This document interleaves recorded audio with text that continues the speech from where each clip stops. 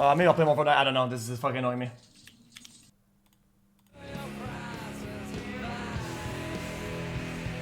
Try to get live now, channel. Kill.com.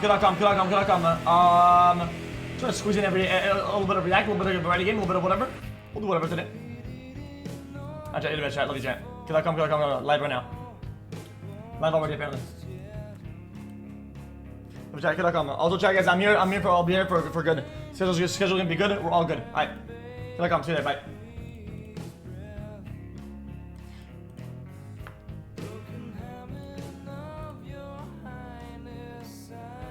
Hello, chat.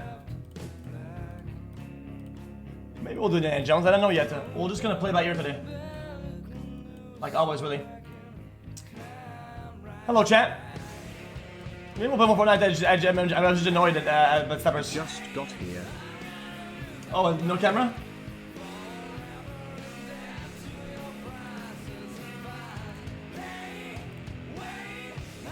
Okay, chat. Let me just really quick chat, and then we can start them.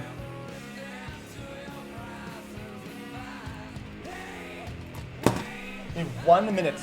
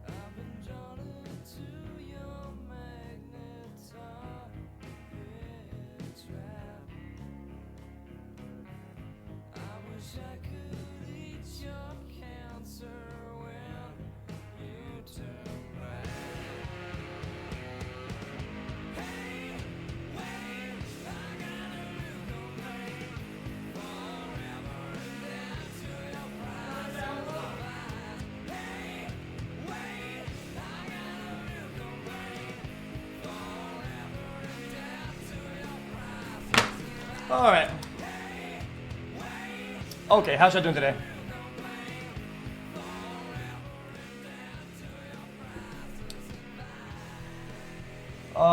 Play not squad. Yeah, we tried everything today, There's an old pants, non-new pants. Factorio when? Maybe sooner. PA permission? Yeah, you could go. Gonna go over here, call Ronnie's trying now. So it's telling their website then. Just this really matter. What else? I'll probably watch the Drake video in a bit. It's a long react. Check's gonna get answered a little bit. Game Wars on Thursday. Don't miss it. I'll watch it down 100%. 6 hands maybe, probably not. I wash my hands. Look. I'm ugly. I know.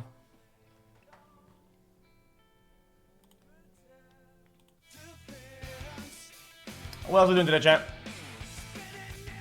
Oh, Sora's working. Let me try that actually. Wait, really? Hold on. Chat, does somebody have a login chat for Sora or not?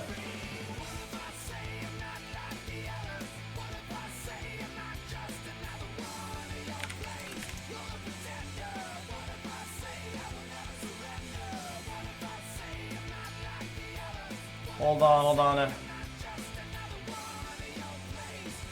Chat, if I'm logged in to Chat GPT, but when I go to Sora, I'm not logged in, why not then?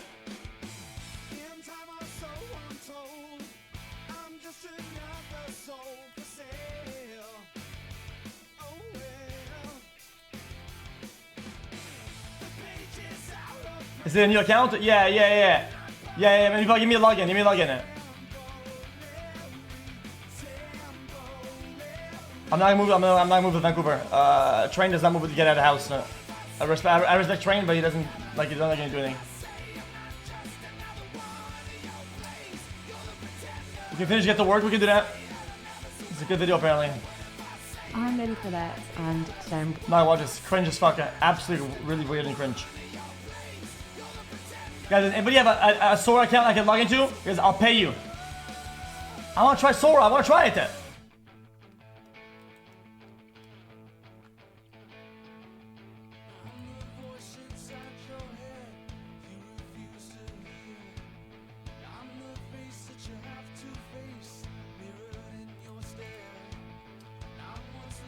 There's no reply to your rage. I've seen it. Yeah, I showed it to chat, but nobody gives a fuck. Yeah,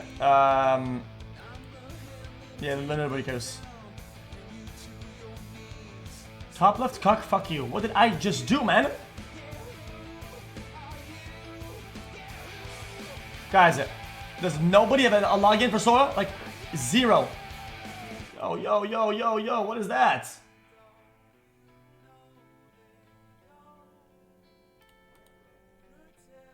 What the fuck is that?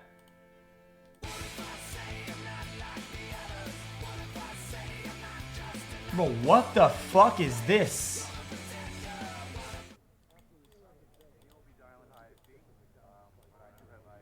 Police detain person of interest. And they're waiting here for what?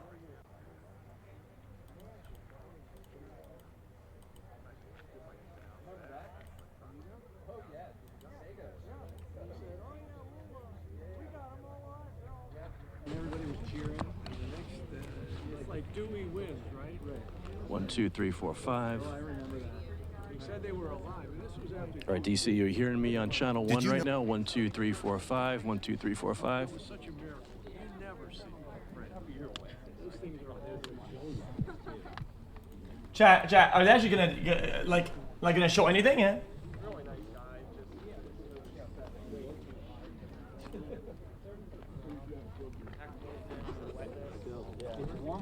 They're waiting here for Wyatt.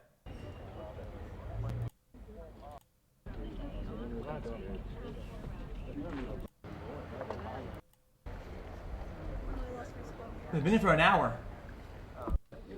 Why did, like, how far down was she? Hey, John, this is Chris in Altoona. You got me? And so why didn't they What is this?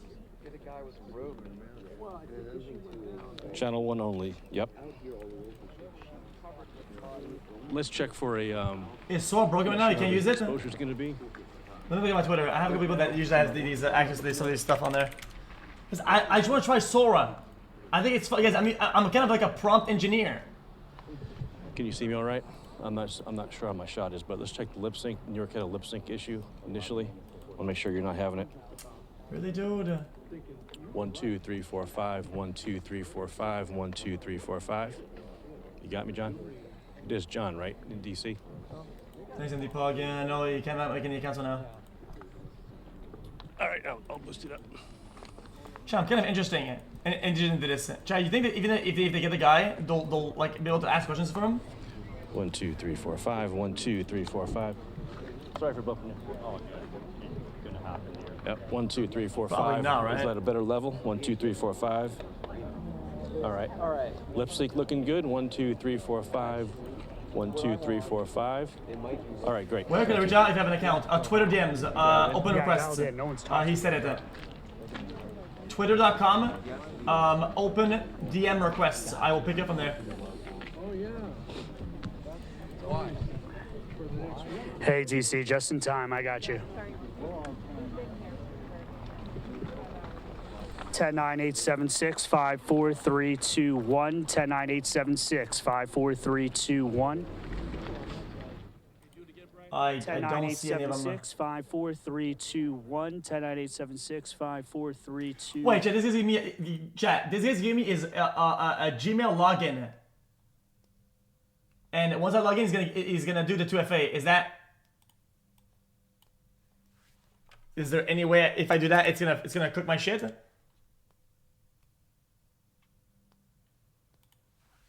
I'll open it from incognito. Maybe no?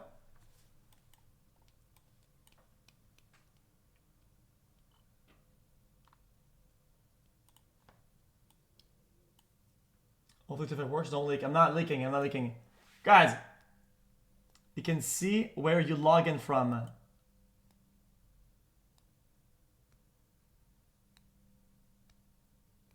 Oh no. Guys, isn't that gonna sync all my shit from my computer to his?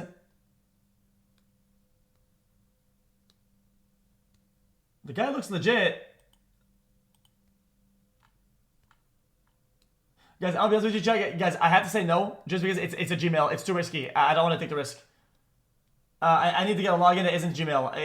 It's so risky.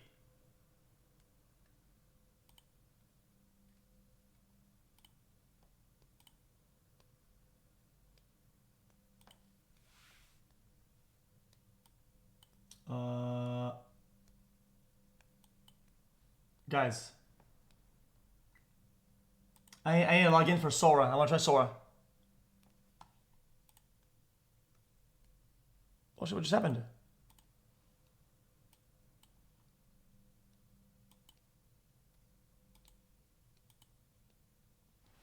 You see, I'm sending you a DM. Hold on, chat. I got it.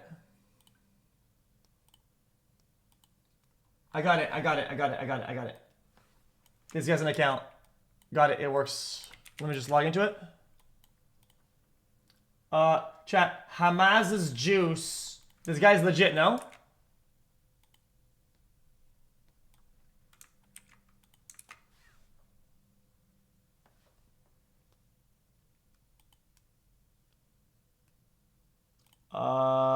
Password doesn't work. Yeah, your account doesn't work, juice guy. Guys, it's the guy who makes the transitions, like the animations. Oh, it's Hamza's juice, not Hamaz. My bad. I zoned the fuck out, dude. I'm sorry to tell you.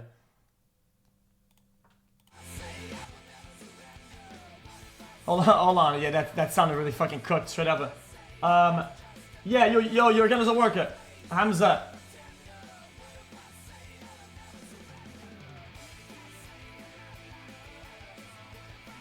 Hold on.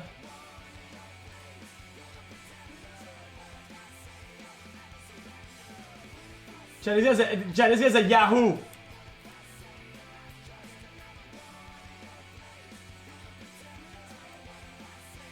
Is that gonna work or not?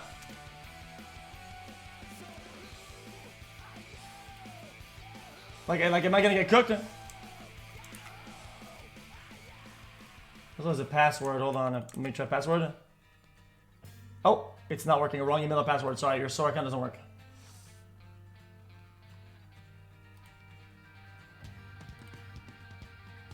Hold on. This guy's an account. Let me try it. Hold on, chat. Hold on.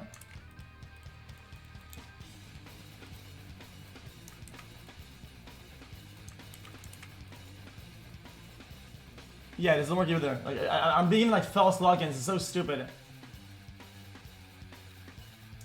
Oh, my don't send me one.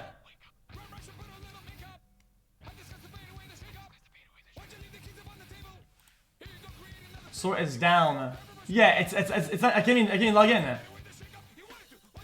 Yeah, it's just not working, right? No.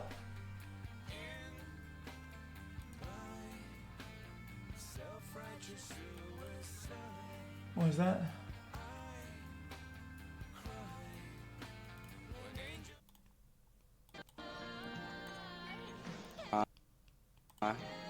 Cameraman, my mom, my dad, the countries that allow me to, stream in them places. I want to thank everybody. This award means a lot to me. I really fell in love with this game of streaming. Really, dude. Oh, no, is this live?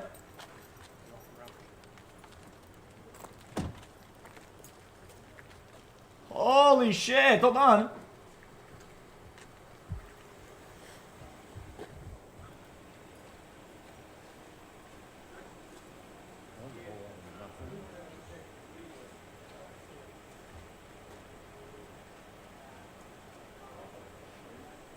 Jeez.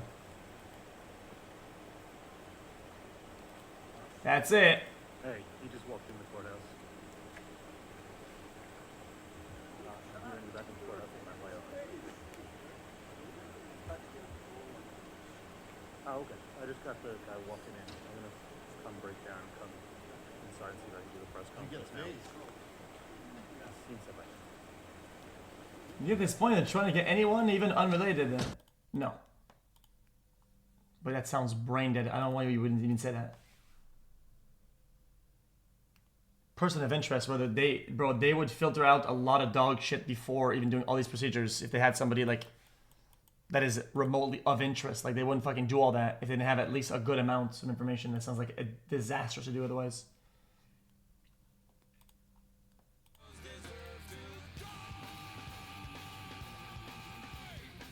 That's it.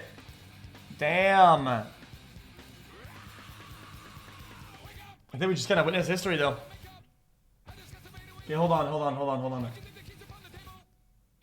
Yeah, chat, you guys, Sora's down apparently. You guys, it like even if you have an account, you can't do it.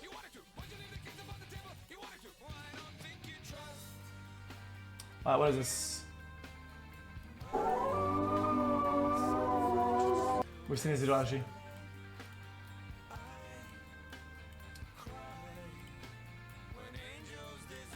Hold on. Friend video. Yo, Leacox, if you can find me an account, brother. Guys, I swear on everything. Leacox is legit. If you send a thing to Leacox, okay, he will not leak it. I take responsibility for anything that happens to the account. I will refund you. I'll buy you whatever you want. On the evening of October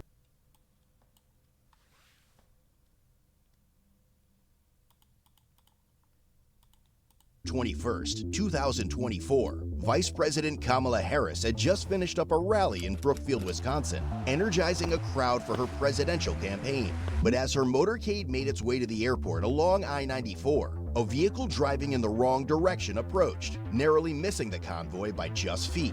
After passing 29 vehicles involved in the escort, a Milwaukee County Sheriff's deputy at the rear of the motorcade quickly stopped the vehicle, identifying the driver as 55-year-old Wayne Wacker, who appeared to be heavily intoxicated. All right, let's get one of those blockers up there. 5-4, give us updates in that wrong way if you can on channel 1. Keep the air clear. What the fuck? They currently have a vehicle stop. We're trying to get confirmation on where it's stopped. 10-4, I'm in the area. Do you know where that wrong way driver stopped at? We're stopped at 16th Street. Upon making contact, an open Miller Lite beer can was clearly visible in the center console.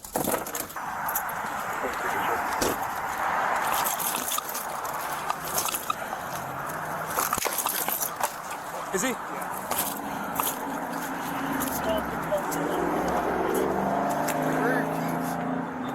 I think he's got him. He's the Queen's got him.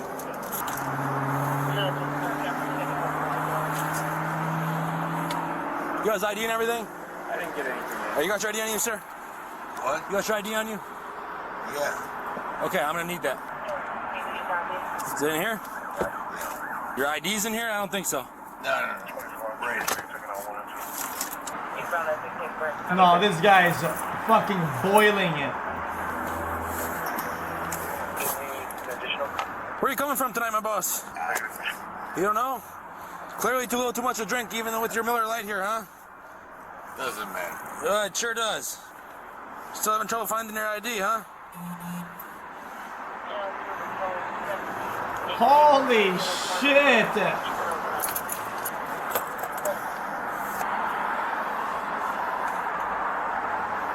Can't find it? Why do you keep pointing at that? I didn't need your ID. I don't care what's in there. You let the pilot car know it's going to be an R1. Oh, no, still not it. 40 to dispatch. I'm going to go back to the pilot and 12. What's up, dude? How you doing? Copy that. Good. Dispatch 41. He's looking for his ID. It's taking him about 10 minutes to find it. I got you. It's not next to that open beer right there.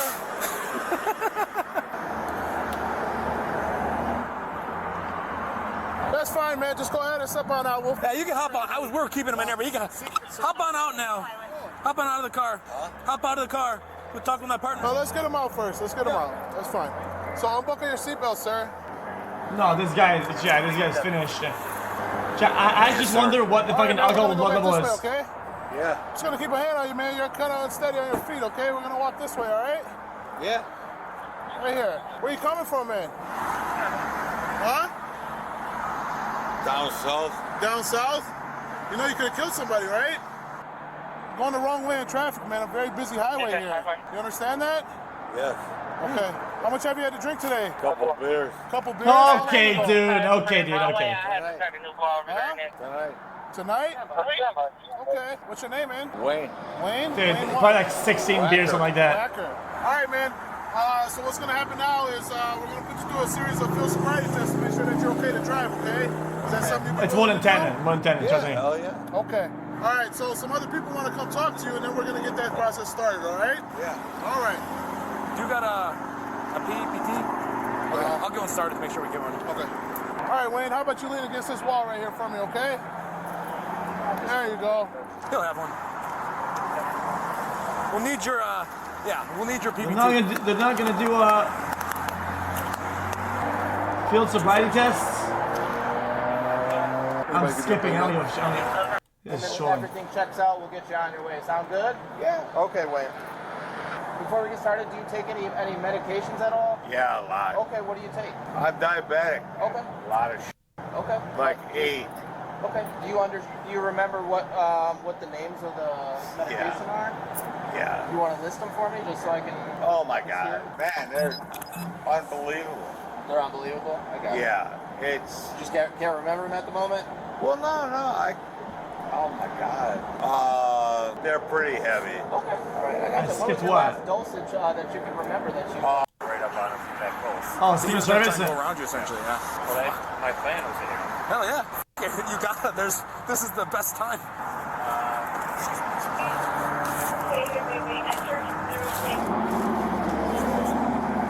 There's no ID other than his MPS employee. MPS? He already got him back, I think. Queen did. Yeah, Queen got him back. Where did MPS? I have no clue. Just know that it's Great. Like a the teacher. What? passport. I didn't. No. Do you have a passport? No? No? Okay. What's your height, weight? I'm fat. So I'm gonna ask you a bunch of weird questions, but I gotta ask them anyway. So just bear with me. Yeah, of course. Are you motivated by any kind of extremism group? No. Are you involved or associated with any kind of groups? No. Like a military group or like anything like that? Are you a gun holder? A what? A gun holder. Like, do you have a concealed carry? Do you own weapons at home? No. Anything like that? You don't have any guns at home? Yeah, I do. What do you got? I got a 12 gauge. Is that just for protection on the home? You don't take it anywhere else? You don't go anywhere else with it? No, my uncle gave it to me. What about mental illness? Do you take any medications? Have you been diagnosed with any, like bipolar, schizophrenia, anything like that? No. Have you ever been to, around any kind of Secret Service event, like a rally, a political event? No. Nothing like that? Okay. And again, fair question, just bear with me. Do you have any undue interest towards assassins, murderers, mass murderers, anything like that? No? What about friends or family? You married? You got a wife? Divorced? What's your ex's name? Were you working 2 nights ago and I got my OWI 6? No. I got an OWI 6 on Saturday night. Oh, yeah, it's off this weekend. Yeah. Yeah. Telling you, dude. Yeah. Hell yeah. Yeah, right, like 8:15. The reason why I'm asking all this is that he missed the convoy of Kamala on the highway by a little bit because he was driving on the side of the road drunk. Just cruising down 43, going 45 and 55, just putting along, putting. I'm like, what the? CO2. I'm like, oh. I'm not kidding. Right What do you mean, good one? I'm not kidding. Like 7 for the year, dude. O-dubs? Yeah, it's hard on second. Yeah, what school? What the hell is it called? I don't know, I'm asking. It's called, Shield. Where's it located, Wayne? No, it's called, Alright. No, wait. What art do you teach, or what do you do? Yeah, What grade? Or what I segment? teach for like K4 to K8. What is this? Viking World Tour. Time to go, Chelsea. Time I got? What is that? Is that a band? Viking? 8:49. No? You don't wear a watch? I broke it. Come on over. Well, they're taking this guy so seriously. Like, holy shit. Yeah, for sure. Yeah, no problem. Load this up. I'll do my best. All right. He was subsequently transported to conduct standardized field sobriety tests. I'm just gonna follow my partners here just around to the front. All right, Wayne, take your time, all right? No problem. I got you. Remember me? I was over there with you, all right? Yeah, no problem. What's the deal?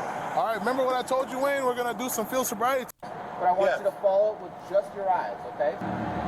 Remember what I was saying? Wayne, Am I doing it right? Nope. So remember what I was saying? Just keep your head straight, okay? And just follow it with just your eyes. Oh, just my eyes. Just your eyes, okay? So you're Dude.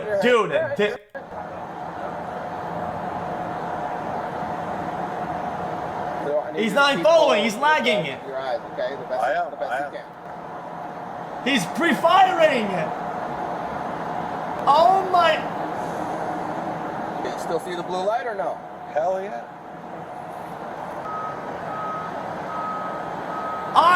This dude. Yeah.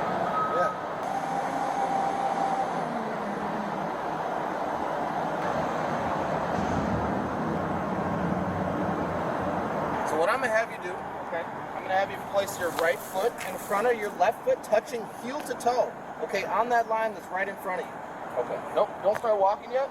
Okay, I just want you to stay in that position. When I say begin, what you're gonna do is you're gonna take 9 heel to toe steps, Wayne. Okay. 9 down, turn around, series of small steps, 9 back. Okay. So it's gonna look like this. So 1, 2, 3. I took 3 for demonstration. You're gonna take 9. Okay. Don't stop the test until you're done, Wayne. Okay. 1, 2, 3, 4, 5. Really, dude? The hands, bro. 1, 2, 3, 4, 5, 6, 7. Okay, I mean, this guy's not even doing You all it. done, Wayne? Yeah. All right. One more test for you, okay? This next test is called the one leg stand, okay? So it's going to be either leg. You're just going to raise it approximately 6 inches off the ground, so it'll be about here, okay? Just going to count out loud, 1001, 1002, 1003, and so on and so forth until I tell you to stop, okay? No, making fun of him. They finish the test then. 1. Hold on. I'm joking. Do the best you can. 1, 2, 3, 4, 5, 6. Okay, we'll move on, Wayne, to one more test, okay? So this is called the preliminary breath test, okay? So what you're going to do... I mean, he He failed all of agreed them. to the PBT, which resulted in 0.252. Okay, yeah, it's massive. Keep flowing. It's massive. I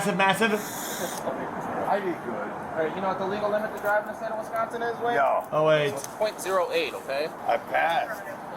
All right, so you're at a 0.252, okay? So that's more than 3 times the legal limit. Wayne, you're going to be placed on arrest for OWI tonight, okay? Wayne, have you ever been arrested for this before? Yeah. How long ago was that? 1998. 1998, okay. I'll let you know what's going to happen from here, and then we'll see what's going on, okay? Really, dude. While waiting for the blood draw, Wayne asked for a summary of the events, stating he had no recollection of entering the freeway or nearly colliding with another vehicle. He also claimed he was unaware of Vice President Harris's visit to Milwaukee and had no intention of harming her or anyone associated with her campaign. It was later revealed that Wayne had a prior OWI conviction from 1999.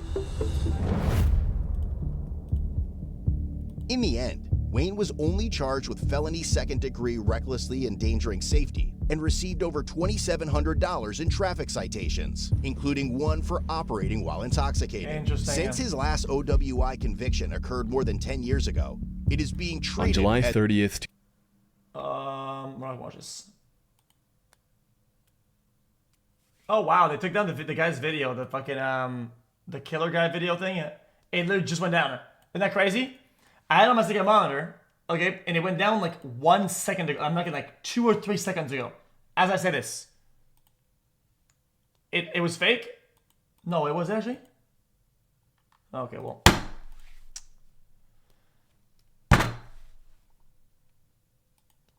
Looked real, to be honest with you. It's a quiet morning in Also, why would it take it down, though?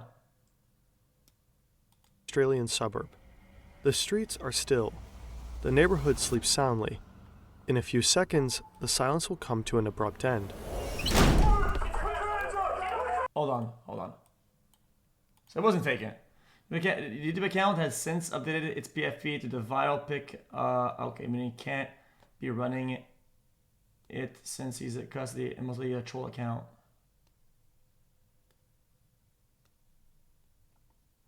Oh.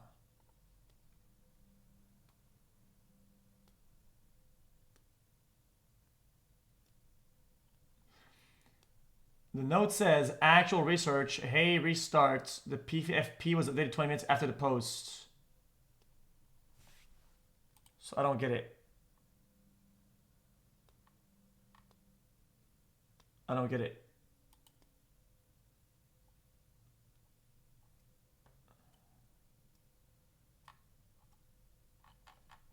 So was it fake? So that's more likely that it's not fake then, right?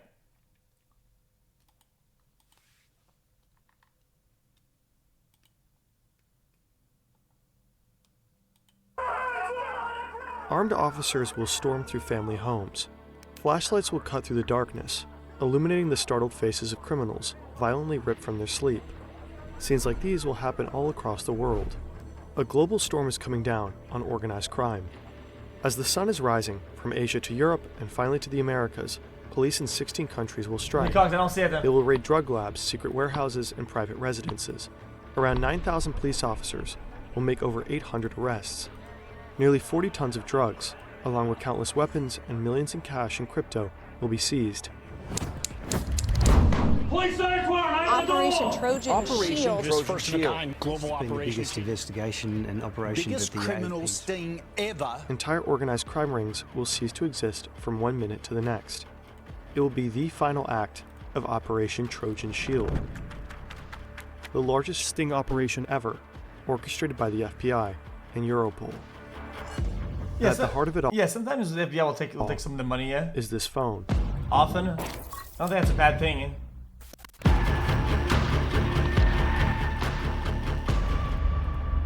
I mean, let's say they catch some drug dealer, right? Traffic, like, let's say, it traffics like a lot of drugs, and they find $200 million in cash, right? Well, I think it'd be fine to allocate some of that money towards like drug help program and rehabilitation program, and to try to heal some of the damage caused by what that money got for. This video is partially based on the book Dark Wire by Joseph Cox. Cox is an investigative journalist.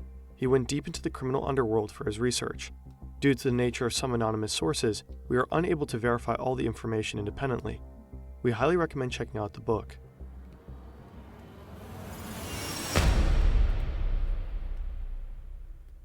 No, they did do that. I have a cargo ship with captain on side too. They want to throw over load as they leave.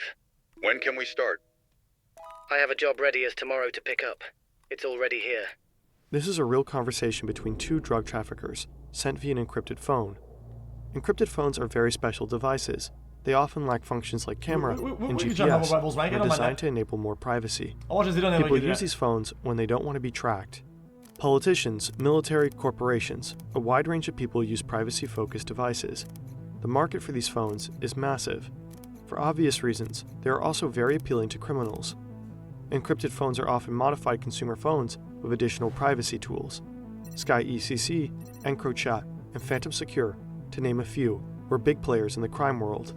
Secure phones like these don't come cheap. Phantom Secure, for example, charged up to $2,000 for a 6-month subscription. This is the price you pay for absolute privacy. Some of these phones. Let me guess. They charge that much because they have to relocate the servers and shit like that all the time and cycle their shit so that they can't be pinpointed and they can't like have like one point of failure type thing. Come with a very handy feature. So he picked up the load, and I think he's been arrested and in need. There's a lot of evidence and shit on my BlackBerry. Yeah, I need that evidence gone ASAP. 1 sec. But the thing is, cops can't access it, right? They can't even access that anyways, yeah? If a phone is ever compromised, a remote wipe command known as kill switch can be activated. This kill switch wipes all the data from the phone, making it completely useless. For law enforcement, this is a nightmare. Even if police manage to seize one of these devices, all potential evidence can be destroyed, remotely. Over the past few years, law enforcement has aggressively cracked down on encrypted phone companies. One by one, companies like Phantom Secure and xQc were shut down, leaving behind a massive vacuum. As in any industry, a vacuum presents an opportunity, and one man seeks to seize it. Oh. Interesting. It is 2018. A rather dodgy businessman has an idea. He goes by the name Afgu. Afgu is an expert when it comes to encrypted phones, selling Phantom Secure devices. Oh shit, sorry. I clicked on something and it was really bad. Sorry. Of a geek, though not much of a coder.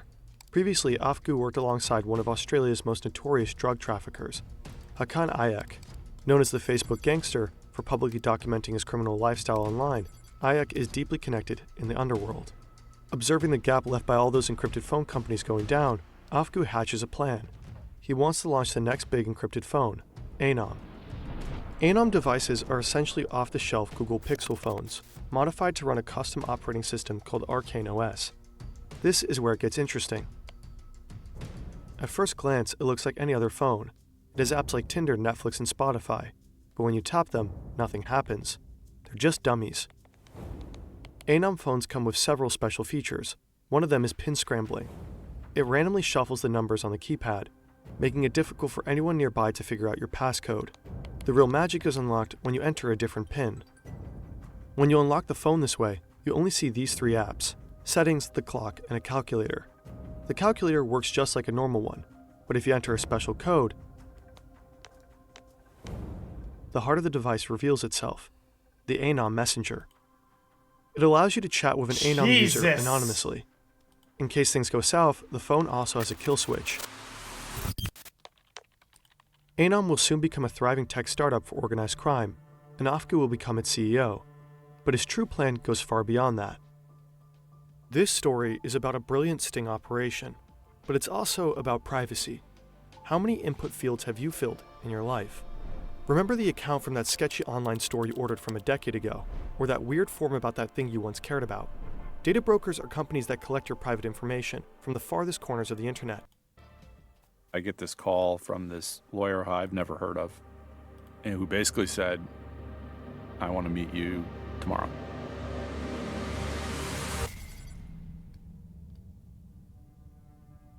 This is Andrew Young.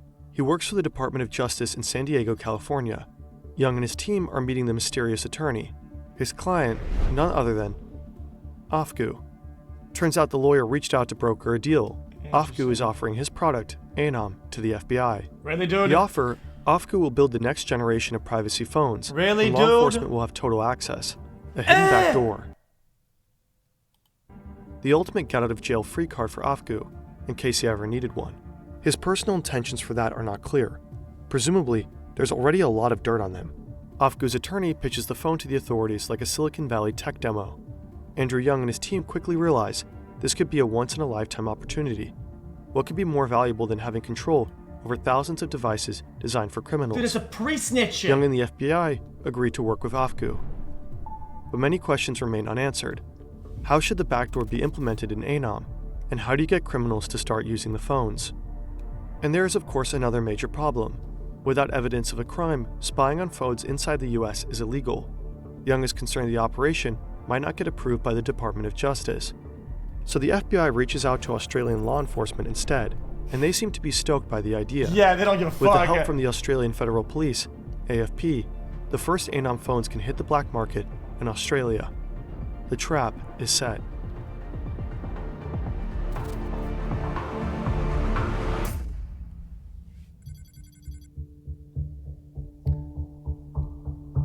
Months go by as Afku builds his company. Classic Australia. The FBI remains They've hidden seen in some the shit. shadows. He hires coders from around the globe. They all work from home, completely unaware of their real employer. As CEO, Afku collaborates closely with law enforcement. They soon manage to implement a backdoor that allows the Australian police to gather intelligence from Anom phones. The FBI is still left out. The mechanism is straightforward. When a user sends a message to another user, that message is silently copied and redirected to a third location, controlled by the authorities. The users will not notice a thing. Now, Anom just needs users. The strategy is to rely on word of mouth, just like any other product in the criminal underworld. Afku starts handing out Anom phones to Australian criminals for free. They in turn tell others of the device, and so on and so forth. After a series of tests, the moment of truth arrives. An Australian AFP officer stares at his screen in anticipation. He can hardly believe his eyes when the first intercepted message appears. All the hard work has finally paid off. It's 2019. Anom has several hundred users. Demand is skyrocketing, and deliveries are spreading all over the country. That's crazy. Drug traffickers, Italian mobsters, and bike gangs, all of them are using Anom to discuss business. Meanwhile, the AFP is meticulously monitoring every message, gaining invaluable insights into criminal operations. But the FBI is still not allowed to read the messages. Young needs approval from higher ranks. After a lot of meetings and persuasion, he finally gets what he wants. His approach is somewhat dubious, though. Running servers with intercepted messages on US soil is prohibited, and Australia is legally not allowed to share their intelligence. The FBI needs another country to host the operation and pass on the information to them.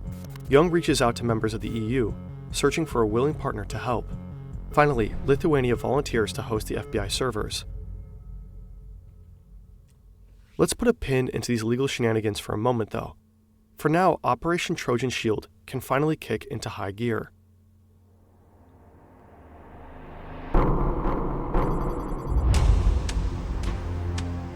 This is Swedish drug trafficker Maximilian Rivkin. His nickname is Microsoft. He has scars on his knees. Estonia, Latvia, and Lithuania. A lot of them do stuff like that, right? Like I'm pretty sure there's a lot of like casinos that are run like all the live parts in some of those countries. No. And fingers. That's His right arm shows a regulation. tattoo with 3 monkeys. Don't see, don't speak, Yeah, that's don't Latvia. listen. Or Estonia, I Microsoft don't runs a remember meth which lab ones. in Sweden and is well connected in the country's underbelly.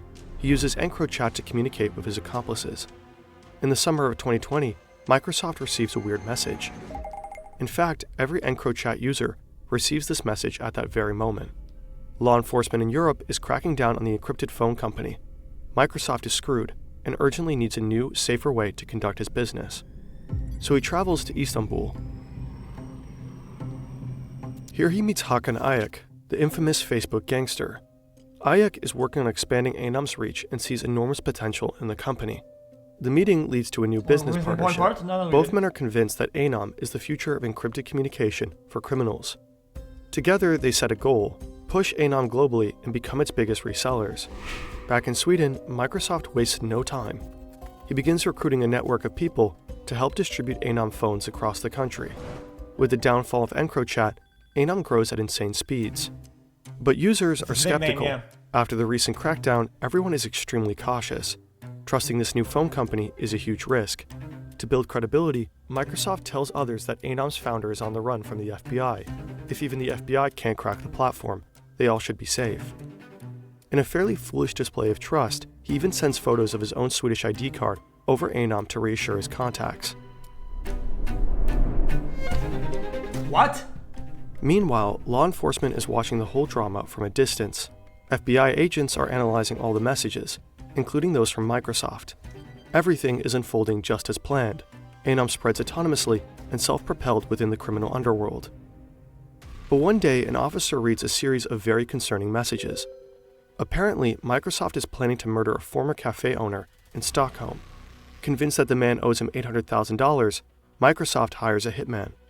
In a group chat, the hitman suggests to disguise himself as a delivery driver, approach the target's door, and take him out on the spot. Microsoft loves this. At this point, the Swedish police realize the threat is about to become real. The police has no choice but to warn the target.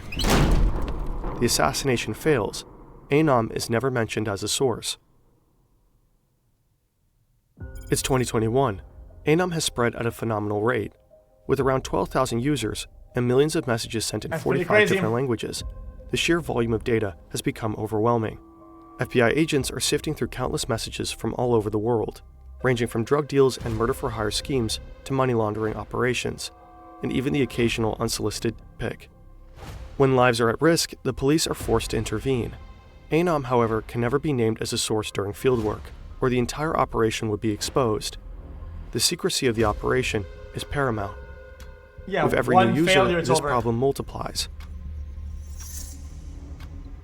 Eventually, the flood of intelligence becomes too much to process. At the same time, Lithuania's court order is coming to an end. Without Lithuania, where the Anom servers are running, the FBI cannot spy on people anymore. After 4 years, Operation Trojan Shield needs to end. 4 years. But when it does, it sends shockwaves through global organized crime.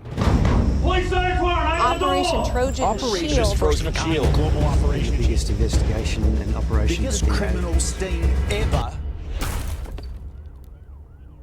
Anom users all around the world are waking up to a nightmare. Heavily armed law enforcement enters their home, somehow fully and thoroughly aware of all their illegal dealings.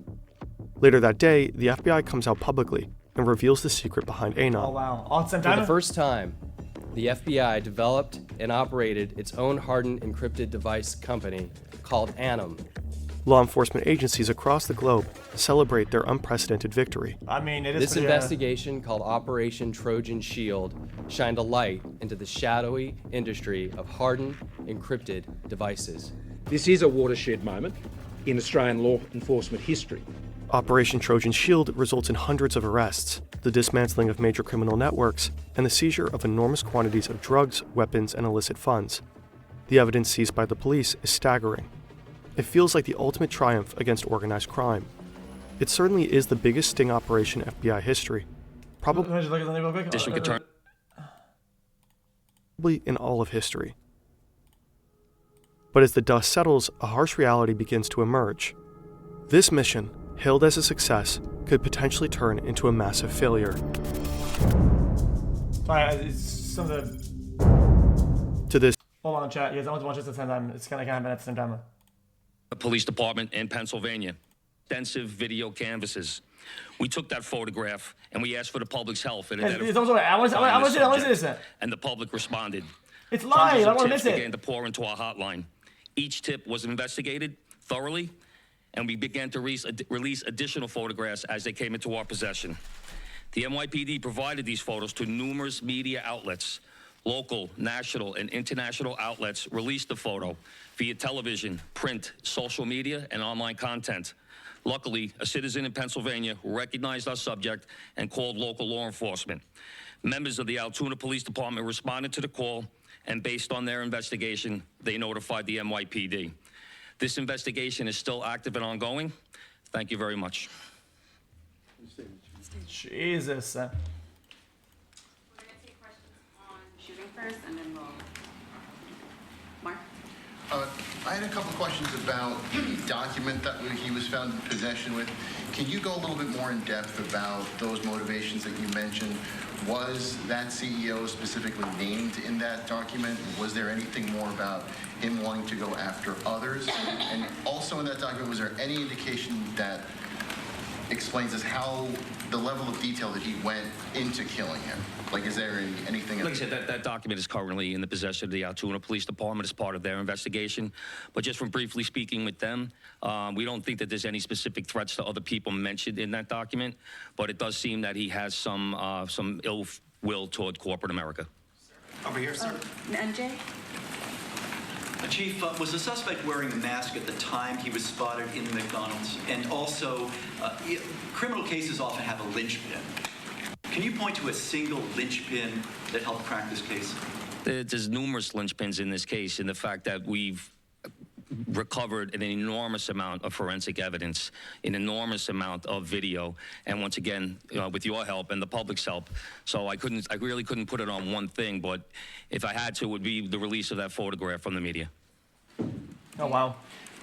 You said he had a passport on him. Do you believe he was trying to flee the country? And also, are you still looking for any evidence in Central Park in regards to the bike? We had divers in the water yesterday that came up negative results. The passport, we don't believe that he was planning on doing any traveling at this time. We don't think at this point in our investigation, we don't think he was trying to flee the country. The person at the McDonald's, were they buying food? What were they doing at that exact moment? It was an employee at the McDonald's. Right. But what was the suspect doing? He was sitting there eating. Will the suspect be brought back to New York and charged here? And when? Well, he We're lost going the to have to work McDonald's. that out with the Manhattan District Attorney's Office in Altoona, Pennsylvania. He's going to be facing gun charges there, and at some point we'll work out through extradition to bring him back to New York to face charges here, working with the Manhattan District Attorney's Office. Anita? Hi, Anita from the New York Post. I was just hoping to get more details on the capture itself. Did he put up a fight? Did he say anything to cops? And we've also reported that he published online anti-health care industry rantings. Can you share with us some of the services that he posted on? We're still working through his social media. We're going to do a complete scrub of that. Preliminarily, like I said, he seems that he has some ill will toward corporate America, but that will all come out as part of our investigation. We're not done here. We're still going to be putting this together. We're still going to be working very hard to bring this to a successful conclusion. Okay, this is boring. I don't give a fuck. I'm interested in Did he it. put up a fight? Did he say anything to police? I don't have that information.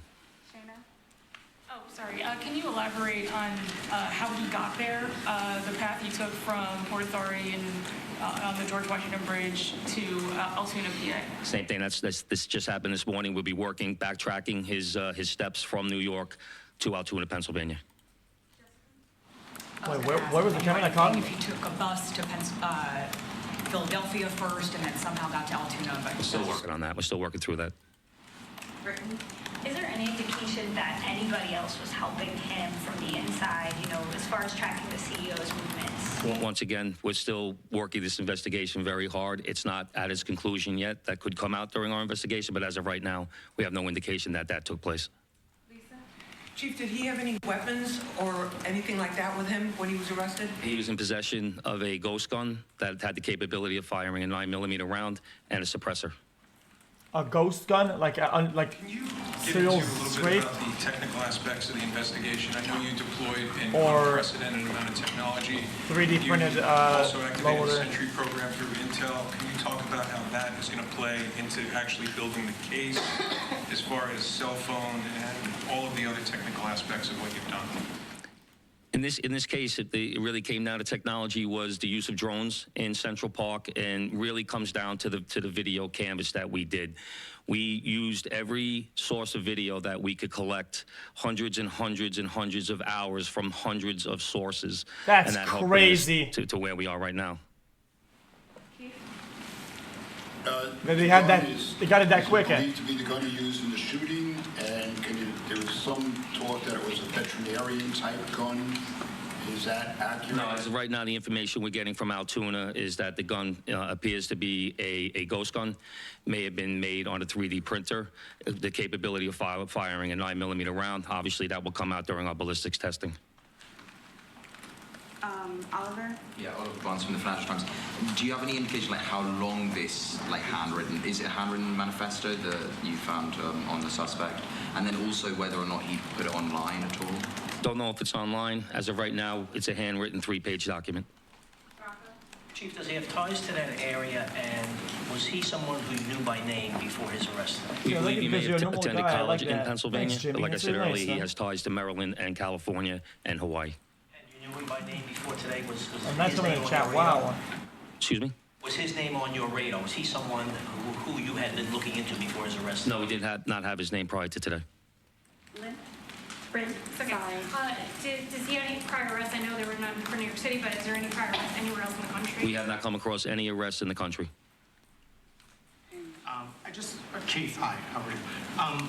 On two things. On the ghost gun, is it something you're going to be looking into? Well, you can celebrate as much as you want to. This does literally nothing for his quote-unquote cause. But when will you understand this? No, These maneuvers that'll be part of our cause investigation no as we follow damage up. to any systems. I mean, obviously he's going to face murder charges, but is there any chance that he could face any other You're charges? just a kid who thinks that like violence, like I'm doing something good that's your brain dead. Because of It's his like, writings and other things that we're now finding on him, potentially federal charges or That determination will be made by Alvin Bragg. Yes, what connections does he have in Pennsylvania that you know of? Are they in Altoona specifically? We believe he attended college in Pennsylvania. Does he know anybody in Pennsylvania? Wouldn't be able to tell you that. All right, we're going to take one more question on the shooting, Marla, and then we're going to go. Is there, what, you talk about the manifesto having said things against corporations, but specifically UnitedHealthcare. Everybody's weird. Do you believe that Mangione acted alone? We believe at this point, our investigation is leaning toward he was acting alone. So, like I stated earlier, we're still working through the investigation. We're not stopping today. And as far as the manifesto, like I said, I don't have the complete details of that. It's in the possession of the all the Altoona Police counts are Department. suspended, I know. We're going to shift to Octo. Yep. Good job, Chief. All right, you're just Which makes me think that YouTube, it makes me think that YouTube account was real because it also got suspended, like all the other accounts, all simultaneously at the same time. Person of interest, as they are calling it at this moment, Luigi Mangione in custody in Pennsylvania. We do have this live picture right now there in Hollidaysburg, Pennsylvania. You can see a news conference expected to begin any moment after the arraignment of this individual believed to be involved, connected to, pulled the trigger in the fatal shooting of UnitedHealthcare CEO Brian Thompson. We're learning more information about who this individual is and when does it start? Their background was. So we're just going to keep this shot up here on Live Now from Fox. Of course, you can see this, a post coming in from our Fox News digital partners, Michael Ruiz, saying exclusive, the suspect in custody in connection, Brian Thompson, the slaying pictured inside of his holding cell. That is Luigi Mangione, the 26-year-old there, believed to be connected. They're still awaiting those DNA, though, to come back to officially being held there on those gun charges. Like you heard from authorities in this press conference from earlier today in New York City, they did recover a gun on his person, also a suppressor believed to be used in that fatal shooting and grisly murder of Brian Thompson. So, Brother, you're too young to understand. You don't have enough knowledge about the world to know that this does nothing. Had a gun believed to be the one used in Wednesday's attack. In most cases, this really works against your cause. It causes damage to what you want to achieve. It's a display of absolutely nothing. That he was eating at a this is McDonald's not Batman. It's not a symbol of anything. Just east of Pittsburgh. Mangione was being held in Pennsylvania. Like, what is wrong with you? Will eventually be extradited to New York to face charges in connection with Thompson's death, in addition to a 3-page handwritten document that suggested he harbored, quote, ill will toward corporate America. Mangione also had a ghost gun, a type of weapon that can be assembled at home and is difficult to trace. They also said it might be 3D printed, no real serial number, no VIN number on it. So there is a reason they're potentially linking them to this crime. Officers questioned Mangione, who was acting suspiciously, carrying multiple fraudulent IDs as well as a U.S. passport, according to New York Police Commissioner Jessica Tisch said at the news conference. She said the suppressor was, quote, consistent with the weapon used in the murder. He had clothing and a mask similar to those worn by the shooter of the fraudulent New Jersey. The reality is two things happen. Random guess. They're gonna have a new CEO that's probably more likely than not be actually worse, and they purposely won't change anything because they don't want people to feel validated that murder is the fucking way to get stuff to move, and they actually won't move anything deliberately so that it doesn't send that message. So not only is it gonna stay bad, it's gonna get worse. Wow, so Chad. What a Chad. Like, you're stupid, man. The Gilman School, from which Mangione graduated in 2016, is one of Baltimore's elite prep schools, and some of the city's wealthiest and most prominent people have children that attended that school. So the background is something that I think a lot of people will dive into as well, as Mangione comes from a prominent Maryland family as well. So the shooting back on Wednesday, as the search, the manhunt took 5+ days, spanning just 6 days. Chat. Police said the person. Chat. Link it again once. Or only just say when something's moving. I'll go back to it. It's just stupid. Like, I don't know what to tell you.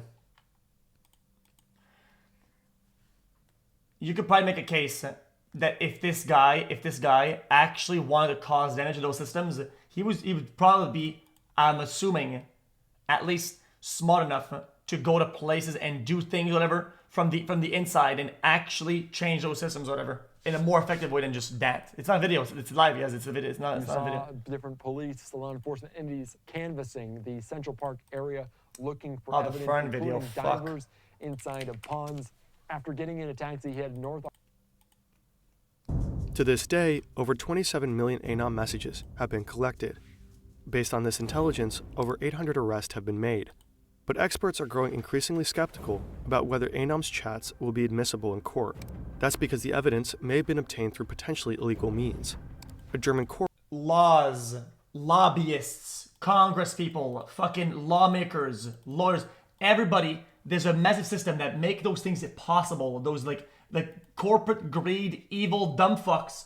The whole system enables that, creates that. They love that shit. And you're gonna think that like some fucking CEO is like the point of entry. That this is how we do this. What a fucking ridiculous fucking thing if they. Oh court man. Has already set a precedent, ruling that Anom chats cannot be used as evidence in trials because they could not be physically linked to the suspects. In the case of 3 drug traffickers arrested in Germany, the court only approved physical evidence for trial, dismissing the encrypted messages gathered from Anom. In Australia, legal uncertainty has already delayed a major trial, with the court grappling over whether the data collected through Anom's backdoor can be used to convict suspects. If courts worldwide continue to reject the Anom chat evidence, hundreds of cases could be thrown into jeopardy. Criminals who are caught red-handed through these communications could potentially walk free, despite their obvious involvement in serious crimes. Do you know how the revolution started? Bro, you're not fucking Che Guevara. You're not fucking, you're not some fucking, like militia, like a next world guy. You're not some cool fucking guy, like doing some crazy, you're a fucking loser on the internet. You need to realize that right now. You're a fucking dumbass chatter type. I changed my profile picture. I'm Che Guevara, basically. Like, dude. Like, shut up. Other courts declared Anom's messages as lawfully obtained. Trials will likely go through higher instances in many cases, dragging on for years. It's unclear how many Anom users will ultimately be convicted. While official press releases praise the number of murders supposedly prevented, there's a troubling silence regarding those that were not. According to Joseph Cox, at least one assassination of a Swedish man was meticulously planned in Anom chats and executed while authorities observed in real time. As these cases become mired in legal limbo, an uncomfortable question arises. Was Operation Trojan Shield actually worth it? If key evidence is dismissed and trials are delayed or overturned, the operation's long-term impact may be far smaller than law enforcement had hoped. And there's another dilemma here, one that affects us all. It's about privacy. I don't give a shit about privacy. Today, almost every popular messenger is end-to-end encrypted. Preserving privacy is essential. It's a basic right. Encryption technology is not just for criminals. Journalists, human rights activists, and dissidents from authoritarian regimes rely on encrypted messaging. Privacy concerns all of us. Data abuse can affect anybody. You might instinctively want to respond that you have nothing to hide, even if that were true. What if you lived in a totalitarian state, rather than a liberal democracy? Would that stance still hold?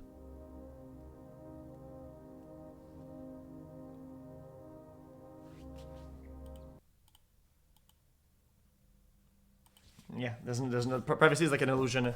The stronger the illusion, the stronger what they can do with it, right?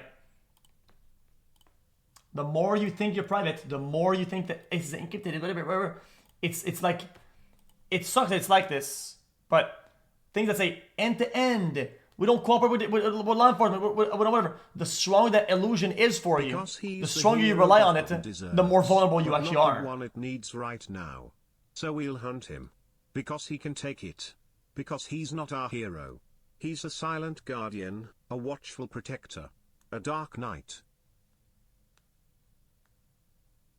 Of course xQc is gonna side with the useless rich billionaire, because xQc is also a useless rich billionaire. Okay, bro, how is that me defending anybody?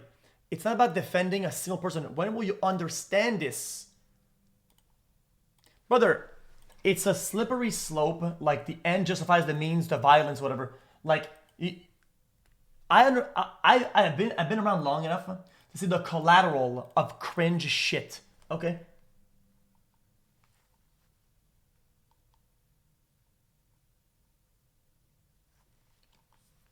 bro, it's cringe. Like people say, oh, if they're gonna do this, then we'll justify this and we'll justify that. This and we'll represents the boiling point of the people. This will keep happening as a venting point to the people's collective suffering. People need someone to take responsibility for what is being done to them by corrupt systems. You can't say this is meaningless.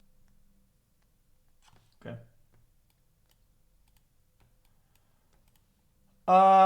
It is meaningless. This will do absolutely nothing. Mark my words. Mark my words. This will do fucking nothing. Absolutely zero. This is not gonna make a single thing move out of anything. Brother, these people are extremely firm on their shit. Like if anything, they'll go against it. What's this thing follow? Mount Sinai West Hospital. Where like they don't give a fuck.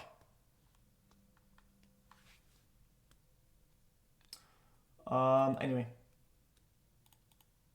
like I don't ever like act like some sort of heroism was done. Something is happening. Like, dude, oh, this is interesting. Balloons, thousands of these trash balloons over the border to the south already. What are they hoping to achieve? Like I'm not defending like the murder of this person or the whatever, bro. I'm literally anti-murder. It's what it is. I'm sorry to say, you might not like this take. I don't like justification of violence ever. Campaign of psychological warfare has begun on the Korean It's actually Peninsula. insane the amount of emotionally unstable chatters who justify killing someone because they had to pay too much for medicine. Actually mental. Is now the front line of a dangerous and bizarre tit-for-tat. Thousands of balloons have been launched into the skies above the DMZ, while dozens of giant loudspeakers have been set up all along the border. Wait, what? North Korea has severed ties with the South in response to what it calls US-backed war games, and has recently blown up roads and railways which link the two countries. Here's an inside look at how this fragile border could soon deliver a foreign policy headache for the incoming Trump administration.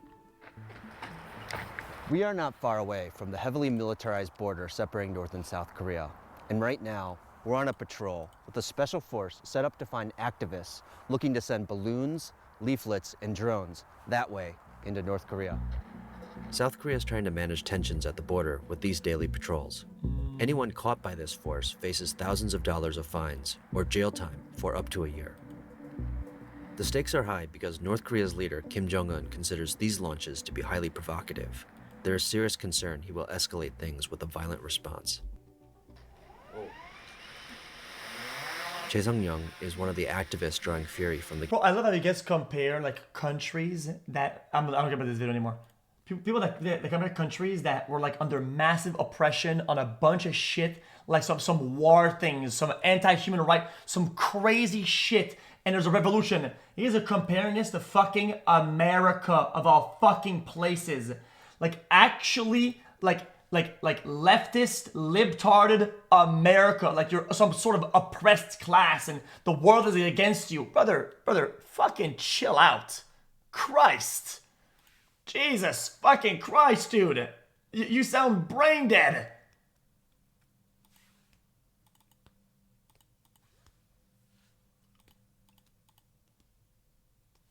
So I want to try ranking this,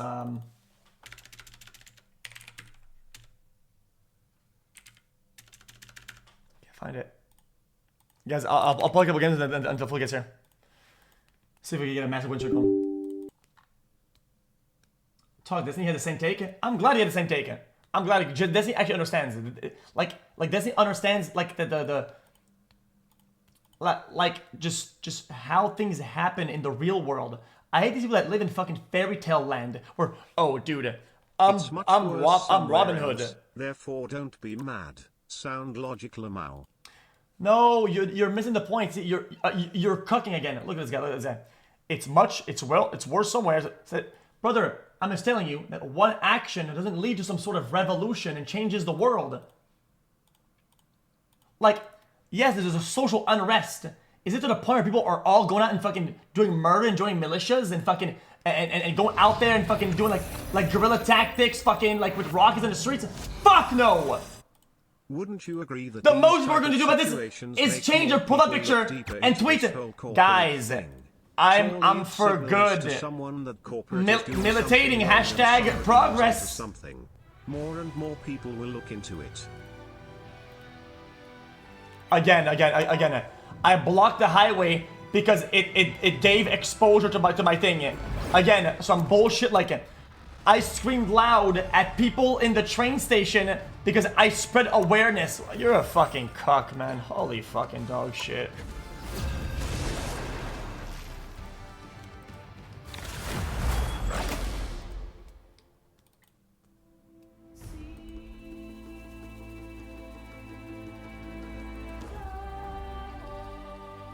I'm on your side. The problem is, you are not on your side.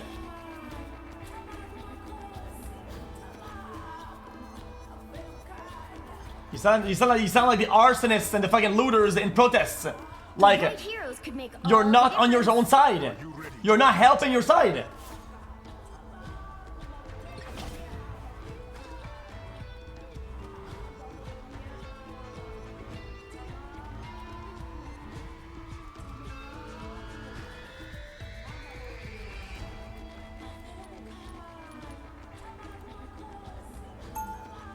I didn't say anarchists, I said arsonists. I said arsonists.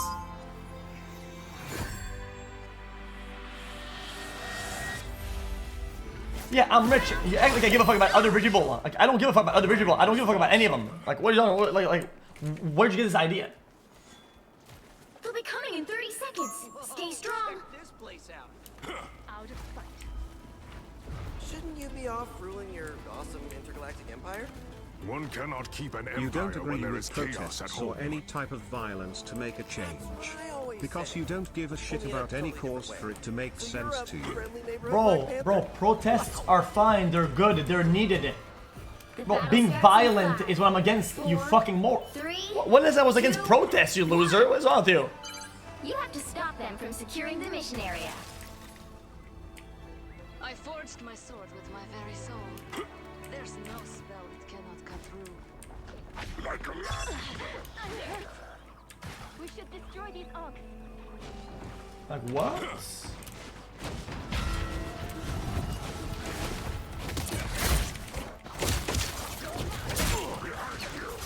I didn't mean to do that.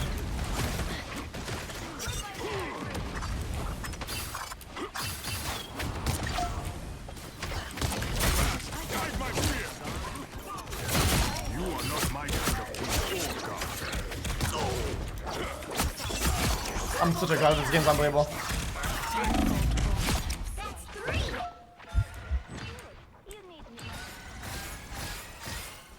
This herb is merely one source of the Panther's legendary power. Huh? So what is that? You guys know?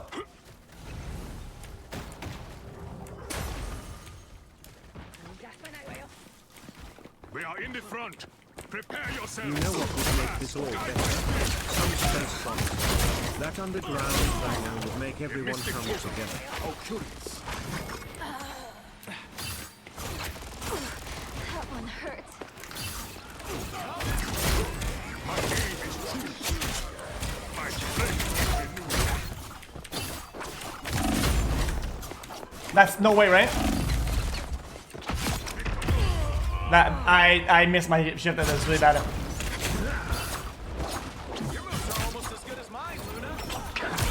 Can't you make me do it? Oh, I should like see right. Fuck. I know. I know it's not all on.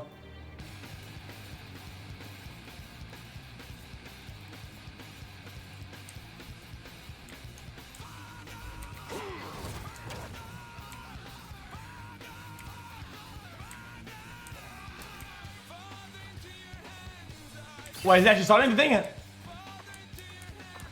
The moon haunts you. Oh, we need to get kills here because we lost a lot of people here. I think I'm actually probably I might just die right here.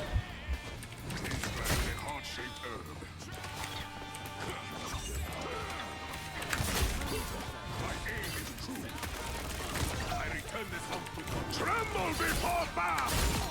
Wait for that up. It starts to hover. Don't forget. That was pretty bad. Is it lagging again? Only 60 seconds left. No way, I'm not. Oh, I mean, I tapped out earlier, that's why.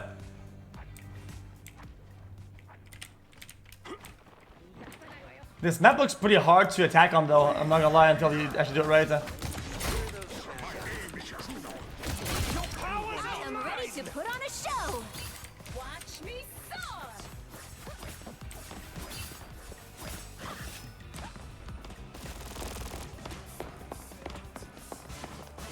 Down to 30 seconds.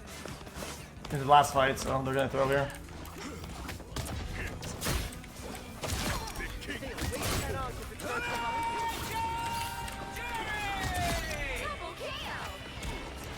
Hold on. I think I was dying this hard. Oh my god! Chad, that's his ultimate, right? Chad, that's the ult, right? Oh, I had no idea. Because I load the volumes, I couldn't hear it. Time to switch things up, including which side you're Oh no, I can do game vision now. Look, I got it now. There we go. need a top-notch team to win. I forgot. Now it's not yelling anymore. Guys, because since I had my OBS on screen on admin mode, I can do game catcher now.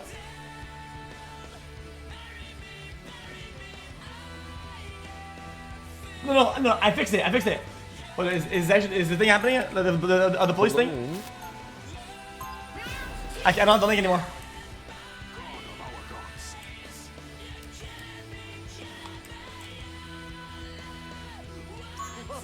I don't have the link anymore.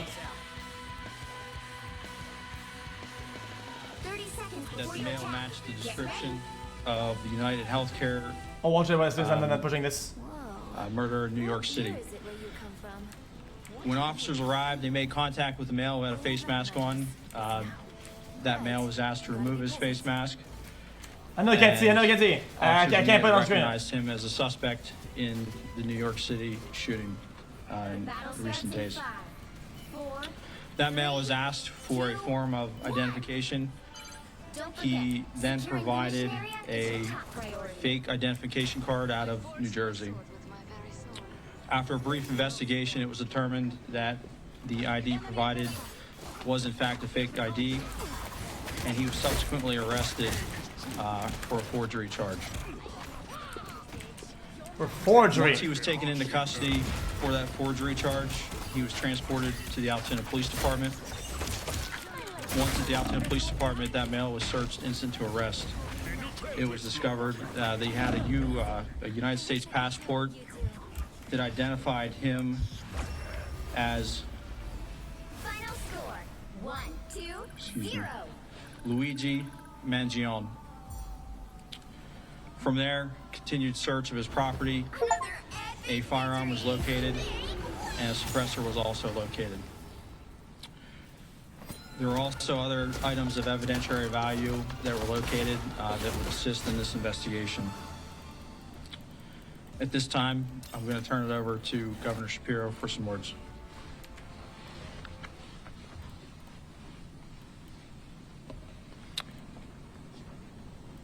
Thank you, Deputy Chief Swope, and let me acknowledge and thank the law enforcement. What is this fucking lag?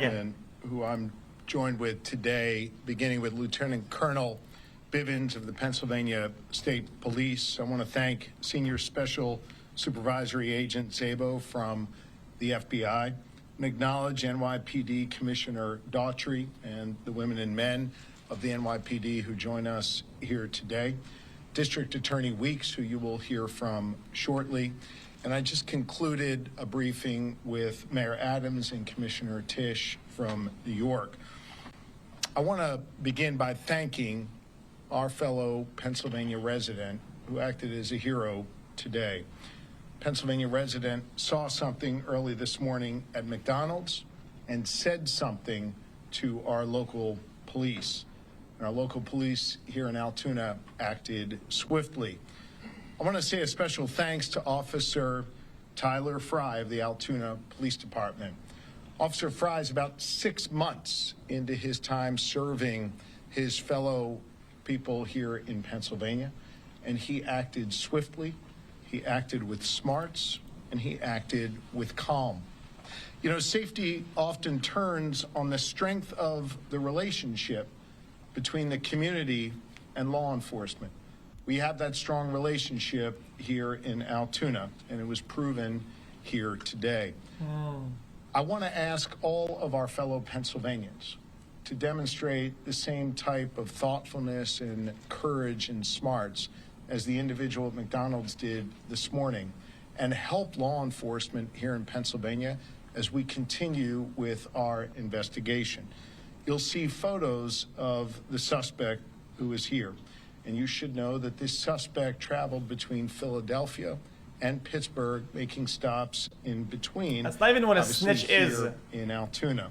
You guys have lost the plot. All of our fellow Pennsylvanians to help us. People refer to snitches when it's them doing something and one snitching on the other. 800-4-PA-TIPS. Again, that number is 800-4-PA-TIPS. The suspect. You don't owe anybody any arraigned non-snitch here thing. in Like the you don't owe courthouse, anybody and that. Presumably, New York will file charges very, very soon. That process will continue to play out, and justice will be delivered in this case. This case is hinged on attention. In fact, the attention in this case and the killing of Brian Thompson was helpful, no doubt, in allowing us to capture this killer, in alerting that individual at McDonald's this morning, and then having that individual contact police. But some attention in this case, especially online, has been deeply disturbing, as some have looked to celebrate instead of condemning this killer. Brian Thompson was a father to two. He was a husband, and he was a friend to many. And yes, he was the CEO of a health insurance company. In America, we do not kill people in cold blood to resolve policy differences or express a viewpoint. I understand people have real frustration with our healthcare system, and I have worked to address that throughout my career. But I have no tolerance, nor should anyone, for one man using an illegal ghost gun to murder someone because he thinks his opinion matters most. In a civil society, we are all less safe when ideologues engage in vigilante justice. In some dark corners, this killer is being hailed as a hero. Good line. Hear me on this. Cook it. He is no hero. The real hero in this story is the person who called 911 at McDonald's this morning. The real heroes every day in our society are the women and men who put on uniforms like these and go out in our communities to keep us safe. This killer was not a hero. He should not be hailed. Mr. Thompson, I understand, was laid to rest earlier today in Minnesota in a private setting. As the conversation continues about this case, let's be mindful not to dehumanize him and make him just an avatar of a system that is disliked by many. He was a father, he was a husband, and he did not deserve to die like this on a sidewalk in New York City. I again want to thank all law enforcement who's present here this evening. Law enforcement works best when it works together. In this case, you have the New York Police Department working together with the Altoona Police Department, working together with our Pennsylvania State Police and our partners at the You know federal what's crazy? level You know what's crazy? as well. I guess he did like you Everyone know all the came details together about what was being to done behind the solve this scenes, case what and keep maneuvers, the public what policy safe. was being worked on. I Like again you wanna actually ask know. my fellow Imagine if Pennsylvanians, all the people you needed was if you some have bullshit on any Twitter to make a information conclusion about what you do. regarding this suspect Imagine who if travels throughout this is Pennsylvania, things all things that were needed to make a judgment on whether you live or With not. that, That's I insane. want to thank District Attorney Weeks for his important work today and invite him to the microphone to say a few words. Thank you, Governor Shapiro. Good evening, everyone. I would echo the governor's sentiments. Law enforcement does work at its best when they work together. I'd also like to thank District Attorney Seidel. He and his staff came down from the Manhattan District Attorney's office today in record time to assist us at the Altoona Police Department. And as the governor stated, the state police, the Altoona Police Department, the FBI, the New York City Police Department, Logan Township Police Department, the Blair County Sheriff's Department. Yes, this applies to me. It applies to you. It applies to everybody. To Dumb do fuck. what needed to be done to seek justice. I often brag about how the community in Blair County isn't afraid to say something, to report a crime, to contact local law enforcement. And I've often touted how they've made their community, whether it be Altoona or somewhere else, a safer place to live. And today I submit that a resident from Altoona and the Altoona Police Department helped make New York City a safer place to live and helped kickstart It's the scary that people process disagree with me to that much. seek I know. justice, I agree. for a senseless killing. So again, I'd like to thank everybody, and it's my honor to introduce Deputy Commissioner Daugherty at this time. Thank you. Thank you, Mr. DA. On behalf of the New York City Mayor Eric Adams, my boss, Police Commissioner Jessica Tisch. Yeah, if he was homeless, exactly, nobody would care. You want to know why? Because nobody would talk about it. Nobody would celebrate it. The attention people gave this is the attention that it got, and that's what makes things fucking move, dumbass. It's a whole. How do you want to have that works? To the customer at the McDonald's that seen something, said something to the McDonald's employee that called 911 and reported this individual inside of their restaurant. The men and women behind me, the detectives. Some of these detectives I've stated behind me haven't been home since Tuesday when this incident happened. They've been working this case tirelessly around the clock. And when they got that phone call, immediately they jumped in their car, the police car, and raced down here to go see if this was the individual that they were looking for. Yep. That's dedication. Yep. That's their commitment to bringing this individual to justice is just standing behind me. And on behalf of the mayor and the police commissioner, they extend their thanks and appreciation to you as well. Here's a message to the criminal element that think that they want to commit a crime in New York City and cross state lines, county lines. The message is very clear. Police Commissioner Tisch's police department will find you and bring you to justice. Just look behind me. Thank you.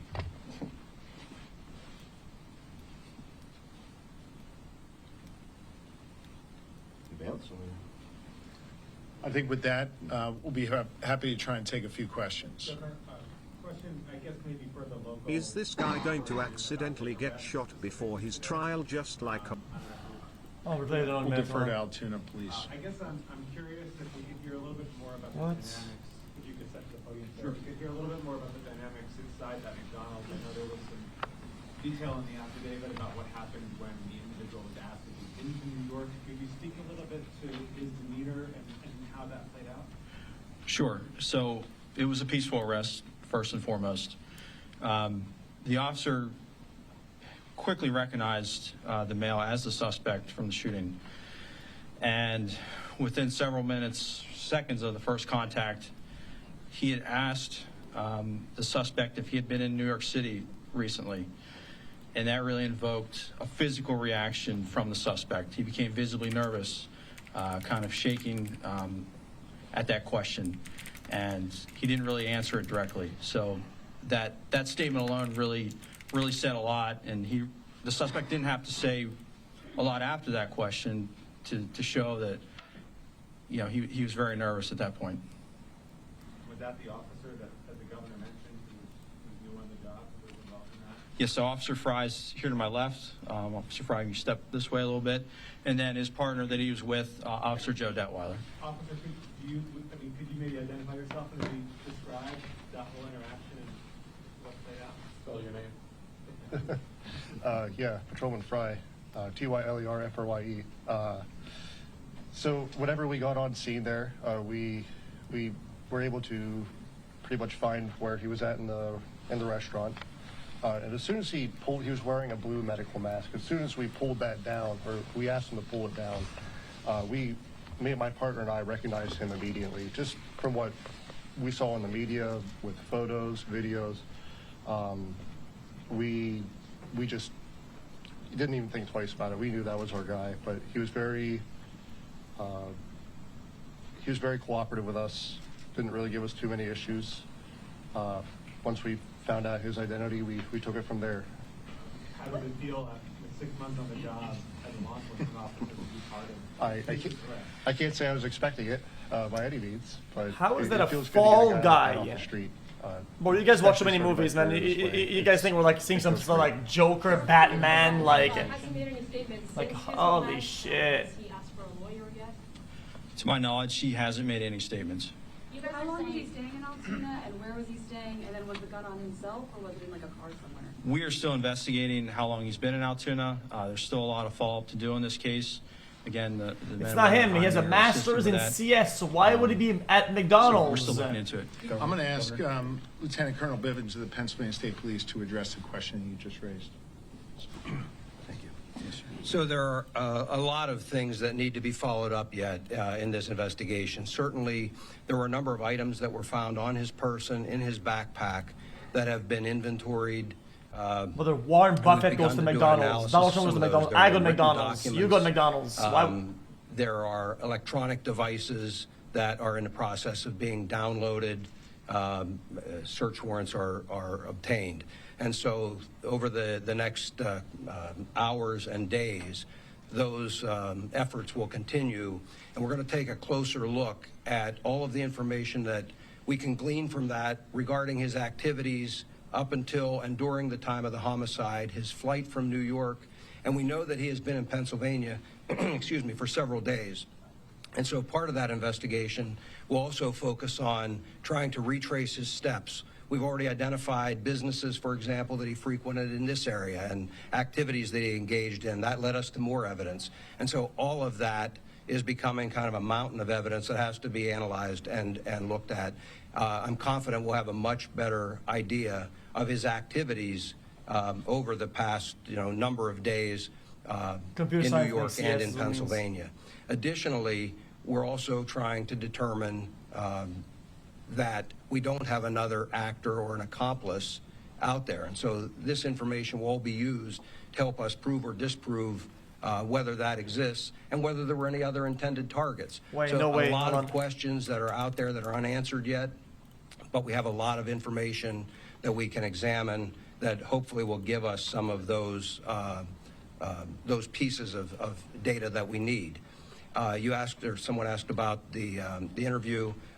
He was initially cooperative. He is not now. And so he has been arraigned and transported and will be securely housed pending the filing of additional charges in New York. Governor, you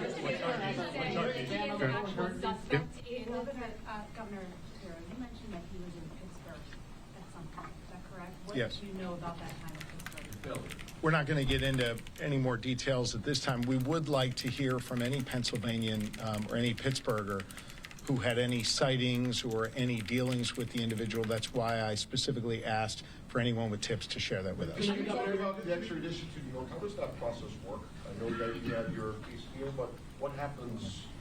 Okay, one sec, I'm battling the DMs. So that answer depends.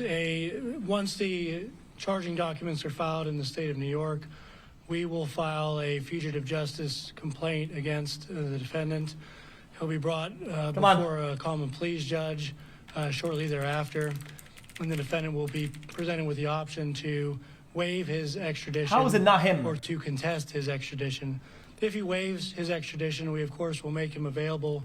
What are the odds that some random guy looks the same, has a gun like that, what the fuck? Arrange his transportation there. If he contests it, that process typically takes between 30 and 45 days to do the requisite paperwork, but we do that all the time in our office, and that's kind of a normal procedure. On the matter of the backpack itself right now, the backpack itself, you have the one that was in New York. Do we know if that's the same one that he had at the time of the shooting there, or is this backpack that he had here one that he may have acquired? And the findings He probably had a swap. Silencer and cash some foreign currency as well. Is that correct? I'll defer to someone else. I'm not going to speculate on any of the interpretation of the evidence. I'm going to rely on the officers doing the investigation to complete that and reach their conclusions. Can we say that at this point he is a suspect in the hit on the United CEO? Can we call him a suspect at this point? Obviously he was arrested on. Yes, as we confirmed at his preliminary arraignment, with the permission of District Attorney Seidel, we expect charges to be filed forthwith, and obviously that I'm not going to speculate on that timing, but tonight or tomorrow or sometime in the very near future for homicide. Any insight into sorry, sir, can I just ask, in terms of the officer's investigation of this case, can you say any more about a suspected possible motive? No, I'm actually wondering it. So if everything at this connects point, on we're this not guy. going to comment on that. I mentioned that there is a lot of information to go through. Certainly everything has been or will be shared with NYPD, but there is other information that really doesn't even pertain to that investigation. It, again, focuses more on his activities here in Pennsylvania and other travels. So all of that hopefully will shine more light on it. There is some information that gives us some insight into his thinking, but again, all part of the ongoing investigation and way too early to discuss that. As far as the NYPD, we're not going to be commenting on the investigation steps. No, Denny, it's good. It's good. Parsec has me. In the next couple of days, there'll be immediate availability at One Police Plaza, and Commissioner Tisch will update. Commissioner Tisch and the Chief of Detectives, Joe Kinney, will update the media at One Police Plaza. But I will be happy to talk about that. The Commissioner Tisch and the New York City Mayor did FaceTime Officer Fry, and then thanked them for their service. So that was he got a pretty cool phone call from the mayor and our police commissioner. Do we know how he got to Pennsylvania? Was it through aircraft, train, bus? How did he arrive in Pennsylvania? Again, we do have a good idea of that, but all part of the ongoing investigation. But just to clarify, Governor, you had suggested, I think I heard you, I want to make sure I heard it right, that he, I guess he took a bus from the terminal at the George Washington Bridge to Philly, and then from there he was around the state and wound up here, or is that can you be any more specific about how you think this works? Well, again, I'll jump in as it's all part of the ongoing investigation. And so, yes, we do have a good idea how he got from Philadelphia to Pittsburgh, but there are some gaps in time. And so before we start laying out a timeline of his travel, we really need to work through all of that. And so we know that at some point, man, these questions fucking suck dog shit, man. To include Philadelphia, Pittsburgh, and points in between. And then Altoona, so Philadelphia and Pittsburgh, and then he made his way back here to that. Again, that'll all be part of the, logically, he's caught here in Altoona, so logically he was in those locations first. But again, the timeline of all of that will be part of the ongoing investigation. What I asked, I don't know, what is the level of certitude that this is the correct guy, right? And how many connecting point of evidence did they pinpoint at this time, even if they can't say what evidence? Ongoing investigation, when we determine where he's been, where he stayed, those kinds of things, we may be able to answer some of those questions. But right now, I will tell you that based on everything that we have seen, he was very careful with trying to stay low profile, avoid cameras. Copy paste it. Not all that successfully in some cases. But that was certainly the effort he was making. He took steps to try and avoid detection with some of the electronic devices and things as well. So again, all part of the investigation, but clearly, somebody that was very security conscious and trying to avoid someone identifying. He has no criminal record, and this was a name that was not previously known to law enforcement. It works now. Thank you, Parsec. I am not aware of a criminal history on this Could you individual. speak to those tech evasion devices? It was Pause, it doesn't work, I can't log in. The defendant said that those were waterproofing bags. Could you speak a little bit more to what was taken into evidence today? No, not at this point. Again, I've spoken generally about what's there, but at this point, everything remains under investigation, and we'll have much more information, and New York will certainly have information for you in the future. How confident are you this is the suspect? Is there still a search for any other suspects other than the accomplice or potential accomplice? Oh!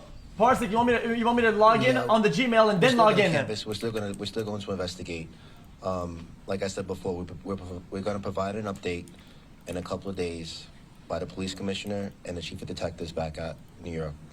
I will say this though, if anybody out there that has any information that they think that will help this case, to please contact our tip line, which is 1-800-577-TIPS. And remember, all calls are kept confidential.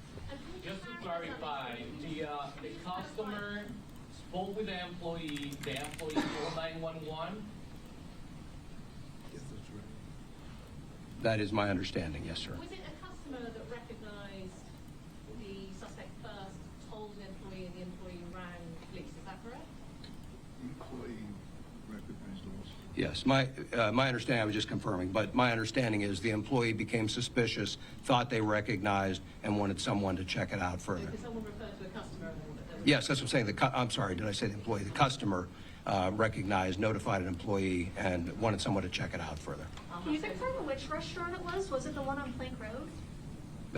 Okay, I was able to log in. Hold on. I'm not familiar with the address. Parsec, I'm kind of scared now. Even though I opened Gmail on an incognito tab, I got a prompt on my normal tab that said Microsoft would like something.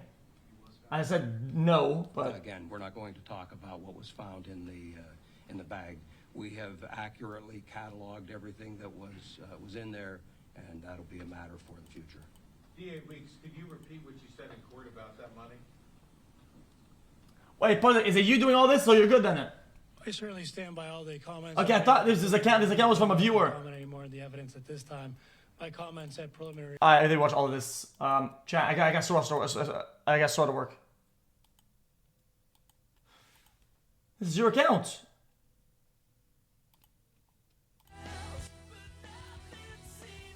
Chad, this was hard to get to work. So I can make my own prompts now?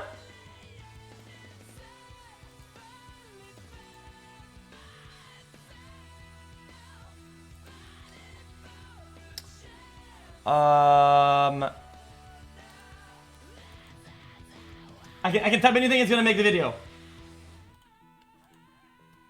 It's slow to generate. How long?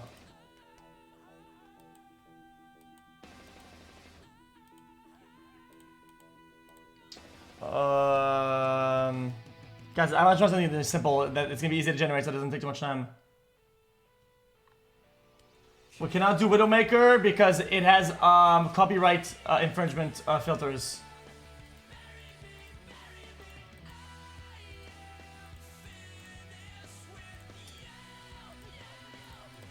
Okay.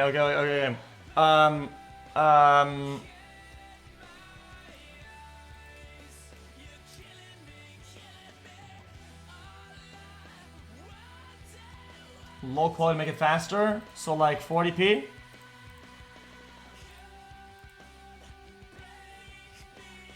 Five-second duration.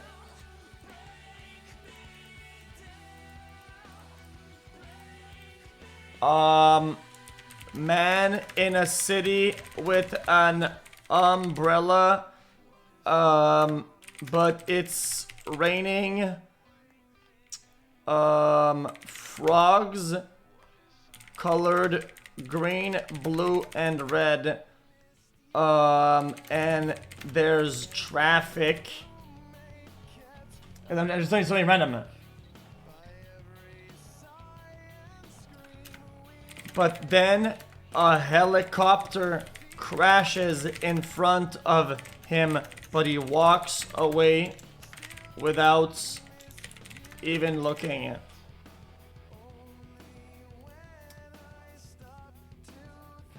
We'll do 10 seconds of video.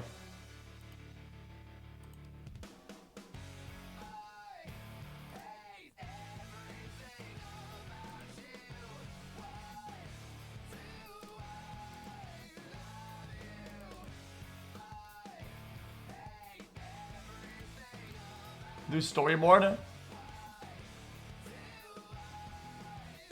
Unfazed amidst chaos.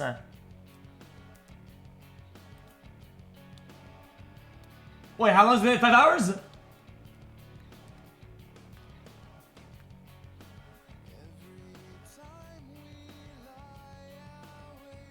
No, it's not. It's not. Let me get my food up. Let me get my food up after. Hold on.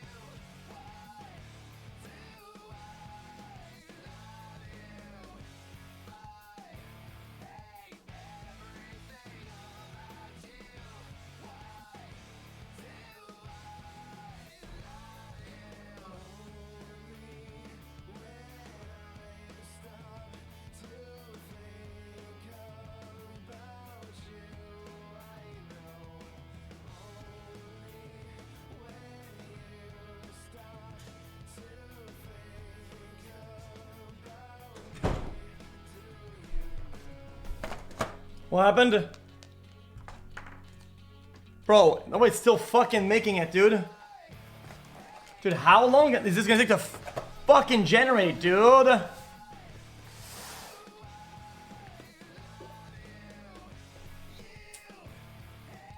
Expose his recent queue. I'm not gonna do that. Bro, this is premium. This is $200 a month. Brother, this is $200 a month.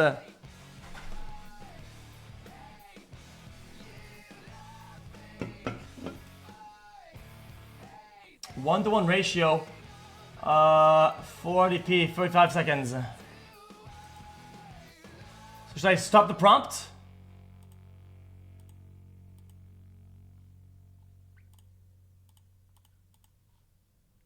That was 3 days grace. How is this not premium? This literally is premium, isn't it? Next, a little mix of your kind of stuff. How do you know it's not? How do you know it's not premium?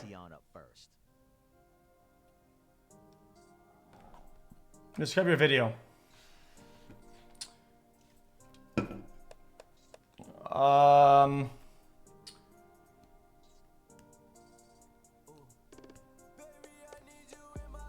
Okay, chat. Use something very, very simple. What is storyboard?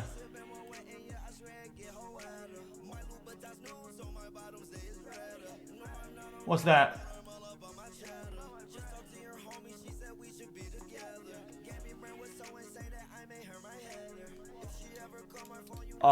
Flying dog. With red hat.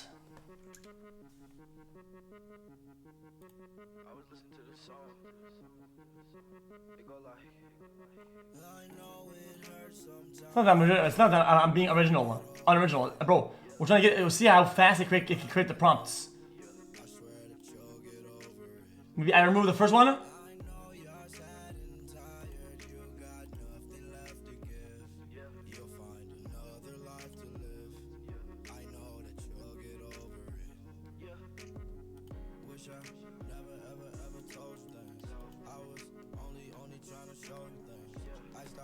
Now what? See, even with the smallest quality, it takes forever.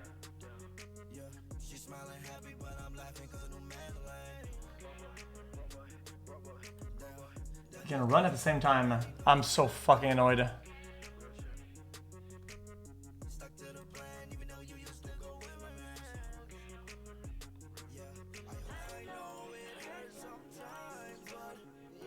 Guys, I'm paying for this. Is pro. This is pro. Look, it's the smallest quality.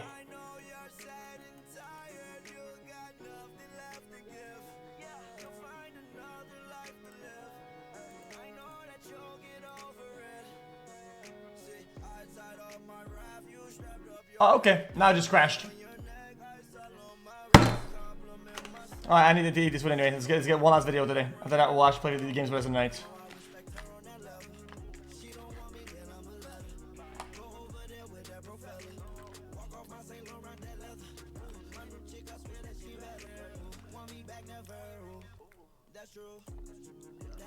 Dude, look at this.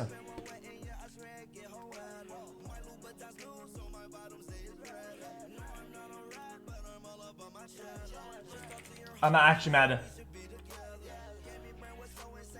How is that $200?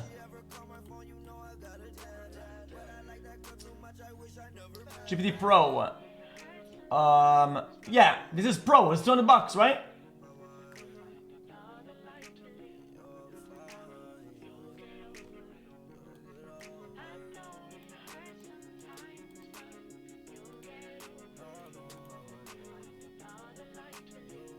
That's fucking brain dead. Alright, chat, guys. One last video, chat. One last video. There is NQ for cheap. What are you talking about?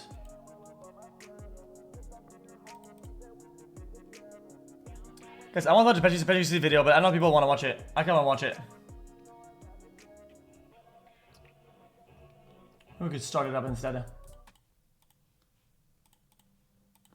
Such a threat to his enemies, and how this is going to change his career and the music industry as a whole. The singular most important factor in becoming successful in the music industry is building and obtaining power. Power, leverage, influence, and taking advantage of others is just the way the music industry works. And you might be thinking, Patrick, that's every industry, which is kind of true, but the music industry is different for a couple reasons. First, music will never go out of business. People will never stop wanting to consume music, whether we install computer chips into our brains or listen to some guy play the guitar on the street. Music will never die. Therefore, artists will never stop pursuing that dream. No matter how bad it gets, no matter how ugly, dirty, grimy, risky, and corrupt the music industry is, there will still be countless artists trying to get a taste of that dream. I'm watching the whole 2 hours, there will relax. always be demand, there will always be supply. With that being said, music is always changing rapidly. Music is so dynamic and subjective, and what people are going to like is almost impossible to predict. That's why it's so difficult to remain popular for long periods of time, because by the time you get enough skills and work enough magic to make the right record and the right sound at the right time, people's tastes just change and then they're on to the next sound. And secondly, it's nearly impossible to separate the product, which is the music, from the brand or the artist. You cannot sell a Drake song without Aubrey Graham. You can try to come up with clone artists, you can try to have them write music for other people, but ultimately you will never fully connect with fans or reach your maximum earning potential unless it is Aubrey Graham performing that Drake song. But that's only if he's alive, because the caveat to the music business is, if the artist is dead, their music actually becomes more valuable. Drake did not start his music career in an attempt to obtain power. He was a theater kid, raised by his Jewish mother while his father was in Memphis, Tennessee, incarcerated due to drug-related charges. He saw decent success after securing the role as Jimmy on the hit Canadian teen drama show Degrassi, but he wanted to be a rapper. He was a fan of the culture and simply wanted to make his mark on it. Drake once famously rapped, "I'm a J Prince investment." That's because J Prince was a drug kingpin out of Houston, Texas in the 80s.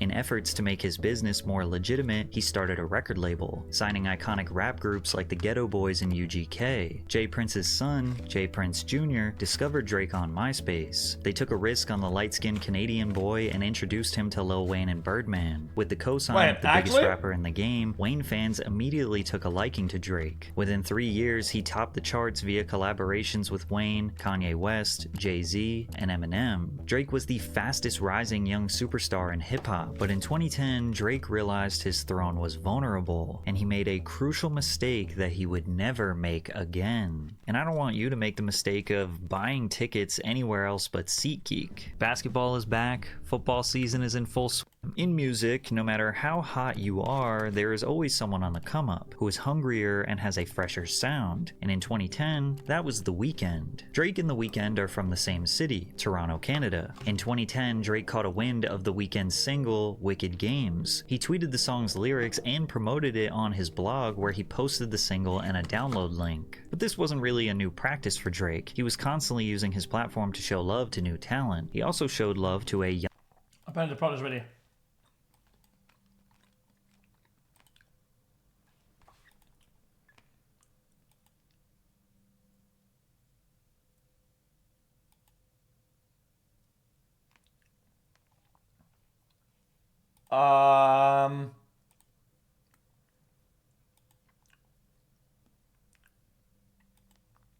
Interesting.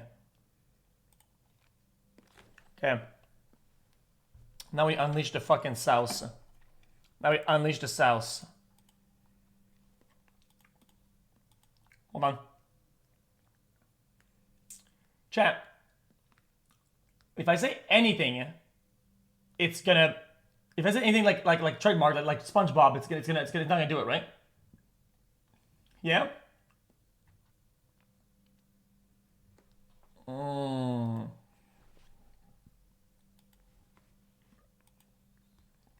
Right. What if I describe? What if I describe it like a yellow sponge with legs and shit like that? You think it can make like a makeshift SpongeBob? Yellow sponge with legs and arms and a face, big eyes, throws a frisbee at a pink, chat, how do you call that? A sea star or whatever, how do you call that? A starfish. Starfish with green shorts.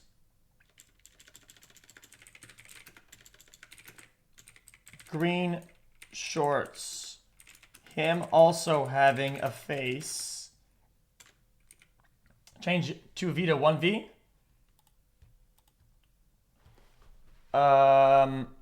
Chat, cartoon style or not?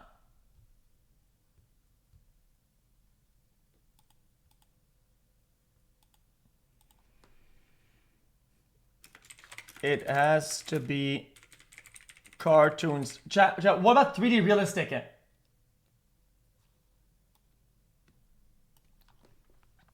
3D.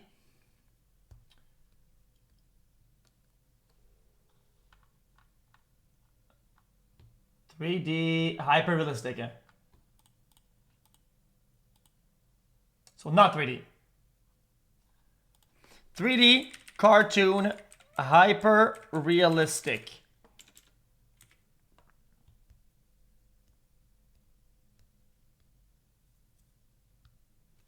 Okay.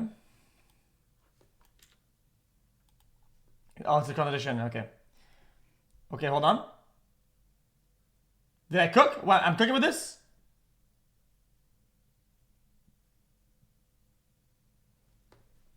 Hold on.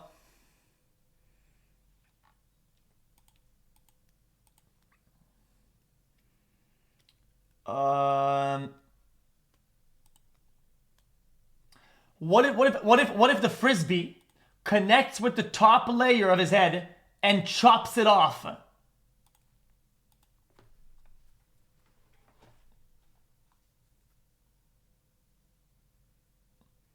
Okay. Okay. The background consists of a beach, so with sand, but underwater with various aquarium objects.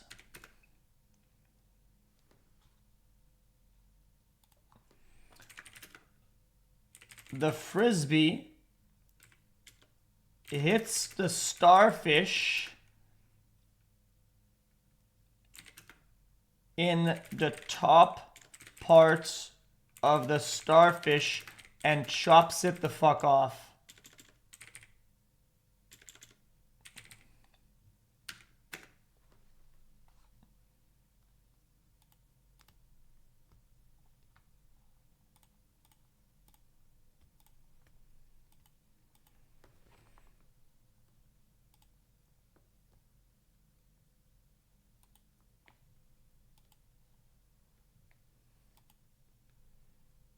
Alright, send it.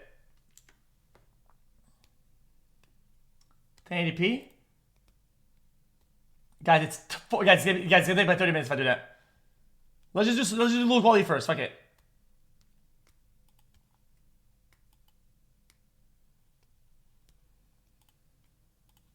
Young ASAP Rocky. The only person that put on for me when I ain't have nobody was Drake.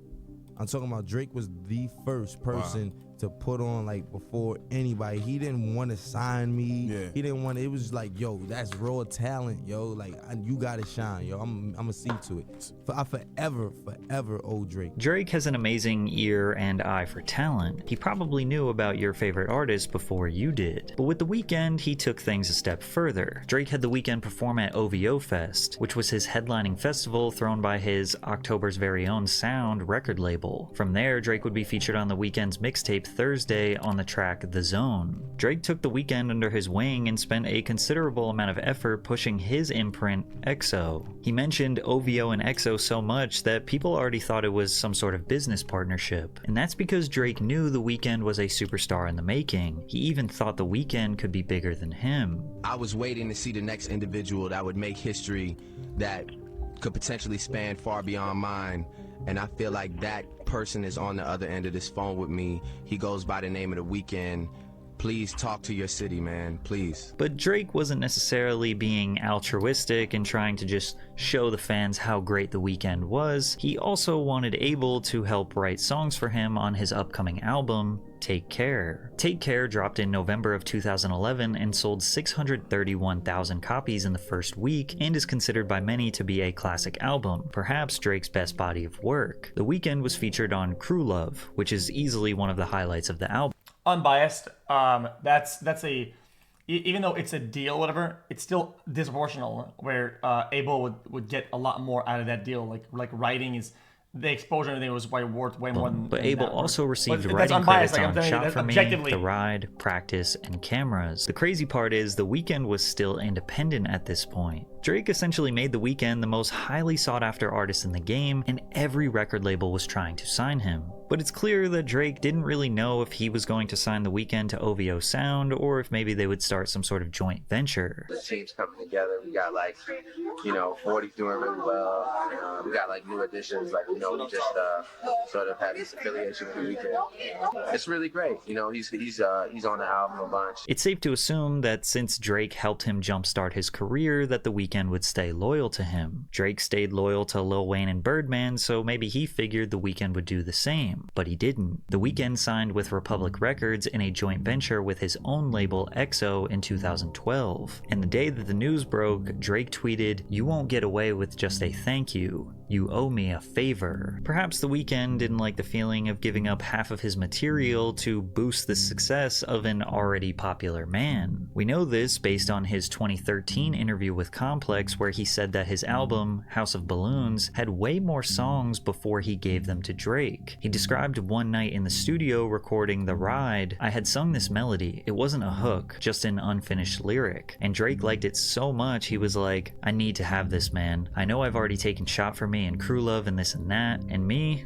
I was hungry at that time. I was like, dude, take anything." At that point I was like, hell yeah. By signing to Republic, The Weeknd chose himself over Drake, which is selfish, but in the music industry, you have to be selfish. Signing to Drake could have resulted in him always living in Drake's shadow, and even though Drake gave The Weeknd a massive platform, in exchange he got help writing an amazing album. Who knows what Take Care would have sounded like without Abel's writing? It seems like it was a fair trade. Plus, Drake was still the bigger, more successful artist. He even asked Abel to open up for him on his 2013 tour. Yeah, down. Weeknd wasn't a threat to the Drake empire. That was until the Weeknd prevented Drake from receiving his first ever #1 single. In the week of October 24th, 2015, The Hills by The Weeknd reached #1 on the Hot 100, with Drake's Hotline Bling directly underneath him at #2. Drake posted on IG with the caption, "If I get my first #1 during the month of October, it will be the biggest moment of my career to date. I always love the moment right before it happens more than when it actually happens. So thank you, even if it doesn't." Well, it didn't go #1. The Hills stayed there for 6 consecutive weeks. Drake realized right then and there he made a huge mistake. He essentially just gave all of the resources to another artist who could put him out of business. Ego aside, that's actually just a dumb business model. It's good for the art, it's good for the culture to uplift and help another artist, but it's bad for business if you do not have a contractual tie to them. And Drake made sure he would never make that mistake again. From now on, Drake would be extra careful of who he promotes to his fan base, unless they were signed to OVO Sound. But many suspect that he took it a step further and purposely held back his own OVO Sound. People are gonna get the places if they're meant to go a certain place. They're gonna get there regardless, right? I don't think it's like a great thing to say like, oh, like should have held them down, should have done this, should have gone ties with them or whatever. It's not. It is what it is. Chinese. They suspect that Drake only acquired these artists so that they could write music for Drake and essentially give their best material to him. This is what people commonly refer to as the OVO sweatshop.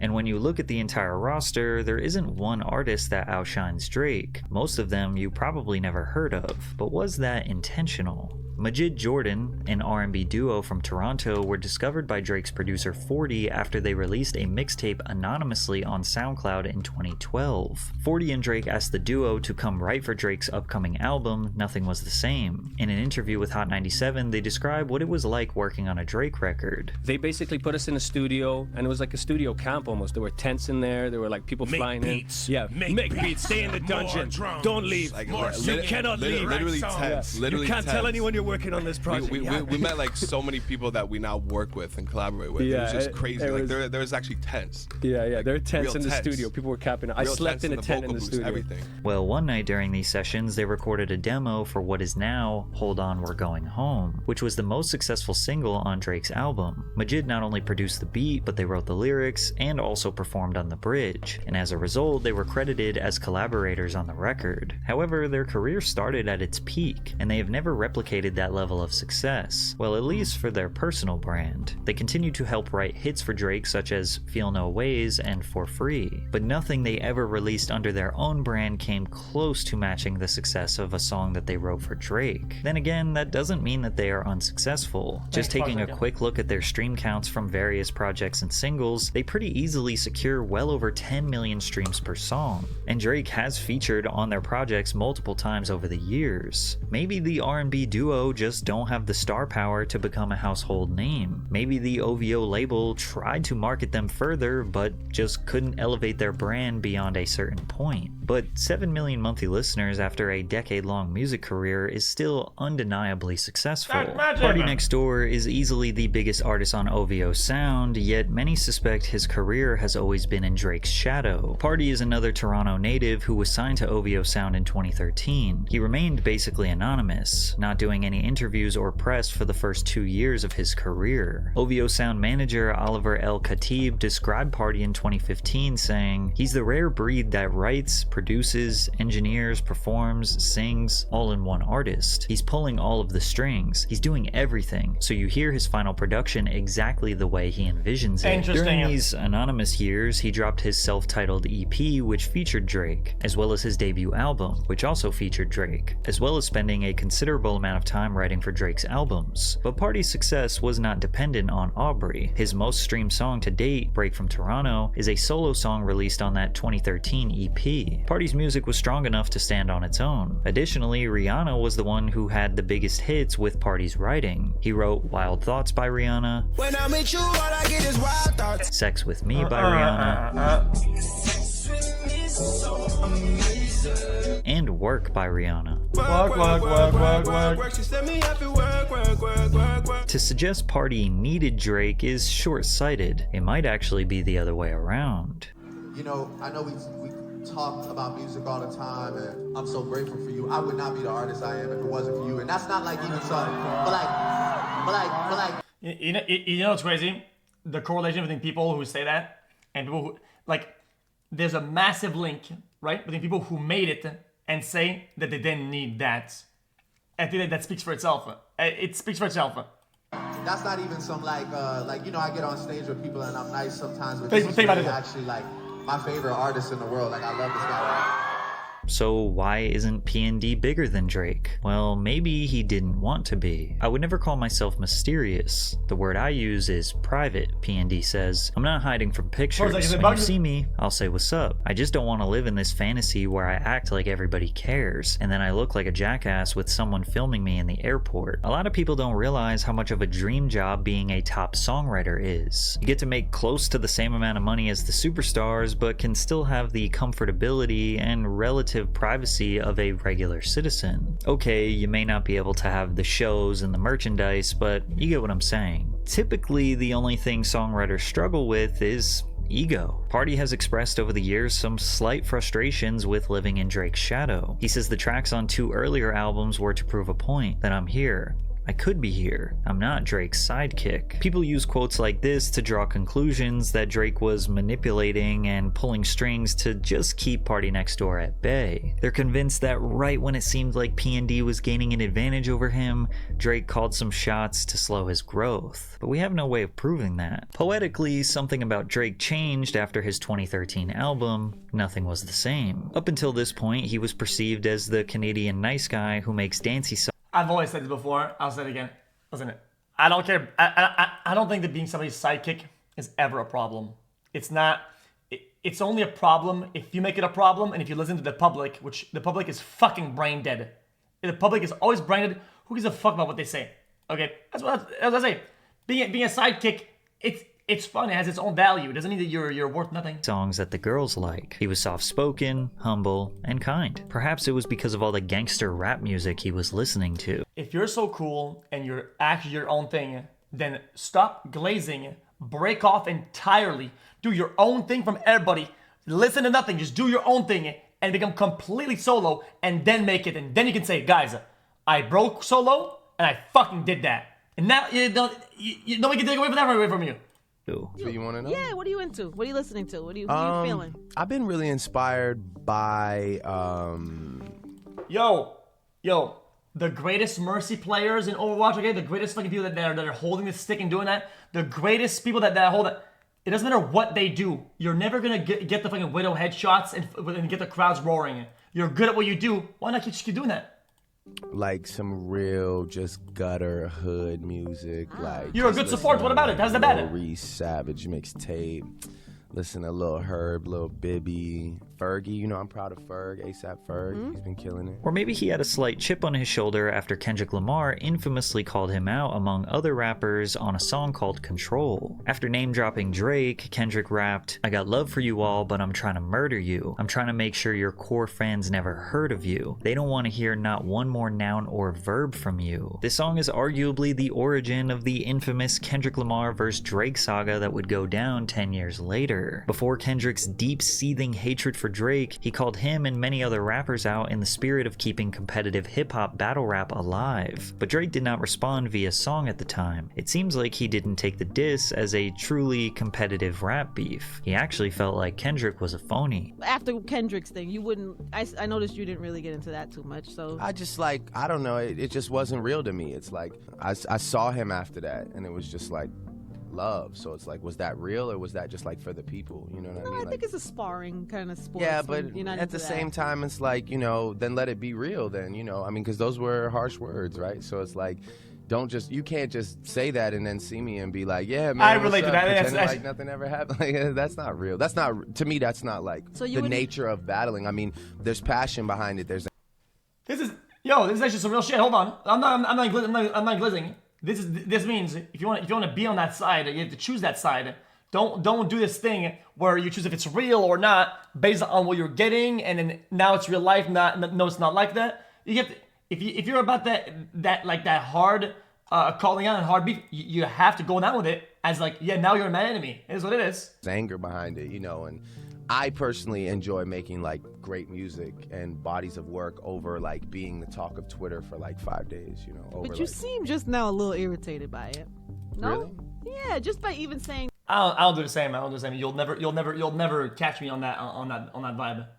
Over the years, you have known that I stand for not doing that, and most of the people that actually watch my stream know this shit. You would know that. That it was those harsh words. It seemed like maybe it irritated you for a second. Is that wrong? No, it's just like, I mean, the only problem, like, it's not the other people. Yeah, Hassan, exactly like Hassan, is thinking that we were not about like real. Like I said, is it real shit or is it just banter? If it's banter, whatever, we don't give a fuck.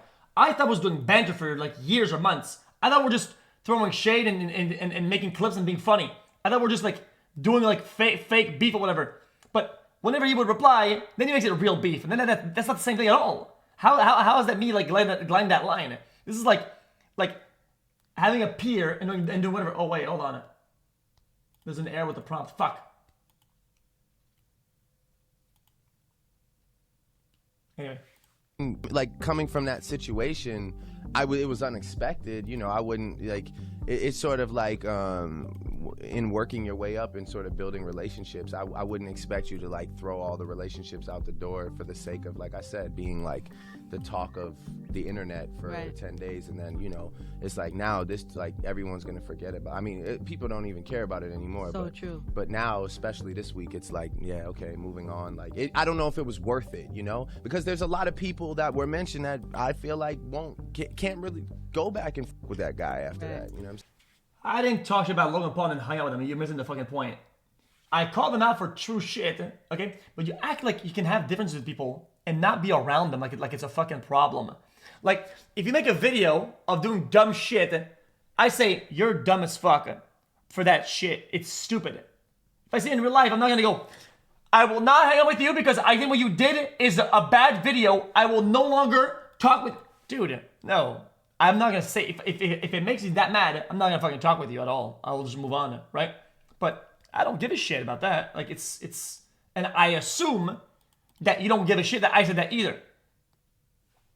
I'm saying? Sorry, I shouldn't have cussed. No, it's okay. I enjoy it. Get into it, Drake. Go. Even Angie Martinez recognized Drake was a little bent out of shape. He continuously got asked about the record in interviews, but every time he downplayed its impact and relevance. He's giving people like moments, you know, like that verse was a moment to talk about. Are you listening to it now at this point in time? Okay. And then it was real cool for, like, you know, a couple weeks. But, like, if I asked you, for example, like, how does that verse start?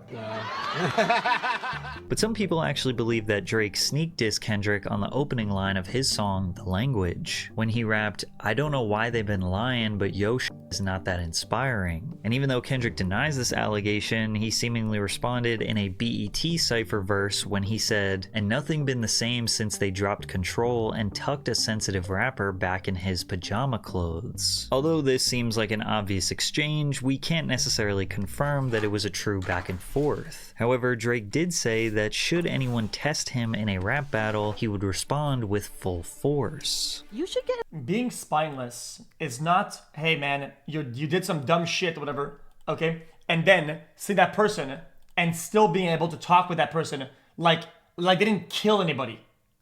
Being spineless is saying, this guy did this weird scam shit, meeting them and saying, guys, the person didn't do any scam shit. Brother, I met with Logan Paul. I even joke in real life about his fucking crypto shit. Like I give up. Bro, and it's not like you could escape. We're on the fucking plane. We're on some jet. And I was like, yeah, about the crypto shit. What about it? Like, I'm not gonna hide that. I don't give a shit. Shit's fucking stupid. Like, what would be spineless is say, guys, I don't think it's a scam. I don't think it's this or I don't think it's that. Because now that person is in the picture. It's fucking weird. What do I change my take on this on shit? I never backpedal on that. Into a rap battle. Yeah, you think so? Yeah, I think that would be great. I feel like that's just... I feel like those things are of the moment. Yeah, but you're qualified. Yeah, no, I'm. You know Oh what no, I'm saying? Like I'd hold it down. You'd be enjoyable. Yeah, but I do like I really do this like as far as writing goes, and it would have to be warranted because it would be scathing. The bars would be scathing. I can't just do it out of. I can't be the first one. Drake made his point very clear. It would be bad for anyone who dare test him on the mic, and that's exactly what would happen in 2015 when he entered his first ever rap beef against Meek Mill. In 2015, the hip-hop culture gave Drake unimaginable power when he was outed for using ghostwriters, and literally none of his fans cared. Up until then, ghostwriting was considered taboo in hip-hop. Hip-hop was founded on personal expression, storytelling, the ability to craft clever wordplay and flows, making an artist's lyrics a direct representation of their life experience. Additionally, the culture of battle rap and freestyling also emphasized spontaneity and raw internal expression. So when you remove the fact that someone didn't write their own words, it undermines their credibility and challenges their authenticity. In 2015, Meek Mill tweeted, "Stop comparing Drake to me too. He don't write his own raps. That's why he ain't tweet my album because we found out." And while you might think this is Meek Mill honoring the hip-hop code and standing up for the culture, he said this because he felt like Drake dissed him over a girl. 1 month before this tweet, Drake and Meek Mill collaborated on a song called Rico, where Drake rapped, "The girl of your dreams to me is probably not a challenge." Meek Mill felt that Drake was talking about Meek's then girlfriend, Nicki Minaj. Drake and Nicki were Young Money signees and also came up in the rap game together at the same time. Over the years, they have expressed their desires for each other, but never were in a formal relationship. They also deny ever having been romantically involved. You didn't tweet my album is the weakest sauce. It's like the weakest like noodle hard dick shit I've ever heard in my life.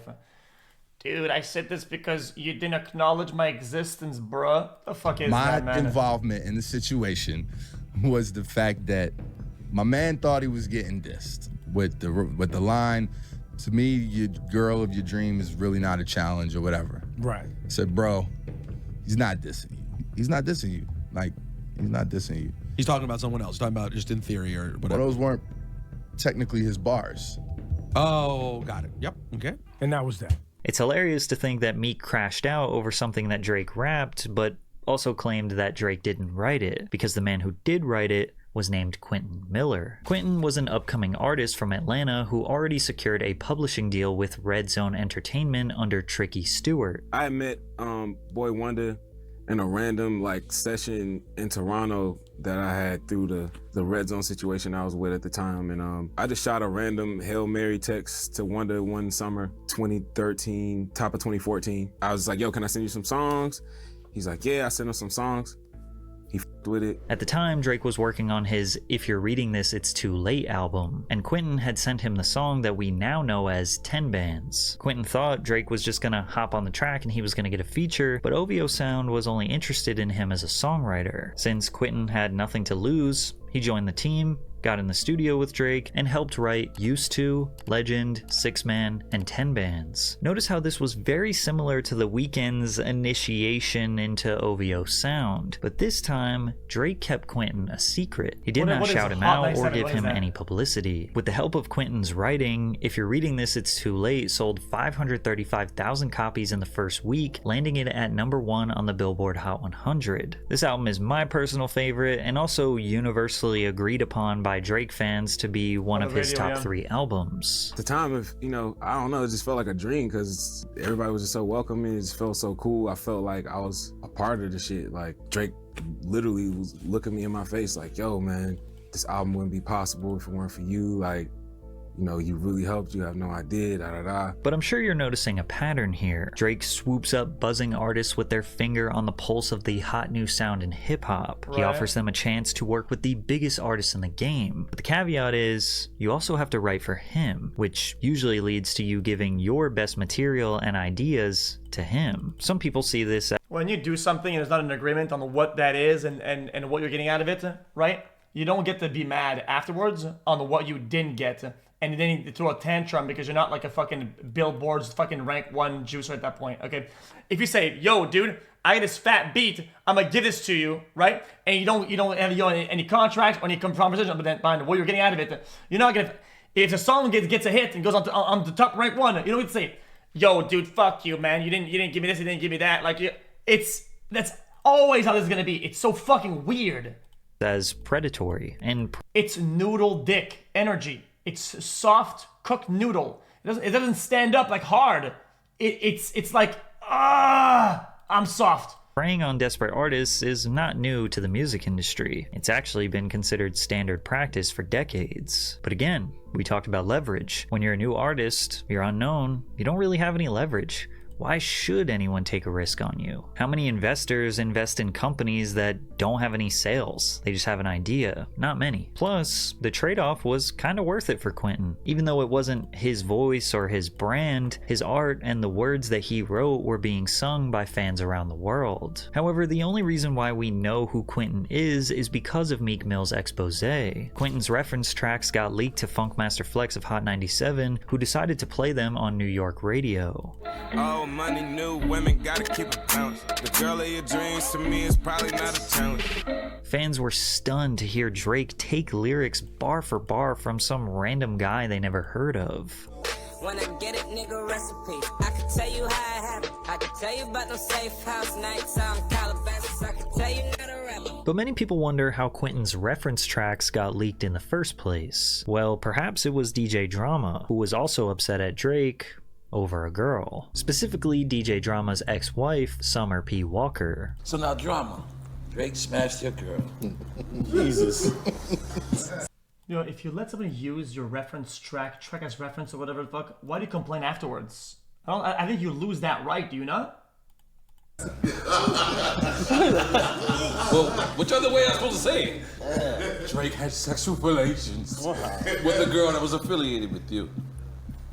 Drake seemingly took shots at DJ Drama on his 2015 hit For Free, where he rapped, "Last year I had drama girl, not right now." And on the track I'm the Plug, he rapped, "And it really ain't no thing, I got Summer P in this thing." Summer P. Walker fired out multiple tweets towards Drama over their personal manners, but in one of them she wrote, "Or how you told me that you gave Meek Drake's reference tracks to make him feel better about Quentin not wanting to work with him." This tweet was seemingly the last piece of the puzzle because Meek Mill found out about Quentin writing for Drake through DJ Drama, who discovered Quentin while looking for a ghostwriter for Meek Mill. I was approached by, it was never direct. It was always through like Drama or Canon. This is too complicated, like, sorry. "Oh, you know, Meek wants you to write." Next time he does something like this, you should have a drawing that shows the interaction because that was too many pieces, sorry. For him or whatever. And I was just like, nah, you know. He asked me the first time, I said nah. Then like maybe a week or two later, they asked me again. I said nah. At this point, you know, Drama was very upset. He was really upset about me saying no. This puts into question the origins of the beef in the first place. Did Meek care about the culture? Did he care about the authenticity of Drake's hip-hop presence? Or was he merely jealous over a girl and the fact that a songwriter wanted to work with... Notice a common theme here. I can relate to that.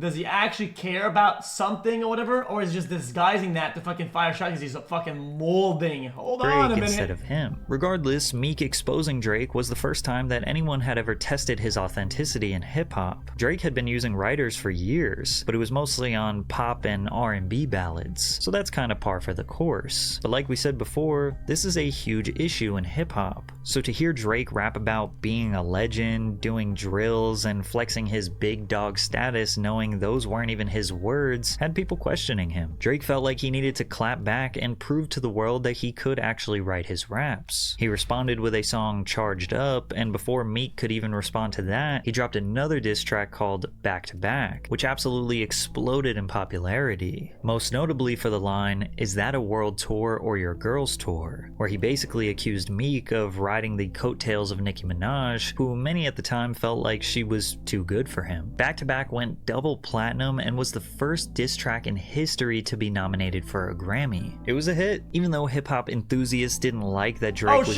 Oh shit! Chat, hold on. Dude, this prompt is fucking brain dead. Sora sucks, dude. Bro. What the... This is not my SpongeBob!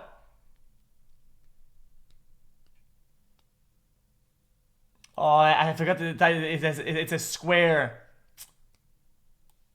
Oh my god, dude. Using writers. Chat, how do we fix that? How do we, guys, How do we fix that? Remix. The yellow sponge has to be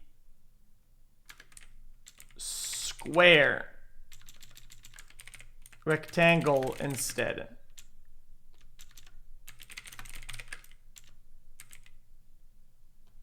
Okay. They need to be wearing pants larger than their legs. Shorts.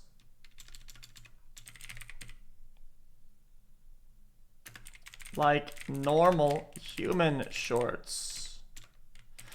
Giles, how do I change the type? The yellow sponge pants are brown.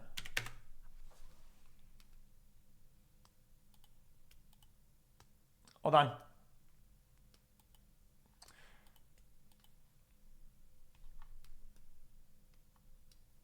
Set to 1V. Okay.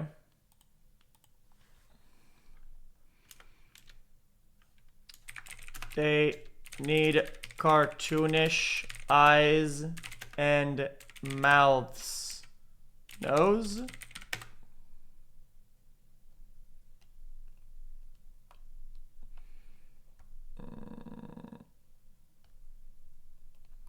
And put a normal car road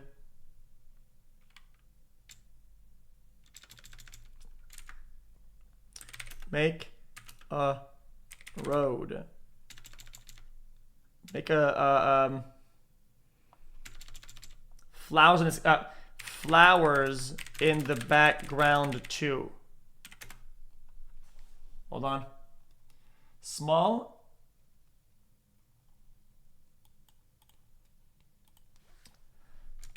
The sponge needs to be porous, like Swiss cheese.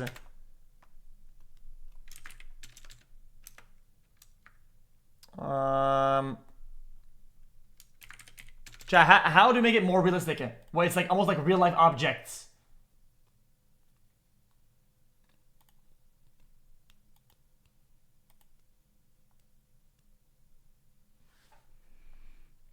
More photorealistic.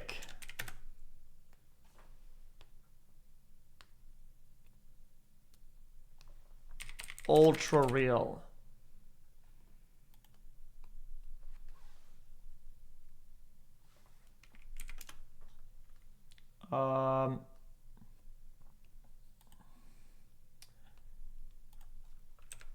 Also long nose.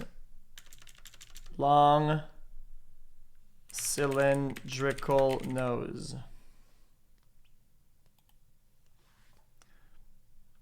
Fever dream like. I'm just gonna remix it. Fuck it, send it.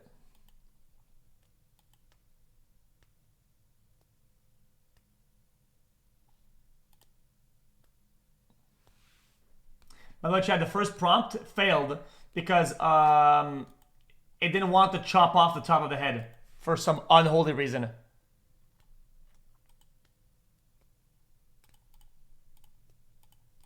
They recognize that he did win the beef against Meek Mill. Even Kendrick Lamar liked the song. In Kendrick's 2024 diss track aimed at Drake called Euphoria, he rapped, "Back to Back? I like that record." Back to Back gave Drake an immense amount of power because it proved that his fans and the greater hip-hop culture didn't care about rappers using songwriters. You know, I've really made my peace. I have no embarrassment when it comes to what I did on that album. You know, I mean, I worked with somebody, I think 4 or 5 songs on that record. I pulled my weight when it came to my pen. It wasn't like I needed somebody to facilitate, you know, entire ideas. We worked together. If I need to be the poster child that took all those hits for all my peers hiding behind me that do the same thing every fucking album, that's fine, I'll do it. You know, because there's a lot of people that link up with other people and make records that you guys love. That's kind of how music is a collaborative thing, you know? And I understand in rap, we conduct ourselves, and I still associate myself in that community, we conduct ourselves by a few different rules. We tweak the rules a little bit in the sense that— If it's a look, it's okay. Yeah, it's like, you know, there's things like that, you know, but, you know, with that being said, like, you know, anybody that knows me knows that my strongest talent is writing. That is my strongest talent. I'm not a great singer. I'm a good performer. I've grown into a great performer. But my greatest talent is writing, you know, and that's why people ask me to write songs for them. That's why people like to get in the room and write with me. There is no arguing against the fact that Drake is a proficient songwriter himself. I mean, even if he's just getting ideas from other people, or what they call in the industry as starters, he still knows what to change and what words to say and how to structure the song in its entirety for it to become a hit. But to suggest he needs other people to write his songs is just false, as he has countless hit songs that were written entirely by himself. But from a business— Exactly, when you've done it and you've done that, it doesn't matter anymore. Like, yeah, you've proved that if it wasn't for that, it's not like you absolutely need that. Wanting something is the same as needing something. It's like when people do like collabs on stream. If you can make good hitter streams that you came up with ideologically or creatively, and it's only you with no collab, you've done it long enough, who gives a fuck if you do any collabs? You have that power, that ability. Who gives a fuck? Perspective, there is no doubt that building a coalition of fantastic writers will make your life easier, which is why literally every artist in every other genre in the music industry does it. I have even participated in writing sessions with artists that I documented on YouTube, and 9 times out of 10, it is easier and just more enjoyable to collaborate on music with other people. And most of the time, fans don't care about how the song was made. They either connect with it or they don't. Drake also makes a great point that his peers use writers, yet he is the one catching flack for it. One rapper that is notorious for using songwriters is Kanye West. Drake has even written a handful of songs for Ye, but you never hear anyone questioning his lyrical ability or his authenticity as it pertains to music. And if you still don't buy into that, listen to Ye explain it. I'll be having like 12 writers in the studio that don't add up to Drake. God's version would be like, oh, Drake just said. That's why I was interested when he heard 30 hours, because Drake wrote that for me. I sent him like, boom, here I got like this many ideas. Like the line I had, like, I was nervous to do Victoria's Secret show until I pictured everybody with no clothes. And I sent it to Drake, and Drake took it and barred it out and wrote the whole rap. You understand like how much easier my life would be if Drake would just like write my raps for me? You know what I'm saying? I'm sure everyone wished they had that luxury, but But Joe Budden, retired rapper turned podcast host, claims that Drake is just different. He needs to abide by different rules. Yeah, but Drake's was a little telling. It wasn't on the same level of Milli Vanilli. Drake was on an easy 7-year run of not a whack verse at one point. That's true. He was the first one to he was talking ultra slick. I sound like it's me featuring me. You niggas need me. Like, whoa. Yeah. Like, so we can't hear a ref track then. I guess it was the shock to it. Or it's tough. A lot of people felt that Drake needed to abide by different rules and standards, but they don't seem to have them clearly defined. And although it seems like I'm beating a dead horse here... Yeah, it's classic fans of like, oh, if you're big and mighty and you have a lot of success, we're going to use everything against you. But if you're smaller and you're up and coming and you're underdog, you can do whatever the fuck you want because we cheer for you because we relate to you. Classic dog shit. It's really important to know that this is quite literally the origin of what would become the slow unraveling of Drake's career. It all started with this ghostwriter stuff. Literally every single modern rapper has used songwriters at some point, and most people understood this, which is why no...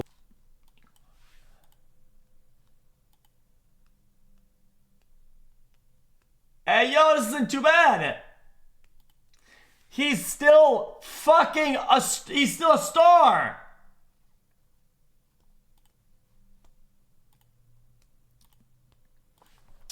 The yellow sponge is not a star. Stop making it a star shape. He is a square shape. It's a square yellow sponge. Square sponge. Make it square. A square-shaped, human-like sponge. And give him his fucking nose.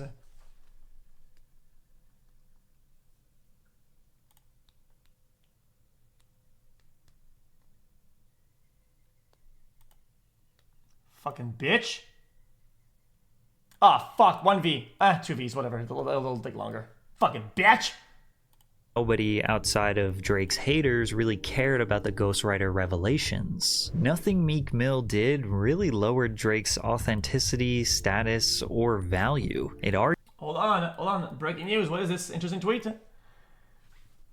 Suggests that $8,000 in cash and 2,000 foreign currency found him during arrest was planted, according to CNN. Despite everything said in the courtroom, the only thing, one of the most interesting parts was hearing was actually statement to CNN reported.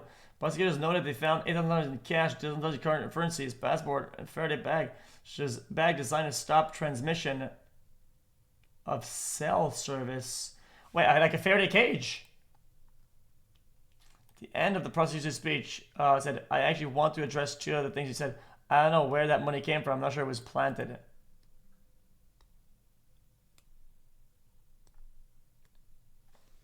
Said, actually, I have lived at various addresses before then ultimately giving an address in Honolulu. He's gonna have a hard time convincing any jury or anybody that somebody had $2,000 or $8,000 in fucking real life cash and would plant it in his fucking bag. For why? For what? Hawaii. Then he also said that he's worked for 3 years as a data engineer up until about a year ago, and he also told the judge that he has no drug or mental health problems that the court needs to know about. But Aaron, one of the most interesting parts of that particular hearing was actually his statements after. Guys, basically what I'm trying to say is that when you make a claim in court, the burden of proof of that claim is onto you, right? It's why a lot of times people on the defense want to keep the scope as narrow as possible so that they don't have to prove anything, right? If you make a claim like something was planted, at that point, sure, okay, it's planted. Now go ahead and explain that. Go ahead and, since you went in the scope, now prove that. And it's very difficult. The conversation about bail. The prosecutors basically stepped up there and made the case why they believe that this man should be held without bail. They mentioned that he is awaiting potentially an arrest warrant coming from New York City as one of the major reasons. But they also said that prosecutors noted that they found him with $8,000 in U.S. cash, $2,000 in foreign currency, his passport, and also a Faraday bag, which is basically a bag designed to stop transmission of cell service or other sort of things like that. At the end of his speech, the prosecutor's speech, Luigi Mangione said, I actually want to address two of the things that you said. He said, I don't know where that money came from. I'm not sure if it was planted. And then he also said that that bag was waterproof. And the term that the prosecutors used when discussing the Faraday bag, the ghost guns, the 3D printed silencer, was the prosecutors used a phrase saying this is criminal sophistication. Luigi Mangione said, I don't know about any of this criminal sophistication when addressing that. But it's just interesting, Aaron, that of all of the things that were mentioned in that court appearance, the two that he noted or took issue with was the currency and then that bag. Aaron? Interesting. Also, not a silencer. It's a suppressor. Motherfucker, fucking bitch. Fucking fix your shit, motherfucking CNN buster, bitch. Sure thing. Arguably just made him more popular. It's no surprise that all this beef started over a girl when Drake has built a reputation for taunting other rappers over women. The perfect example of this was when he got into a physical altercation with Chris Brown over Rihanna. Rihanna became close to Drizzy after their collaboration on Take Care. At this point, Chris and Drake had been cordial for several years, having performed and recorded music together in early 2010. Around that time, rumors began circulating that Drake and Rihanna were dating. Okay, we'll watch the rest of this later, to be honest with you. Rihanna did what? Jesus, the shit people was typing in chat is diabolical, man.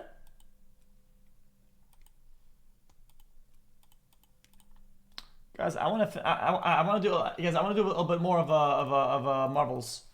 I actually enjoyed the game, low key.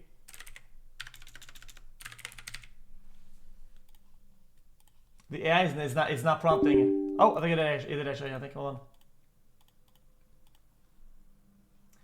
It's at 99%.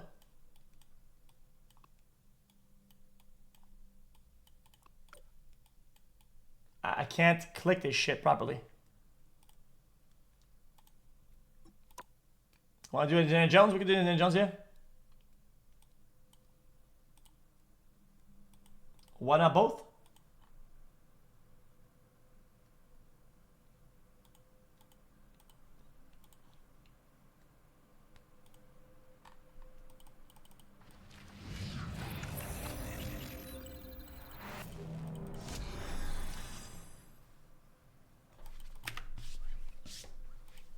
Oh, let me see how quick we can rank up. Is it same as last time or not? Mr. Beast xQc collab soon. Yeah, soon. Very soon.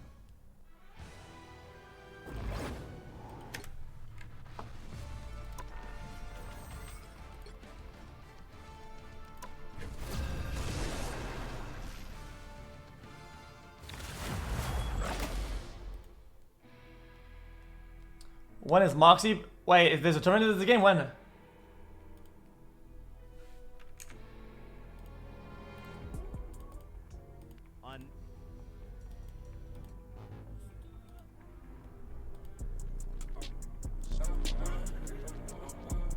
When? It's rap week. Twin bitches, hopping up a jet ski. They cute SpongeBob, really? Oh shit! The right heroes could make all the difference. Hey, not bad! What happened to what happened to Patrick though?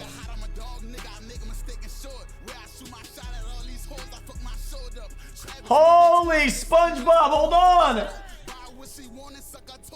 Nah, he's cooking!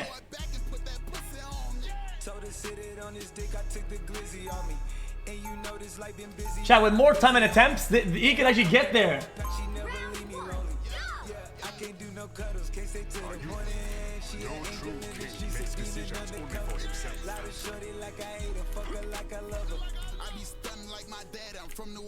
Project. I'm from the New Orleans Project.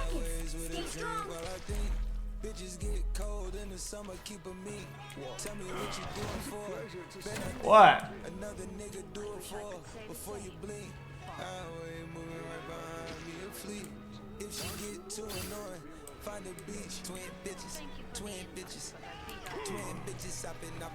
Wait, what map is this? What, did they patch this map? Oh no, same one. You have to stop them from securing the mission area.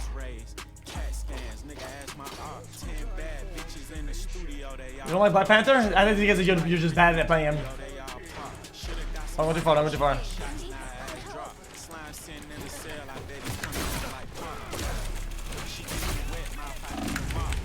Oh, okay, I'm swapping, sorry.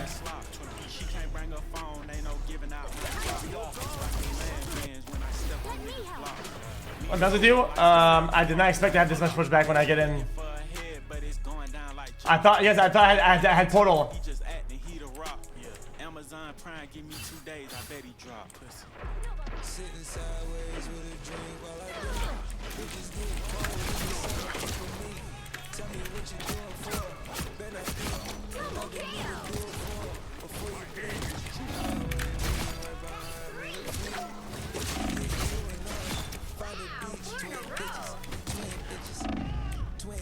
Holy fuck, I'm insane!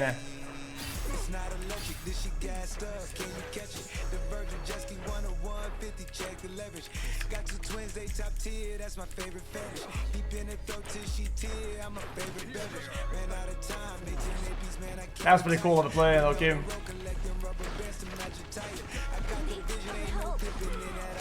Nope, they're not coming in.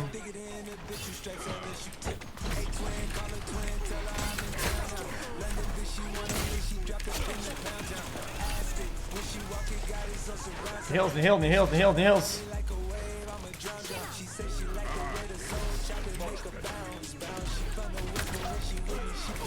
Wait, I don't shift anymore. Whoa, what happened there? Because he died before I got it? I don't understand that.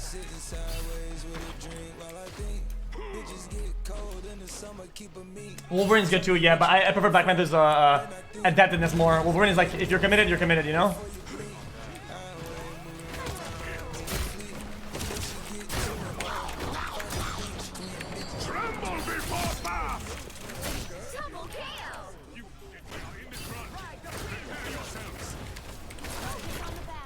I got scared that I was gonna die there, so I just went for the old fuck it.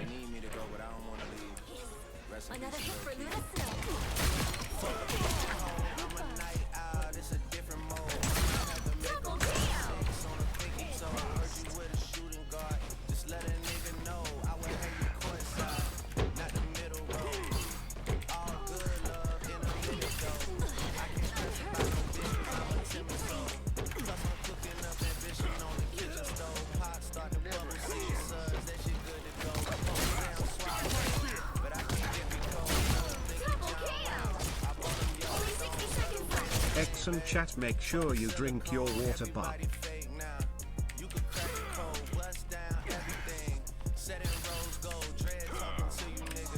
I don't know how to do it properly. I'm not very good at this.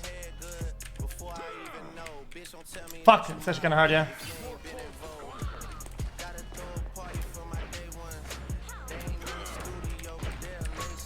Got it.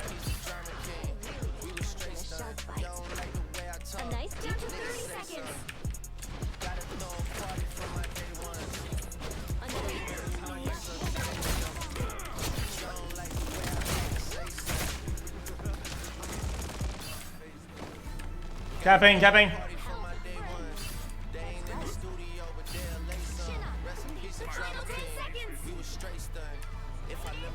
Man, these people are fucking. Oh shit.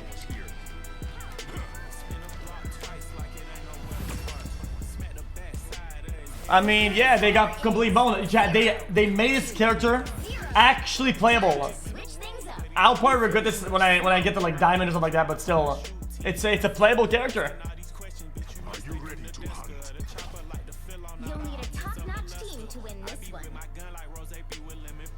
The problem with his movement before is that it was very one-dimensional. If you were stuck, you were stuck. Which how I feel about Wolverine. Iron Fist and Wolverine. If you're stuck, you're stuck. You're gone. This character can actually get out now. You can go in and get out without jeopardizing your mid game.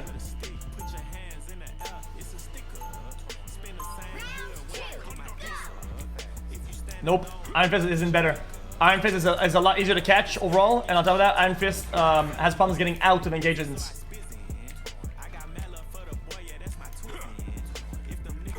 30 seconds before you attack. Get ready.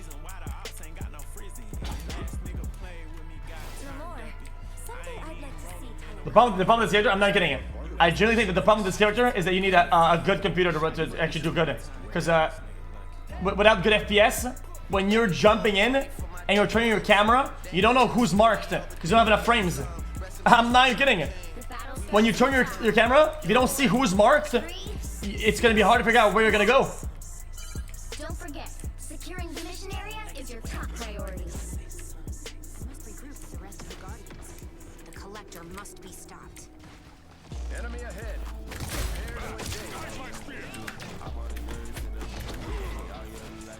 Look out behind you.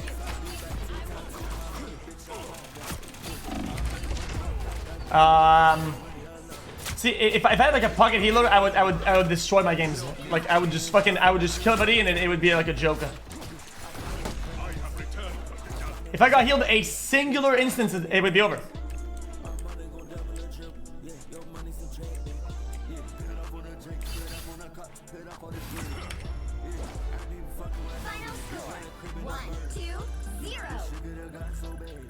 Who's a GG? GT? If you're the winning team and you said GG, you're a fucking loser and you're probably fat as fuck, bitch.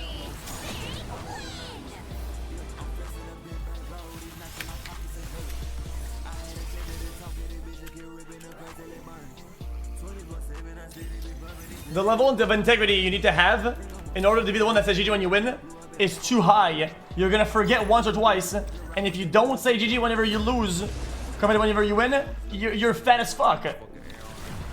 If you're somebody who says GG, you need to have a full integrity. You always say it. You don't pick and choose. Otherwise, you're a flip-flopper. You're a bitch ass. You're fat. I never say GG. I only reply to a GG if the enemy says it when they lose and they're being chill about it. That's also GG, yeah, sure.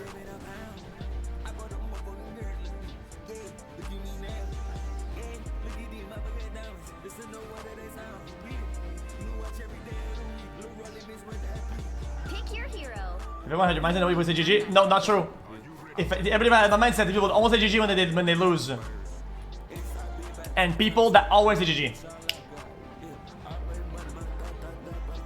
My take comes from the most pristine sportsmanship behavior in all of esports. It comes from StarCraft. I know better.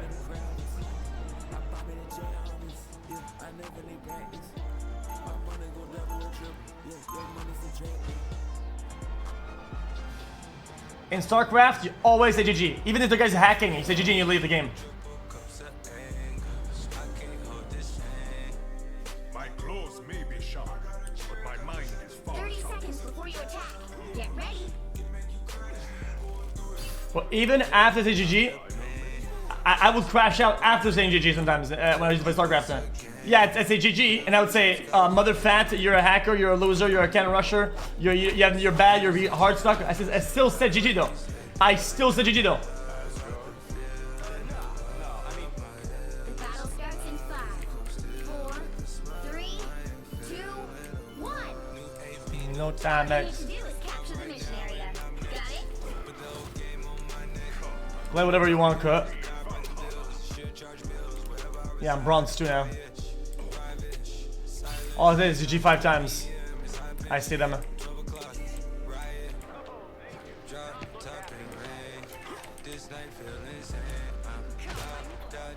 Wow, this guy is terrible.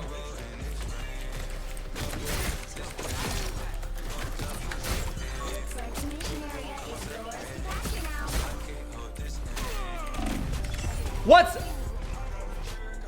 Oh my god, it's the wrong spell.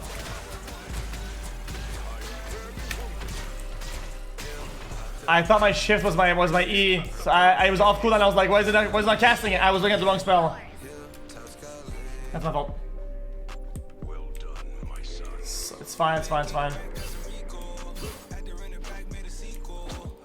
I think this character has a thing. I wish the left clicks would slow the enemy down by like 10% just so you can catch up with them. Because if you make one bad movement key, you lose your target and then you're out on the limb.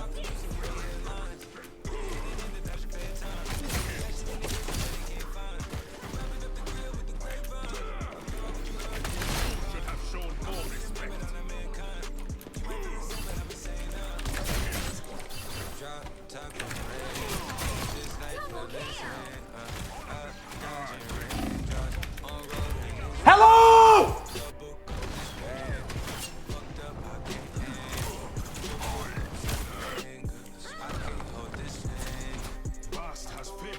What's going with the terrain? This is insane. Can I not go up the wall? Half of the mission area.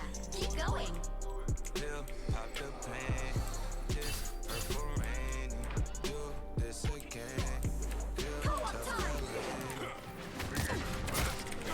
I am ready to put on a show. We each must do our part. Wrapping up there with Metro Back. Landing the number 3 spot on your top artist list is Travis Scott.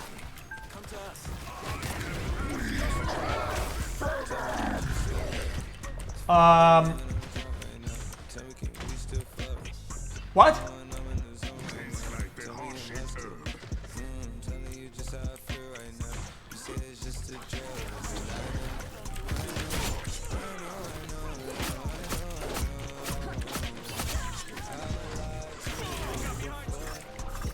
Chat, what in the middle? Did they just bug out?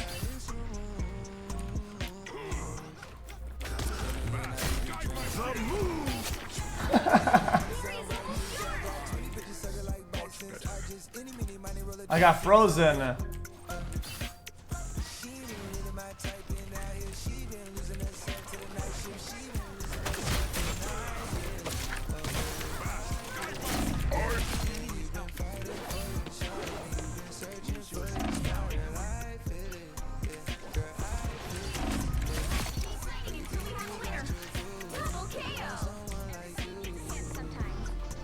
Nothing you can do against that. It's just too quick. If I had a macro though on my mouse to do a 180, I mean, dude, it's gonna be absolutely fucking smoked. I mean, I'm not gonna cheat, but you could cheat without getting caught easily. Easily. So easy. Dude, if I did right click and I hit a lot of people and I angle myself, I could do bing, bing, bing, bing, bing, bing, bing, bing. 30 seconds before you attack. Get ready. You know my element gun shoots like a hammer of yours.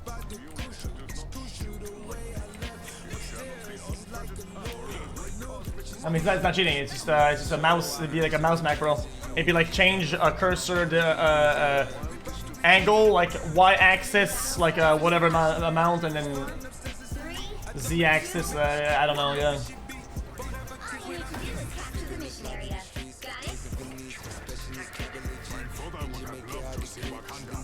Well, I think that's cheating in general. Yeah, macros are definitely cheating.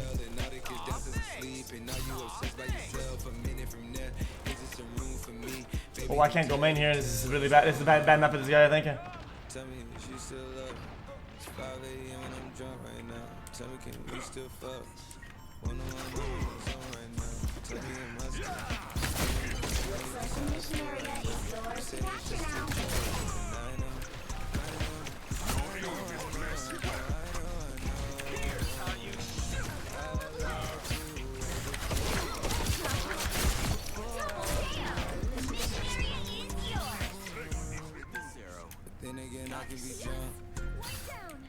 My team's just better there, I think. Yeah. What is that? He's like in this or something, right?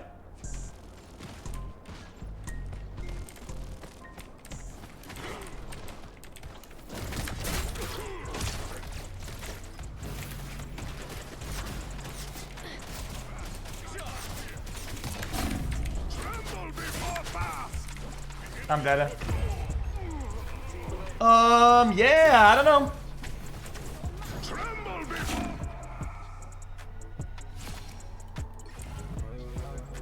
I'm just playing DPS now just to try it out. I'm not really the DPS man.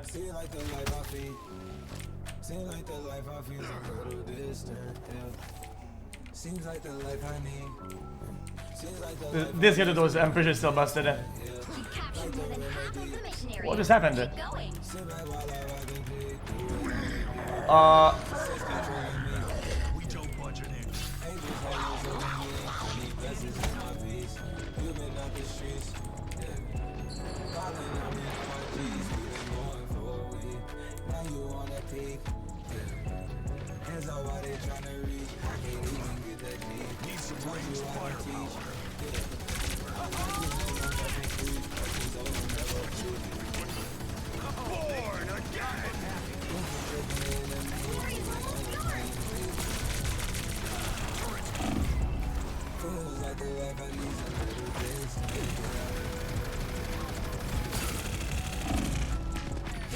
Well, I mean, I'm doing the best I can with my life. I mean, guys, we're down by 4. Guys, we were down by 4, and I can't do anything there. Like, what?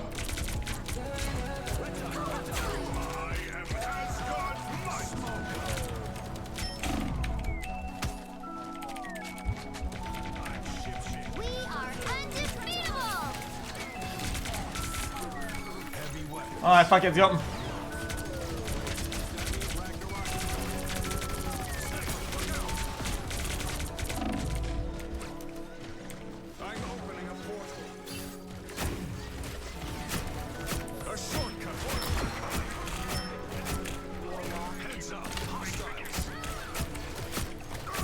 Judge, jury, executioner!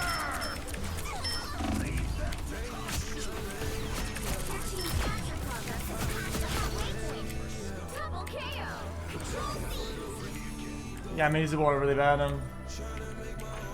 By the eye of Agamotto! Looks like bullets break your magic.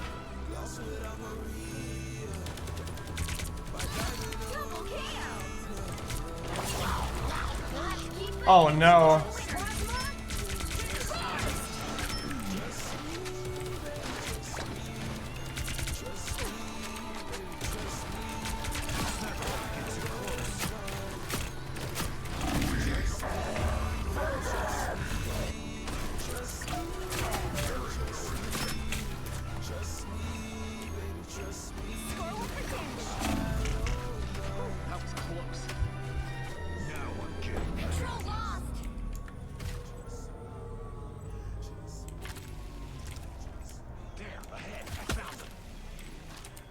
Interesting.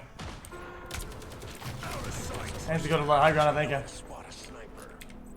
You have to work so hard to get the high ground, though. Holy shit. Oh my.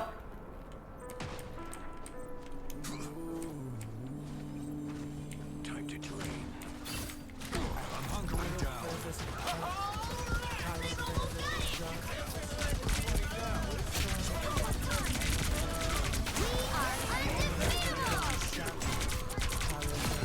Battlefield ready again.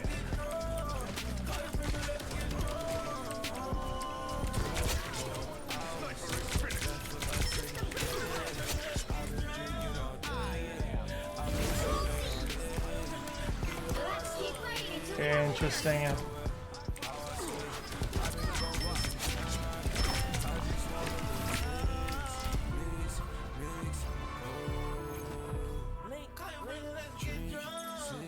The overtime is long because I think it's like a design philosophy behind it.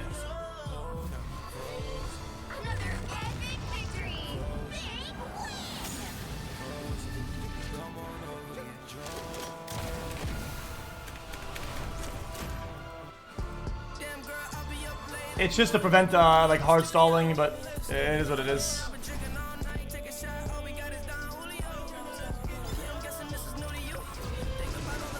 Winter Soldier? I don't like him. I personally don't like Winter Soldier.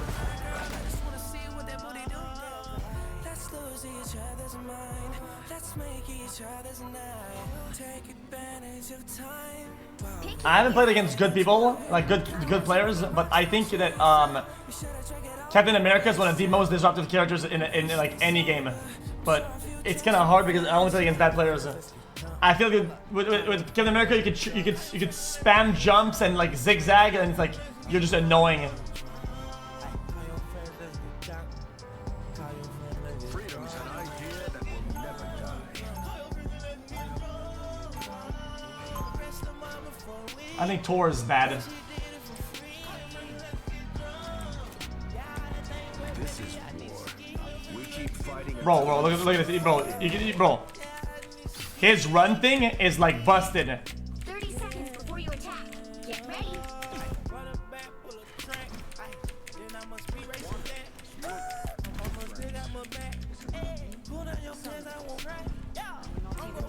Thor is an extra skill. What is it? Lightning barrage, enhancement, gain movement speed boost, shield imbued, it's under power, which you nearby enemies. The battle starts in 5, 4, 3, 2, 1. All you need to do is capture the mission area. Got it?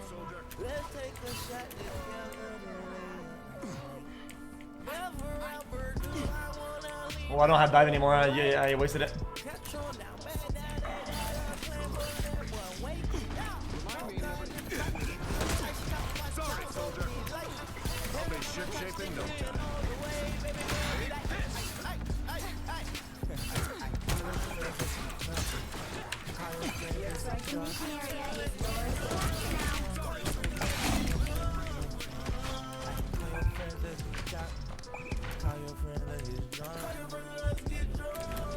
Capture the mission area.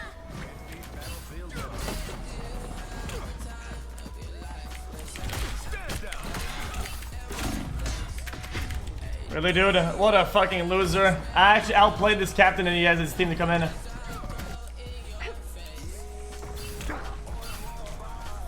Bro holds his shield like a fucking little bitch ass.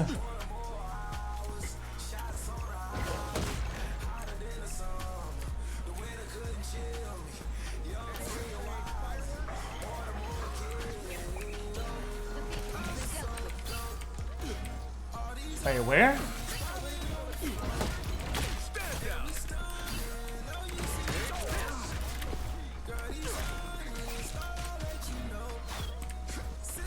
Mind me, I know.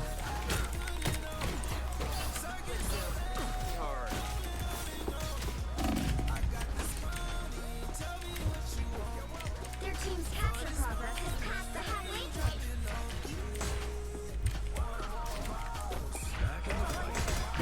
Brother, is there anybody on his team?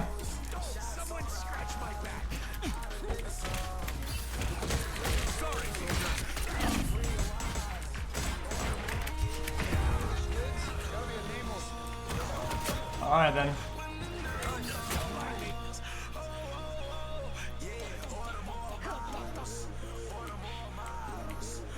There's no point solo tanking, ever.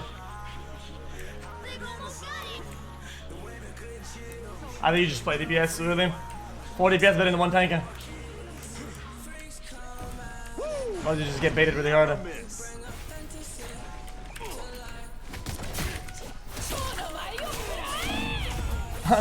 Okay.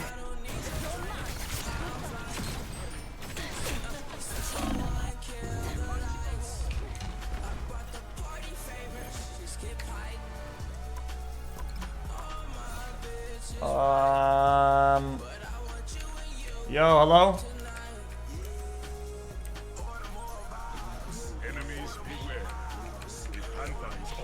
Hello? How do you talk in game?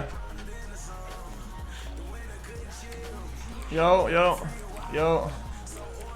hello? 30 seconds before you attack. Get ready. Hello? Hello?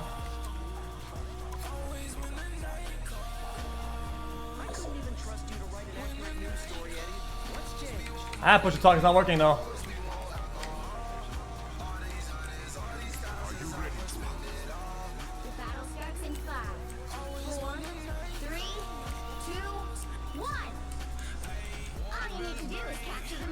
Now we have 1 heals then.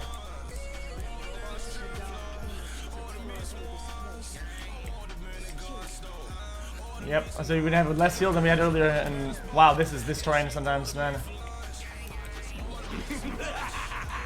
This is real firepower.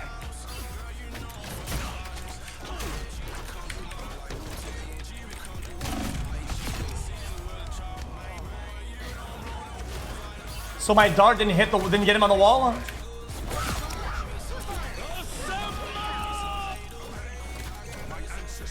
I guess not. Should have been winning that fight though.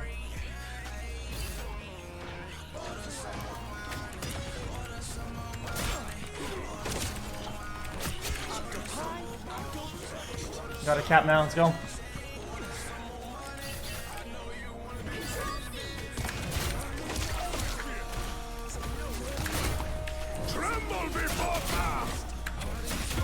What?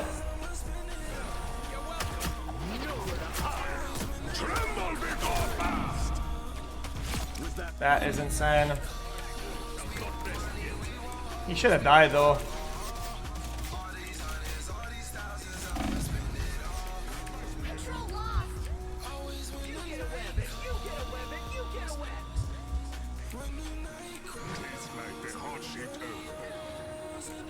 Gotta get in, team's engaging on this.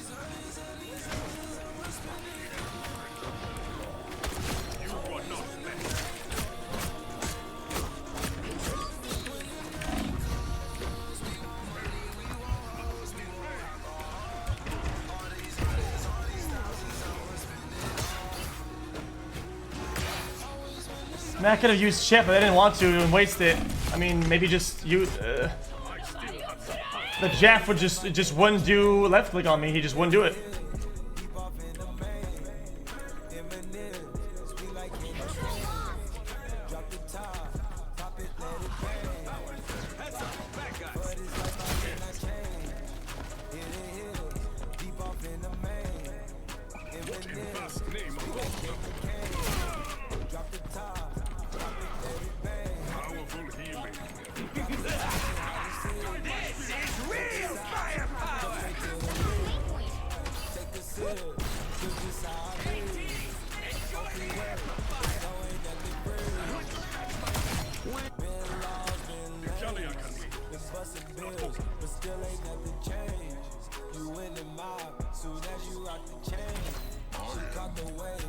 I mean, they're on fucking Discord and shit.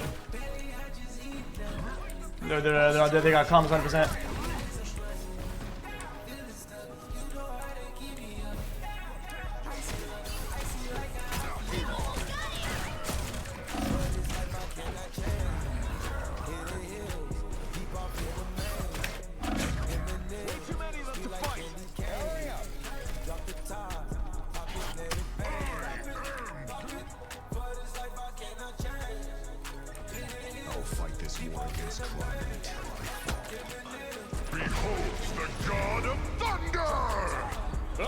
This kind of guy's a sniper as well, so actual snipers.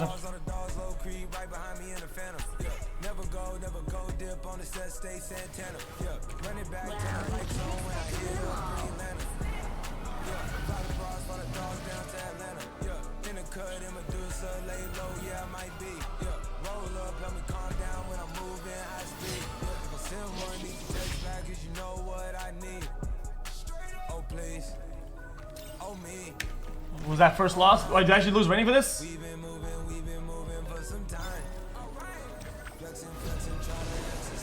Whatever, I don't give a fuck.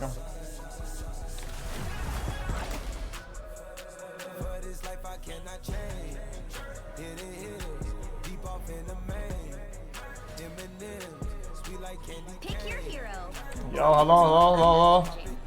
No team chat.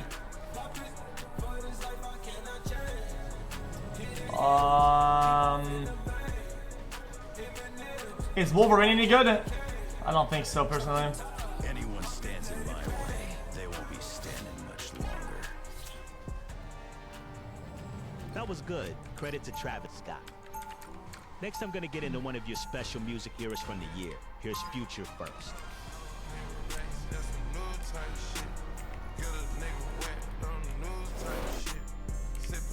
Anyone stands in my I guess we're playing tanker. 30 seconds before you attack. Get ready. I skipped it. I am Groot. I am Groot. We are suddenly considering a plant-based diet. No, I played him before. I mean, I played all the new characters. I just don't.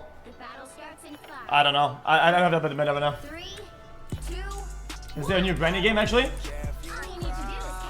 I thought the guy swapped to making like the Granny games like mobile now.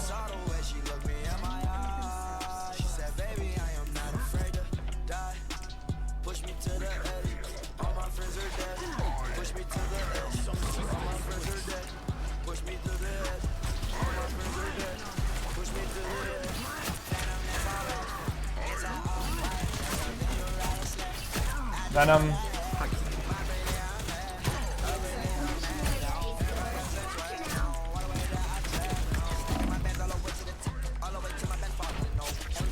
What is this guy doing here?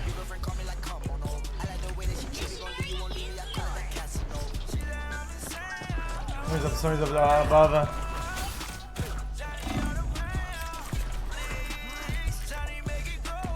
Dude, hello?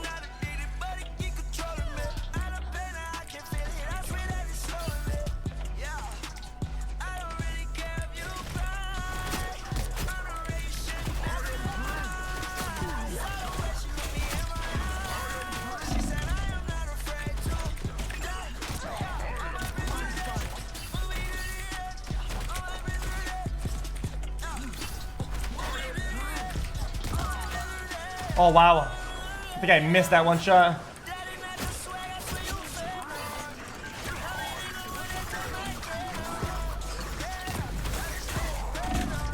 Brother!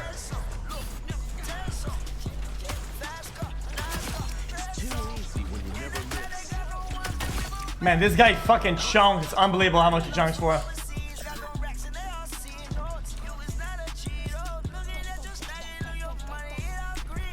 That's crazy. I rolled them. Let's go.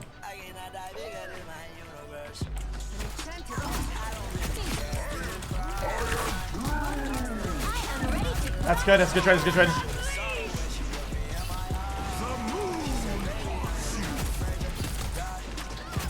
There's no reason to engage anymore. I mean, they used all the. I mean, why are we still engaging on this? This is so crazy. The people in this game are so. Oh man.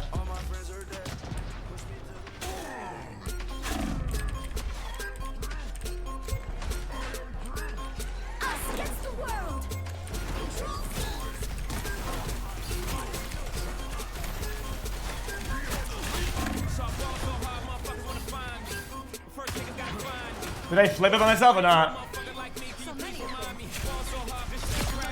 Wow.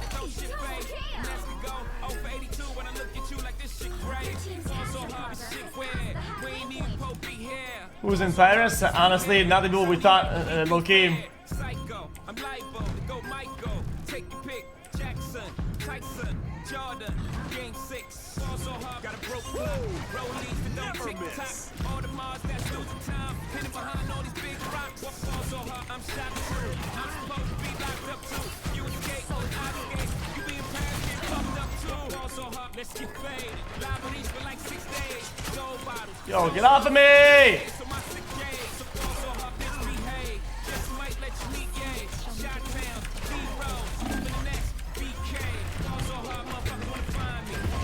Dude, their heels are fucking broken.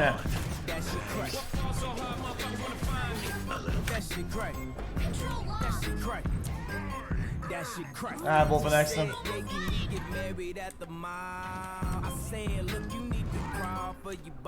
Yeah, now we're all like off sync and we have to engage anyway because without any choice.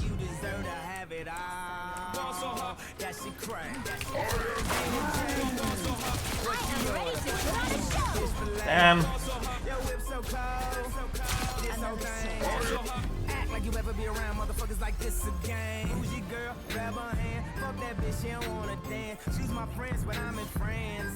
It's a much better trade for me than them, but they keep doing it.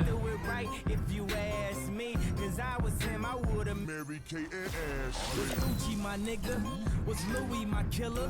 Was drugs my dealer? What's that jacket, Margilla? Doctors say I'm the illest, cause I'm suffering from realness. It's fine, we just have one good DPS and one complete dog DPS. And any team has like one great one, one good one. Get ready. But it's provocative. No, it's not. It gets the people going. This old not like Zarya. I mean, kind of, but not really. More like a one-time thing.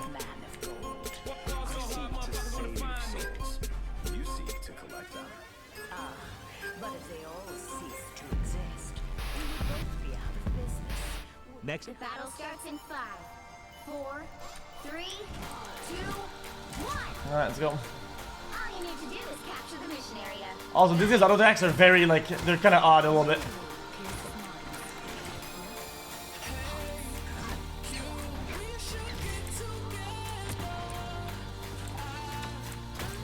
That's a massive pick.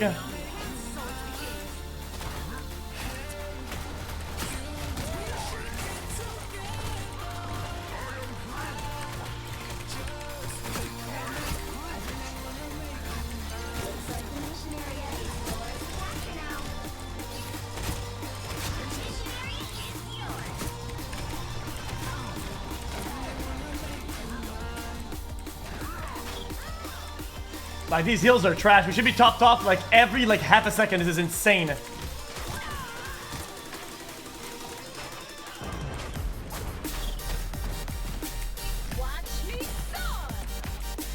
And these guys are still ulting in their spawn.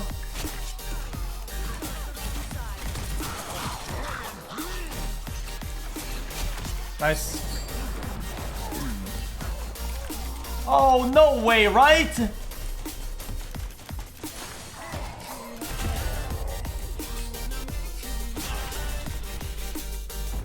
So corny.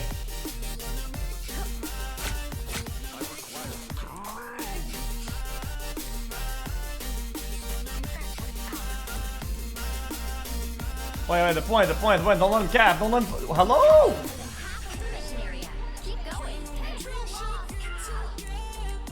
Yeah, we'll retake, I guess, no problem.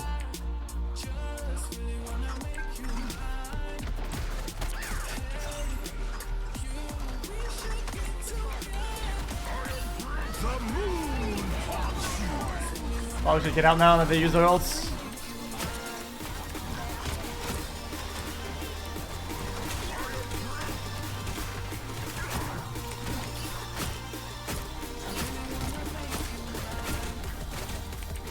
I can't, I guess that shield's too big.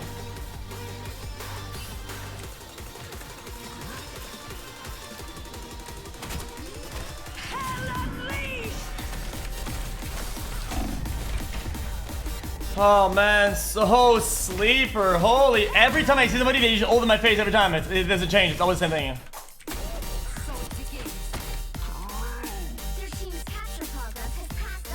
Just insta ult every time. As soon as they have it, ult.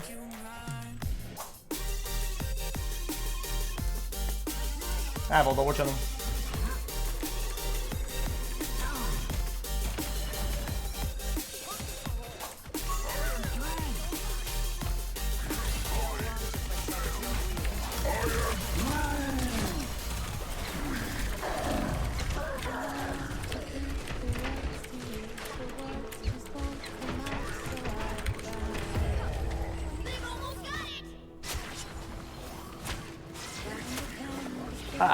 I don't really understand. Like, are people not going in? Like, Enemies beware. The panther is all the problem. I don't really understand it. I am ready to put on a show. You'll have to keep fighting until we have a winner.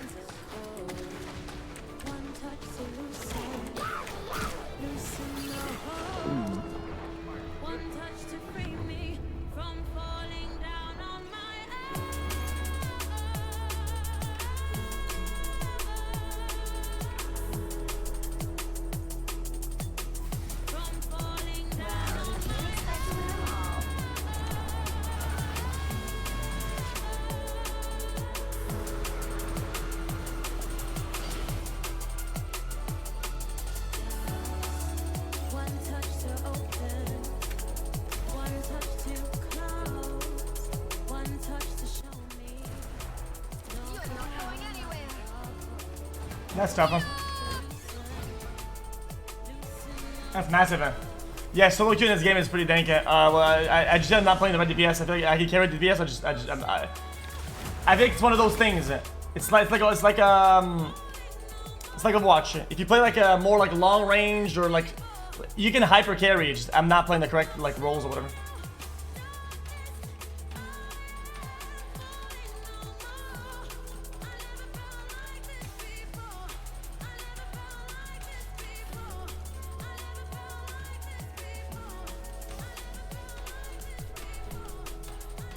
About it.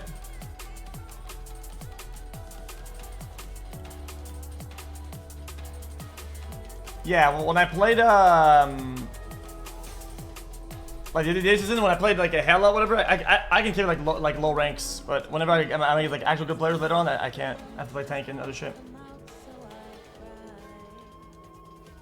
What is this? What's going on with the loading here, buddy?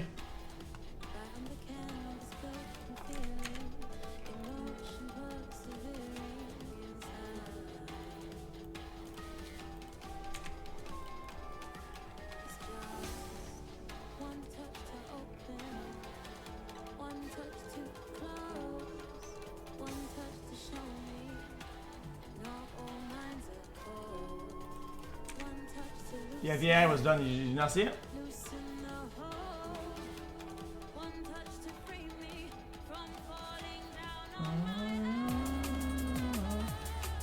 Yo, hello?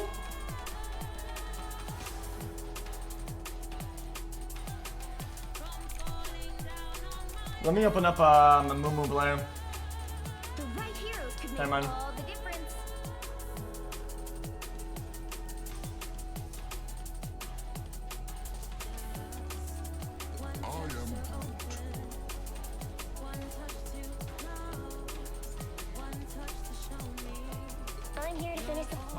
Dude, I hate playing one tank. I think it's so fucking terrible, dude.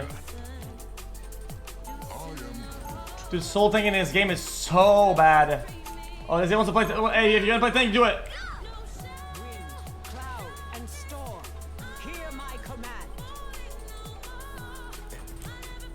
I make this look good in any timeline. Right click, claw strike.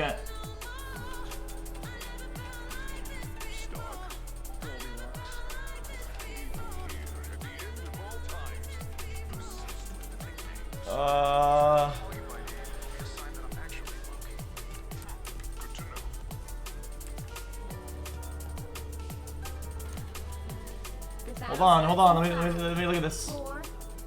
E is what? Yeah, it just makes me more tanky, right? Yeah.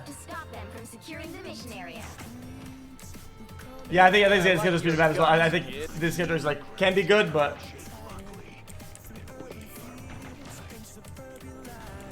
right click is leap, shift is leap, E is damage.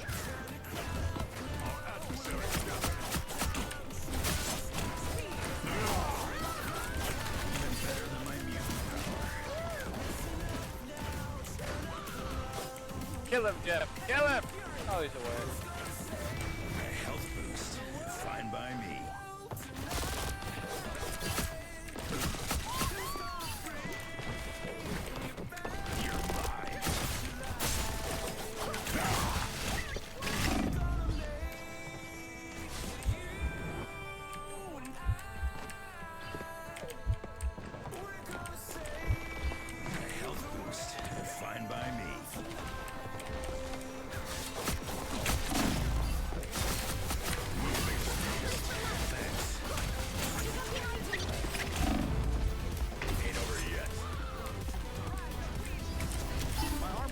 Holy shit, okay.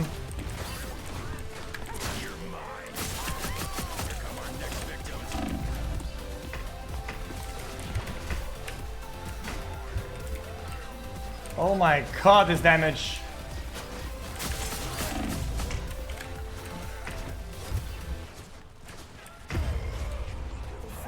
Bro, yeah, this here is not good.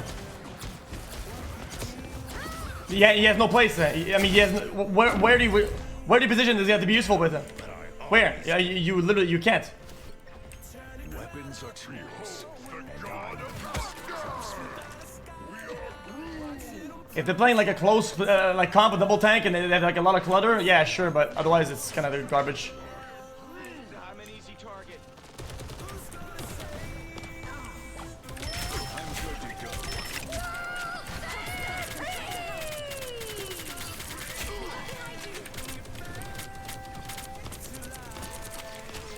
What?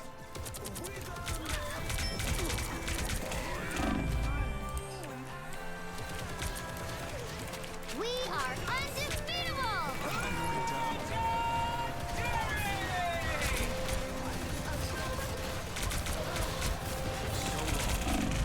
Wait, am I?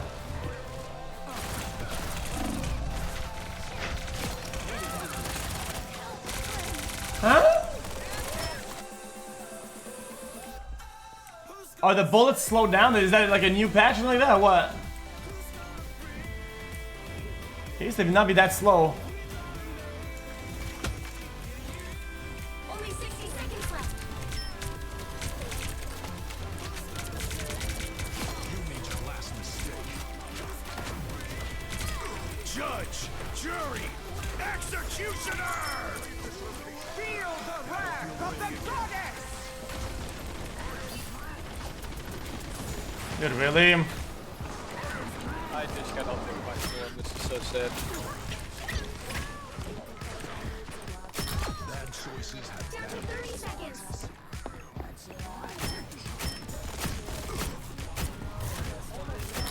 Double KO.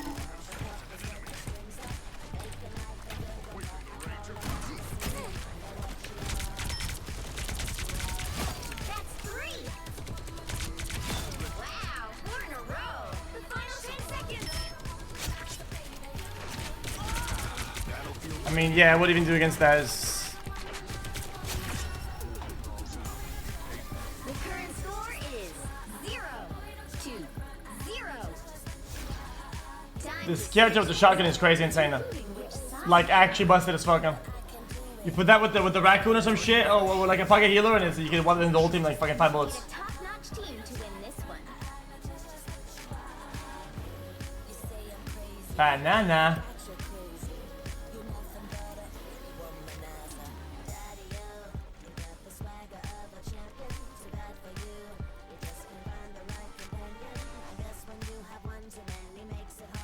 I feel like some of these passes are too strong to not play.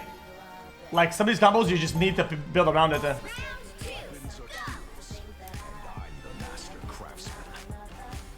Moon Knight can be very strong. Smoke, I'm not a hero. I'm the Punisher. Like Before you attack, get ready.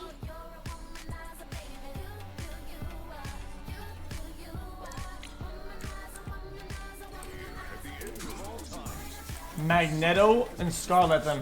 If I ever call you by name, it'll be a sign that I'm actually Loki. I'm not a hero. I think Venom is strong. Just Venom just needs to be like I am The battle starts in 5, become Rocket Raccoon. what? 2, 1.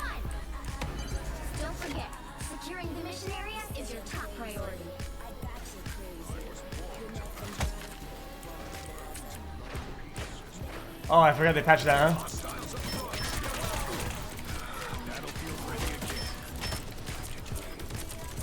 Kenny, what are you doing? I'm the only healer. Oh god.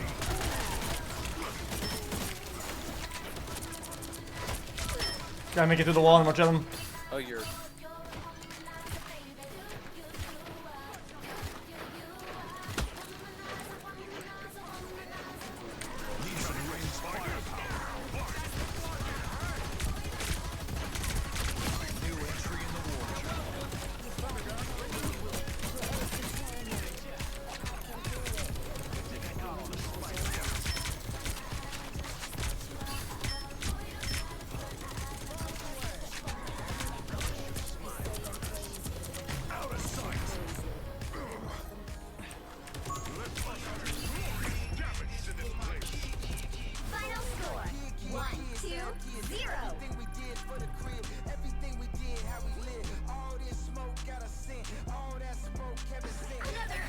Well, I could just play soldier or this guy every game until like later on, and then play tank.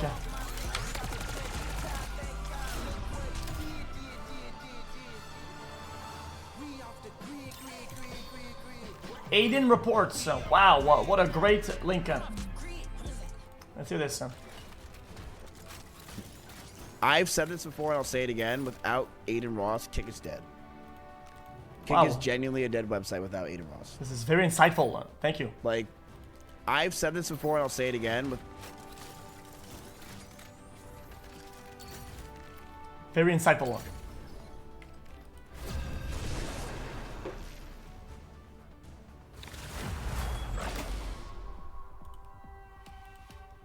Aiden hasn't streamed in forever, and Kick's numbers are like better than ever, so I don't really know.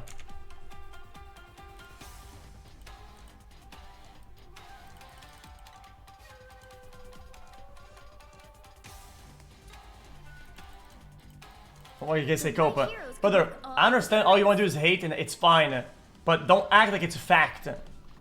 Like, you need to stop this thing where like you want to be right, so it's what you say is a fact.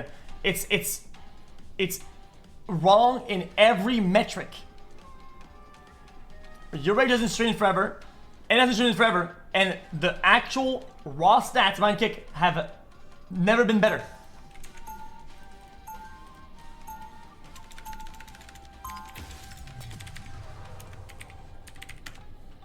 I got you, bro. I'm a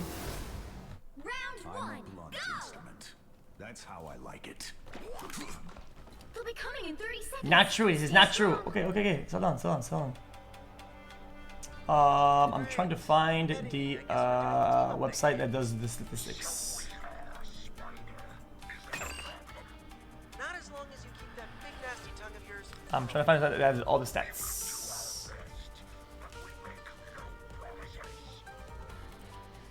The battle starts in 5, 4, 3, 2, 1. You have to stop them from securing the mission area. Hold on.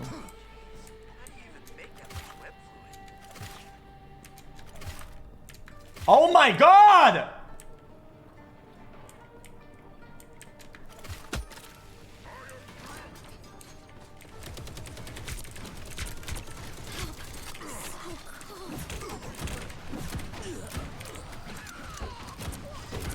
Battlefield ready again.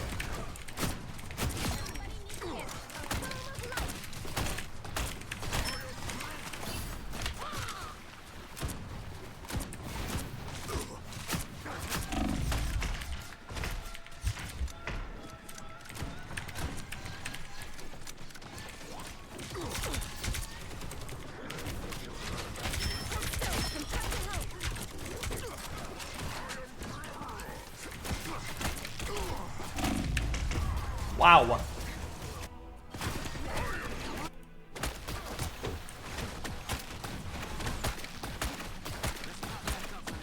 Back for another tour.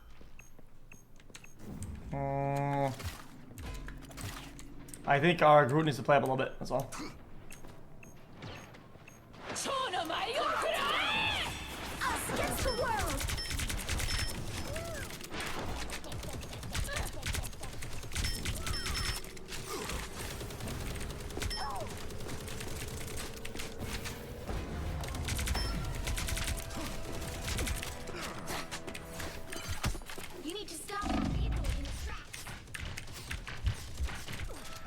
guy's a fucking noob is what he is. Spider-Man gone? That one hurts. Judge, jury, executioner!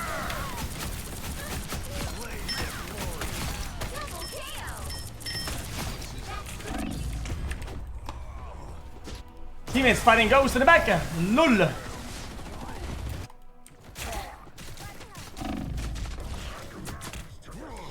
I'm not done yet.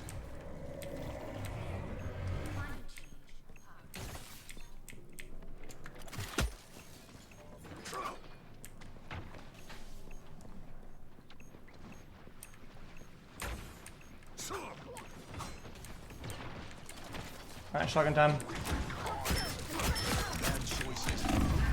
Oh my god, that's a lot of damage. Let me check that out.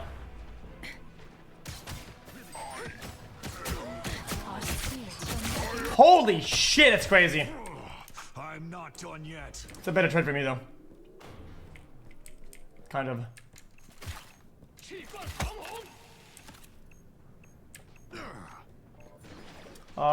Yeah, she's kind of crazy of a character.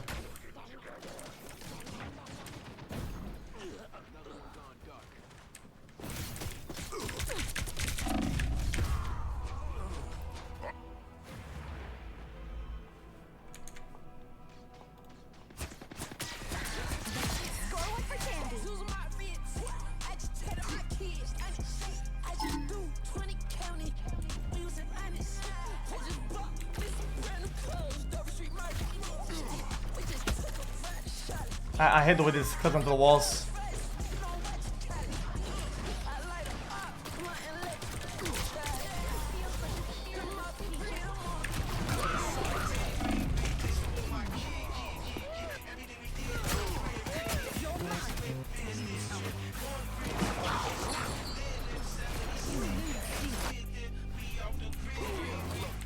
Just not a good plan for a soldier unless you're playing main. And I'm not playing main, so.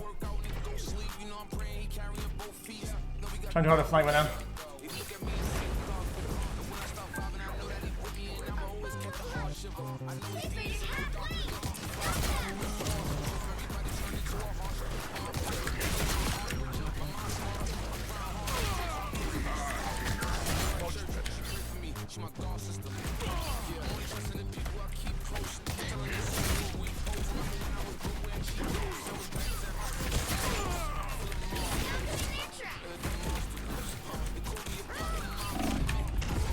Brother, can you explain to me why he's invincible sometimes?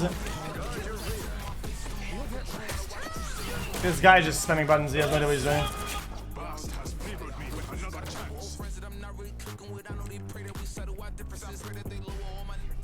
He's right click, he's deflecting, gotcha.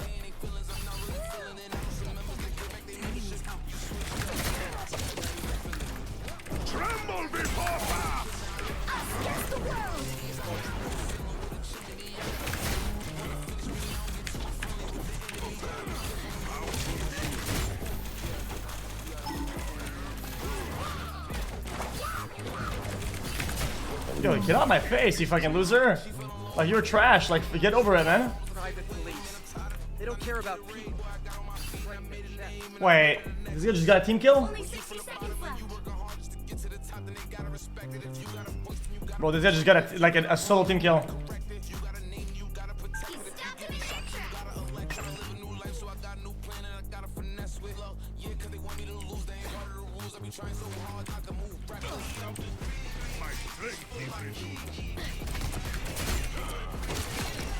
What's up, little buddy?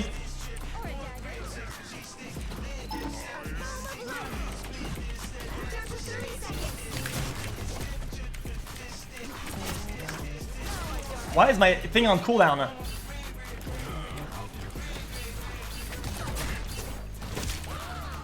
Dude, am I missing?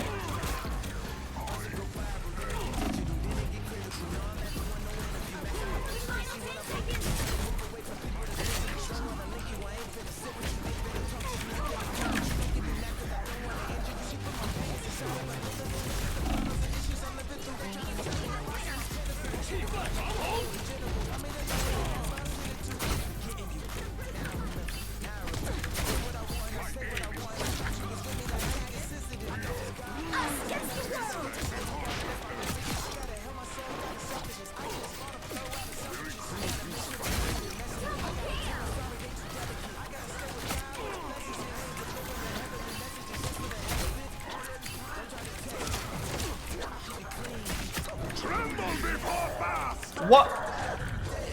What?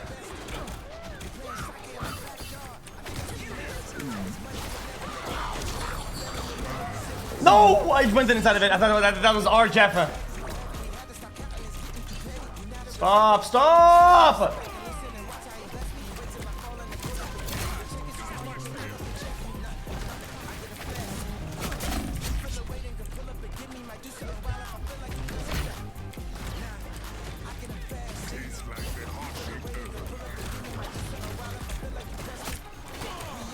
I don't know what's going on now.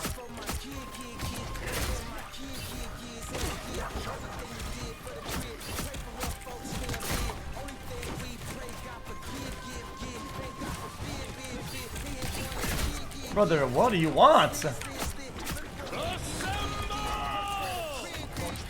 Oh my god, that's so cringe. Alright, that was Kanye West wrapping up that snapshot of you in 2020. Right now, let's get into the music that really made the most. How does that not refresh my thing? I don't get it. Here's a few of the year's most streamed songs in Canada. Up first, Jerk.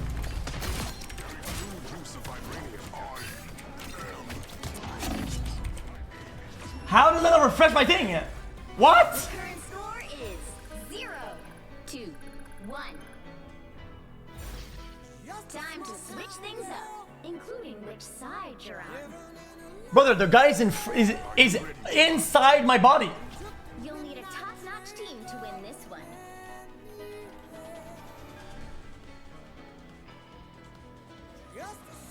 I did not miss, you're just wrong.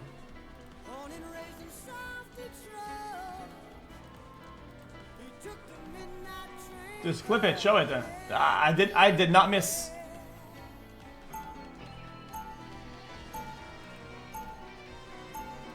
Round 2, go!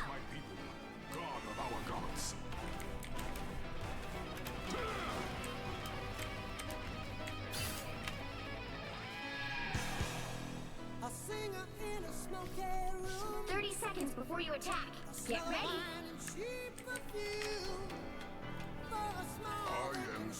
You didn't link the correct stats. This website doesn't track all the way back out. I don't think. Yeah, it does. It does. Your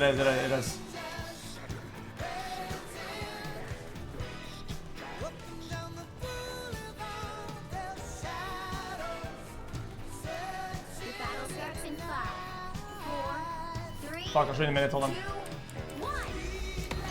Don't forget, securing the mission area is your top priority.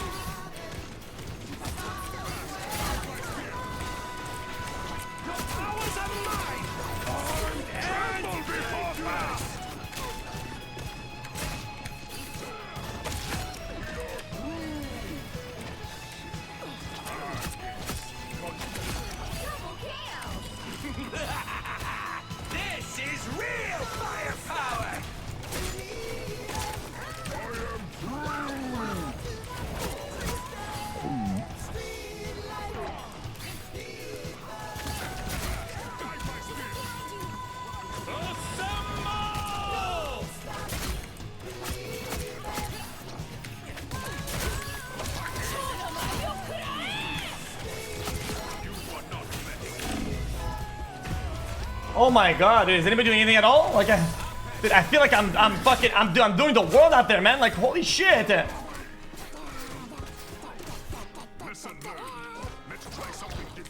Like, what the fuck is happening? Tree is down! Who heard that? I wanna take it to anywhere. Maybe we make a deal. Maybe together we can get somewhere. Any place is fine.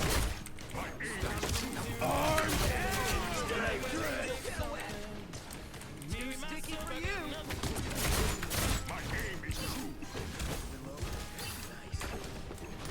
You got a fast. I got a plan.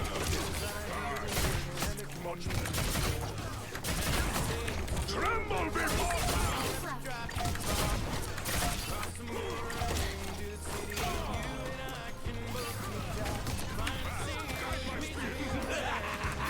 This is real firepower! Double KO.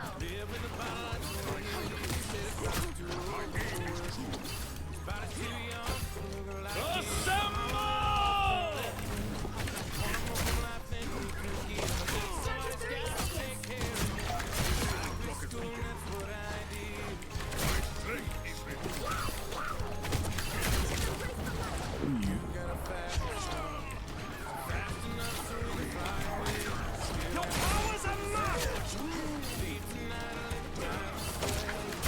Final 10 seconds.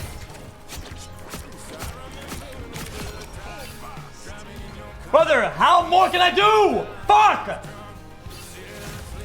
You'll have to keep fighting until we have a winner. Holy shit. I got two full picks. And then I got damage out the wazoo the whole time. Like, oh my god, like, please. Anything.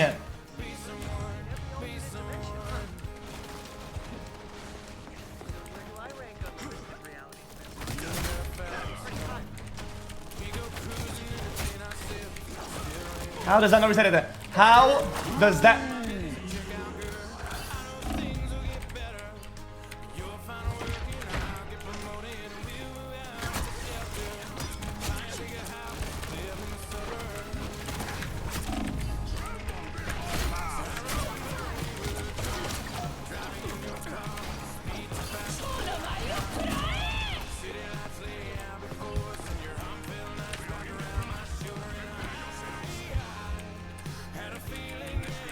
Like, oh, I'm waiting for health packs, man.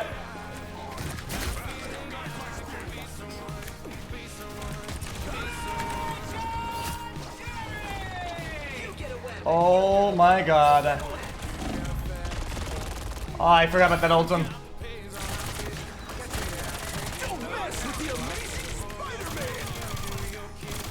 Wow.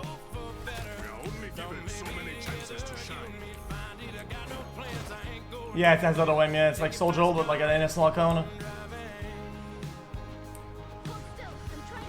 Only 60 seconds left.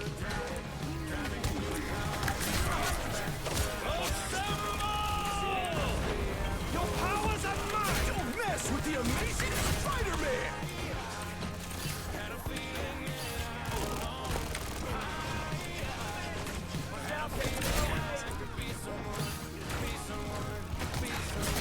should have shown more respect.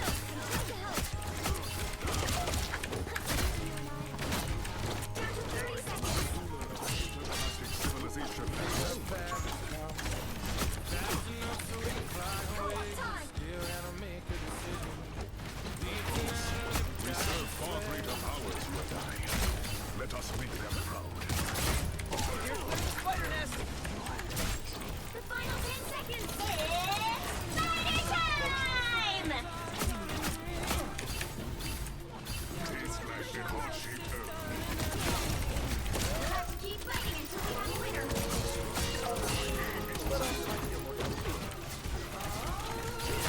Tremble before fire!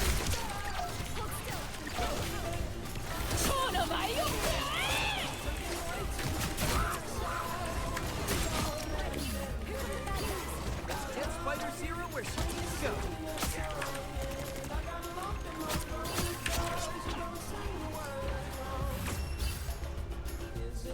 Final score, 2-1. Brother,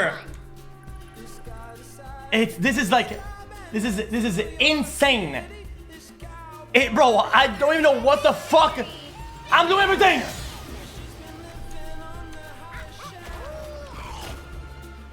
$26K damage with fucking Black Panther.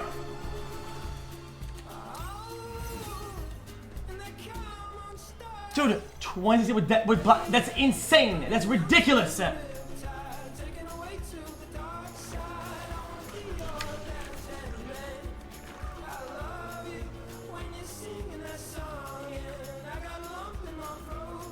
Look.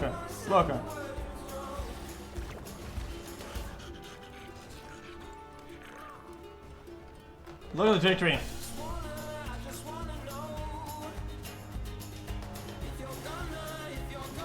It's always trending up. You act like something happened that like killed everything. It didn't. That was like, I think that was one stream. And look at average viewers. Look.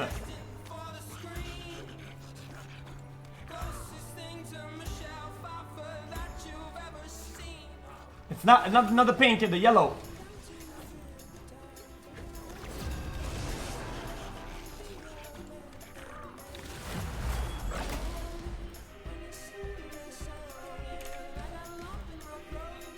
Pink is peak viewership during that day, and yellow is average viewers during that day.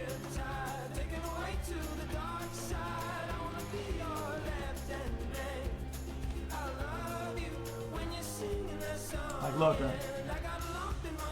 like when did it even stop streaming it? Like over here, like October. And that was one stream. Now look. It is literally always trending up.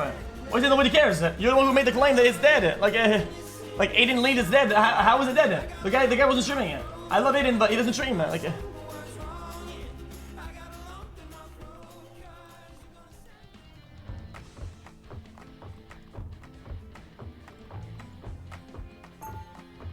Because you don't want stats. You don't want the truth. You just want to you just want to roll the bandwagon. That's what it is. Like.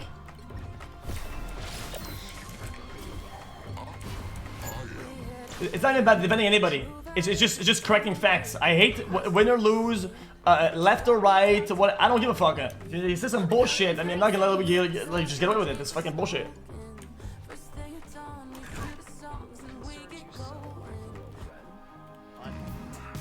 And same with Midskip. I don't know why he's like back on that narrative bullshit.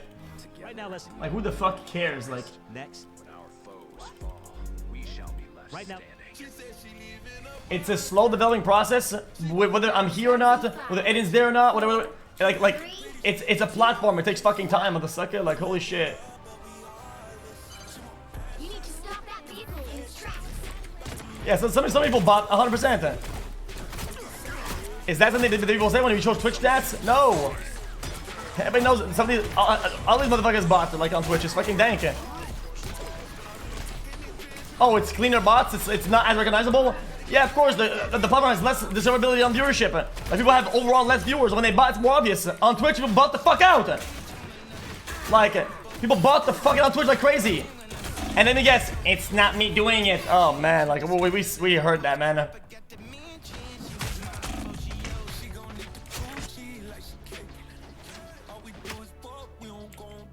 Brother, Midskip was view-botted for like a year straight down. Yeah, it wasn't him doing it, whatever, right? But if you said about a kick streamer, you say, oh my god, that's just Cope, he's definitely botting. What was it? Where was that when Miz was having it? What happened then? Where's that energy now?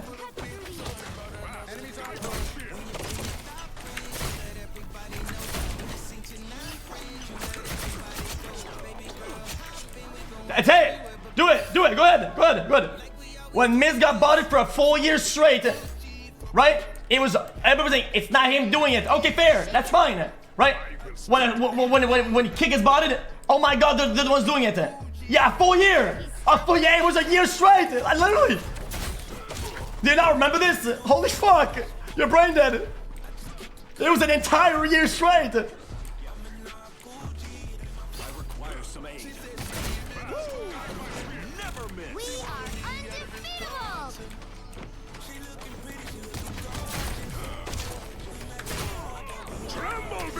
I am ready to put on a show. Gather around.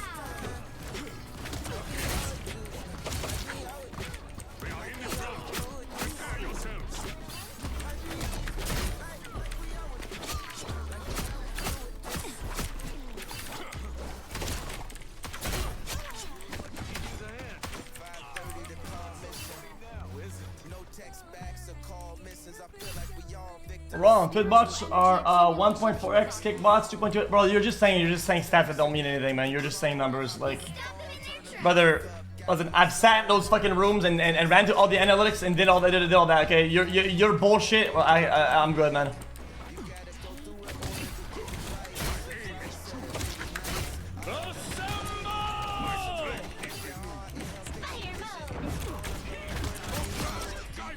Like, I'm not new here, buddy.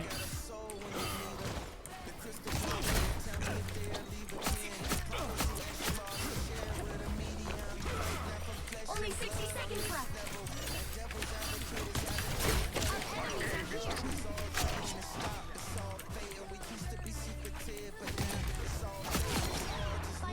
Tony's got an enemy hunts us from afar. We the topic of conversation. 5:30 the car missing. How or have my viewers bots on kicking? Whether out of anybody you're gonna go after, whether you're gonna go after me for botting, I've had the cleanest run of all time. I've had the cleanest run on all platforms of all time combined. My analytics have been fucking dank from the moment I started shooting. Always clean, always, and I was big at the time. Yeah, so people didn't bot me. Why? Because what? Because they didn't just like, they didn't like me. Like, make it make sense, you fucking loser. Make it make sense. Why not me then? Why did they bot me? Why wouldn't they bot me at everybody else then? What, all the bars just didn't like me? Fuck off, man. I'm good on it. The current score is 0. 'Cause I had nothing to prove. I could get there organically. It didn't fucking matter at the time. It doesn't matter now. Like, I never needed some synthetic bullshit to get the place I wanted to be in. And at the same time, coincidentally, I wasn't getting fake botted. Wow! What a coincidence! I have integrity. I don't care to be places. I grind hard, and I don't get botted. And all these guys that need it the most, oh, I'm getting botted. Like some coincidence. What a joke! You're insane. You're not paying attention. You're not looking. You claim you look and you notice it. You not notice anything. You're a dumb fucker. Mad dizzy, we drunk past limit. You tripping in public, that's bad business. We crash out, but you calling it passionate. You want the whole thing, but you scream when I'm half in it. We too much for us, everybody except for us. I don't know what's left us. Why the devil keep testing us? Trying to write what's left us. Trying to write what's left us. Fix the why connecting us. I agree with the Reddit. At the time, we didn't have that. We didn't have the fucking like the bullshit people have today these days, man. Like the fucking, I didn't need no fucking collabs, no fucking bullshit host raid. I didn't need no fucking stream group, whatever. Fucking people in the back of my stream sucking my dick all fucking day. We didn't need none of that shit. And definitely didn't need fucking need bots out of all fucking things. And you're gonna come at me way down the line saying that I did bots or I'm doing bots? You're a joke, man. Never needed it. Never will need it. Doesn't matter. You ain't really dedicated like it take, bitch. Go listen to Lil Baby, go listen to Future, bitch. First off, you don't think about your future, bitch. Your fault, what you thought that we was know that is. Hella miles on it, what I'm supposed to do with this? Hella miles on it, what I'm supposed to do with this? You don't turn no rappers down, you always say yes. You don't really love, yeah, go listen to Drake, bitch. You don't love dollar sign, listen to Luther, bitch. Listen to Lil Baby, listen to Future, bitch. I hope your future baby daddy is a fugitive. Susie, yo, I don't never let you. You don't love Ye, you love money bag, yo. You don't love Ye, you love money bag, yo. Money mad folk, you a fake bitch. Go listen to Abel, better yet listen to Drake, bitch. Listen to Lil Baby, go listen to Future, bitch. Listen to Lil Baby, go listen to Future, bitch. Why is Tesla 20k viewers one slow mode permanently? Because the fucking system doesn't fucking allow it to go properly because of fucking emotes bullshit, man. There's a limit rate problem with the fucking scrolling on in this chat. We have to have it on slow mode permanently. I don't give a fuck. I remove slow mode. I go to Twitch. I do whatever. My chat blows the fuck up. Like, what do you want from me? Yeah, like I need to prove this shit. Ye and Ty Dolla $ign doing what Ye and Ty Dolla $ign do. Right now, a few songs you've been keeping on repeat, starting with Lil Uzi Vert. Stay so fresh, so clean, they like I wear more supreme than a hype bitch. Only blue, no green, don't excite me. I can make a hole out your wife. Jeremy's got up on my toes, act like Shocky. Made her get down on the bottom and she tied me. Pull up extra icy, I'm not playing hockey. Niggas think I'm weird and they don't really like me. Cause I can fuck your bitch and fuck your mom and auntie. Your girl's a 5, but your mom is a dime piece. Always around 20K. Brother! As many people that watch and tune in on Kick. How is that a proof of anything? You're stupid as fuck. Consistency is a good thing, you fucking loser. Holy shit, are you fucking brain dead? I swear these niggas talk shit, but they really be hiding. Had that boy bitch on my dick, that hoe she was just riding. Diamonds on my neck, so wet, that shit look like Poseidon. I stand on my money, then my height it turn to 9'10". Yeah. Brother, your favorite streamers, their viewers go up and down 5, 10K viewers for out of nowhere.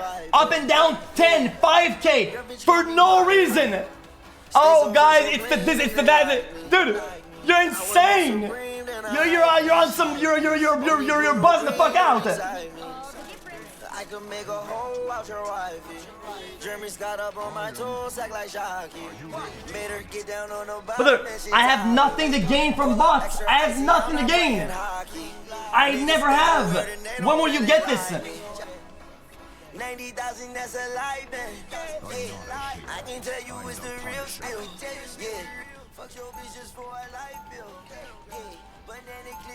You're coping. We understood the first 5 minutes. You're dumb. Shut up, bitch. I got icebergs on my neck. I can sink a ship out of space. Not regular. Titanic, my whip in the hood. I'm not regular. I just brought my stick in.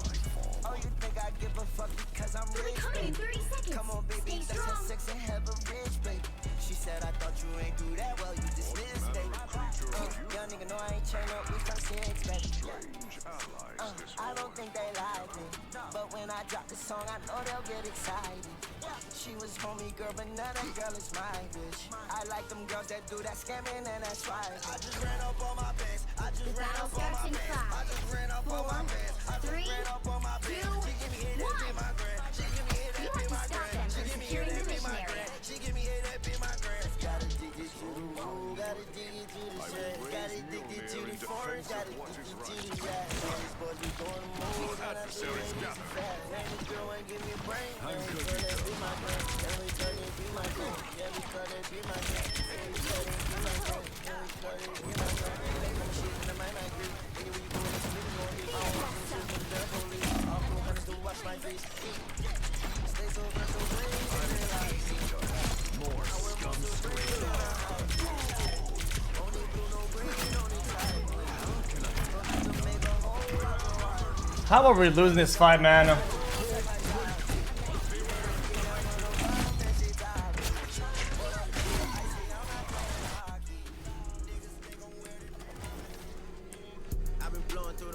And yes, Kai got botted to a fuck ton too, like during his come up.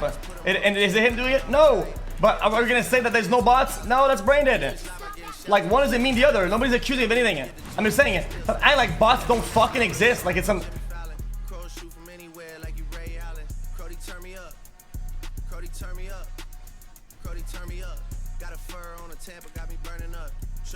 This is the 80 count peak pixel days for event and would only drop the ticket next day. Go have lives.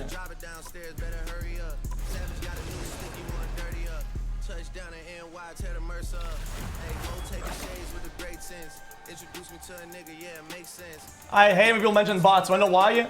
Because it's the same thing as gambling. They target the ones that are natural and fucking all normal, who barely do any collabs. And they try to put us in this weird thing with all the other fucking moron libtard cucks that are abusing the system. Like we play the same game. We don't play the same game. You're not the same. You're a loser. Yo. You're a different breed. Like you're a dumbass.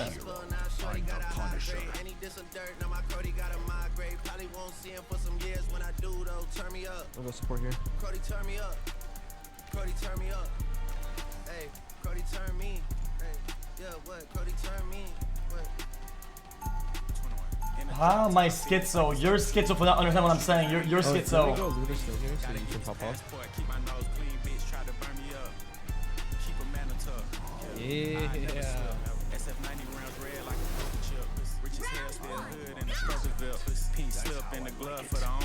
Mother, you are fucking mad.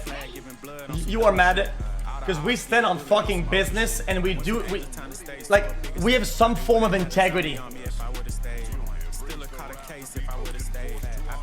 My life, that's just how I play. Still posted in the A where niggas feel me. Still gotta see the gunners win Premier League. Still gotta keep a gun, it's always near me. And I'm down to hit them up. One more time. Hit my line. You know the hair was great. Oh yeah, alright. One more time. You gotta run a play. Oh yeah, Yo, I need help. one more time. What?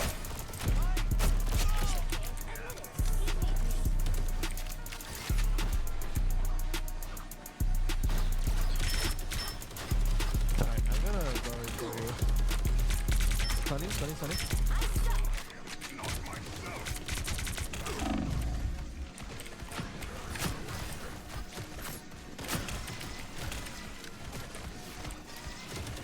I'm good to go.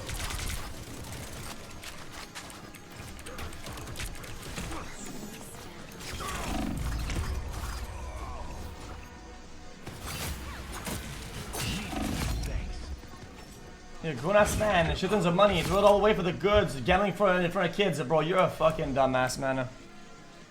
You're mad because for once in your life, somebody takes a decision and he stands on it. Yeah, we do gamba. Yeah, I'm proud of it. Wanna know why? Because I'm deliberate about it. Yeah, we do gamba. It is what it is.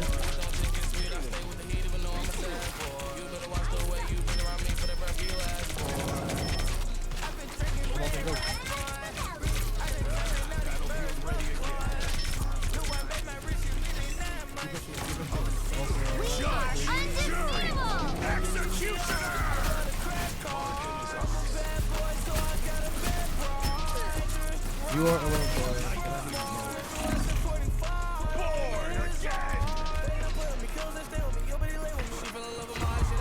Who's behind me sucking my balls? Because it was there the whole time?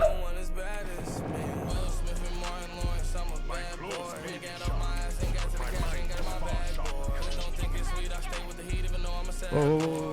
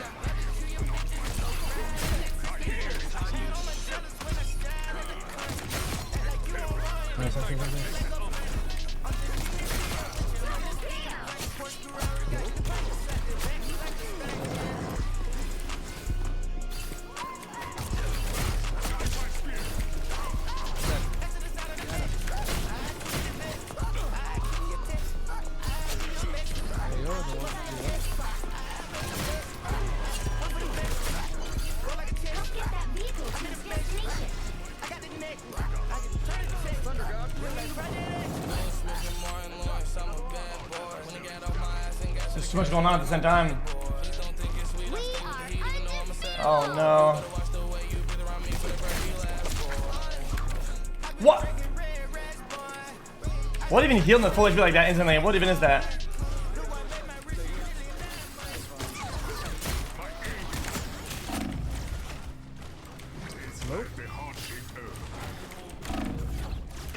I mean, this is fucking insane. Who's Adam Warlock? Just keep pushing it. Keep pushing it. Keep pushing it. Keep pushing it. I'm here. 2, 5. We got 5 seconds. 5 seconds. 3, 2.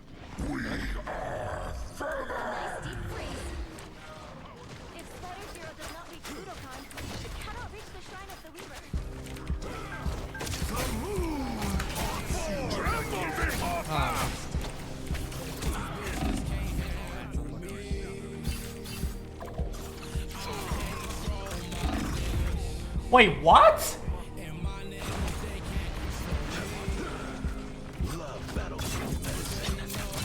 Ah!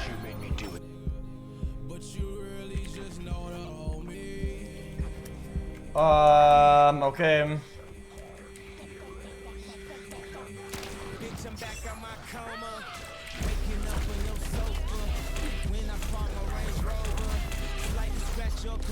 You are alone.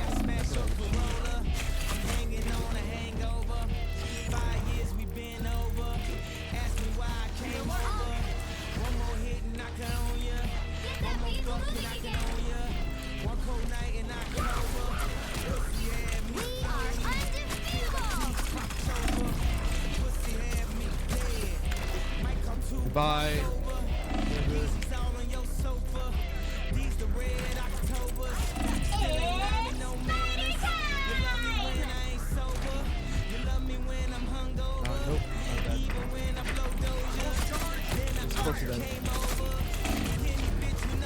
This heal is so brain dead.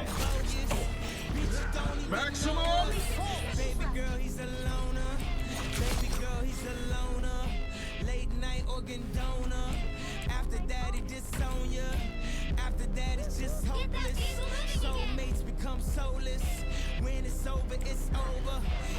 I'm back out my coma.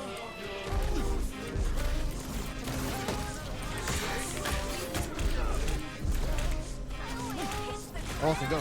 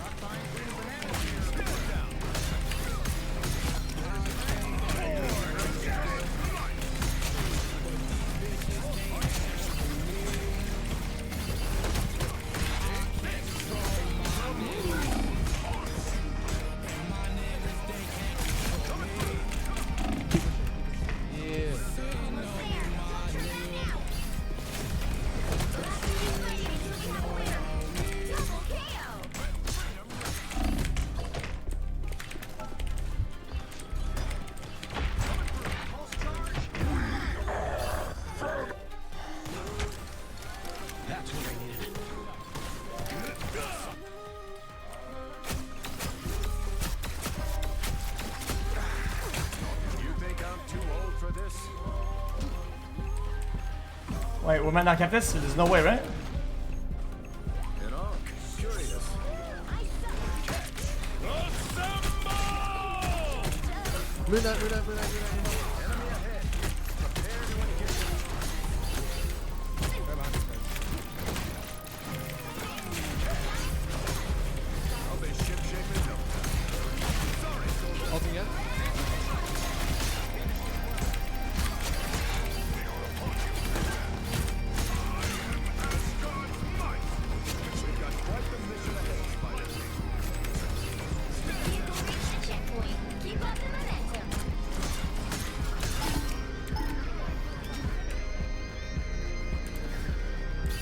C. I'll do C.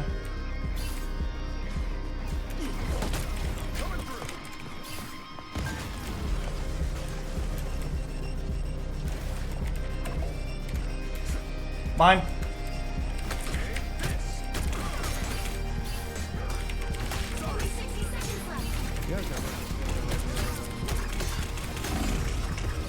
That stun is disgusting. So fucking brokenly stupid.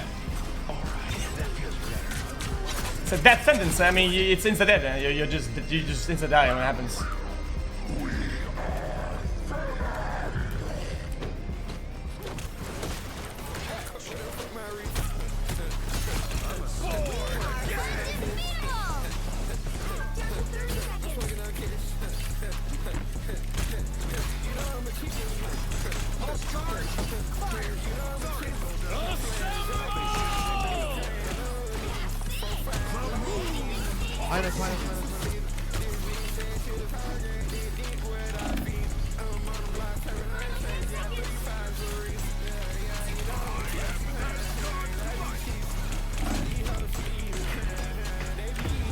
Dude, I'm gonna be honest with you. It feels like my cooldowns just are getting wasted for no reason. Like I'm losing my cooldowns. I'm not even using them.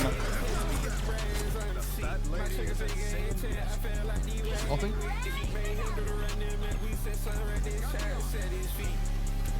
Me and Thor gotta go. Push it.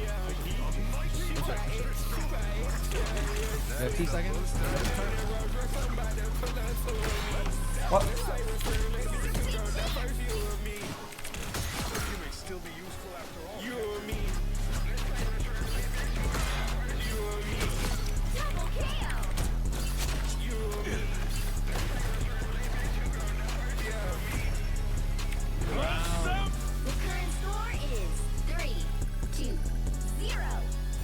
Almost triple low did them. Switch things up, including which side you're on.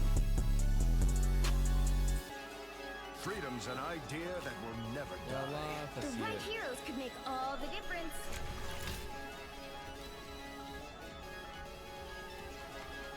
Oh, did I use my old accent? Oh. Is there a new granny? Is that even true?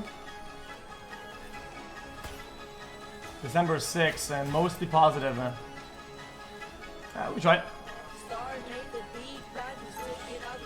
Yeah, I've been fighting my demons, I've been fighting my demons,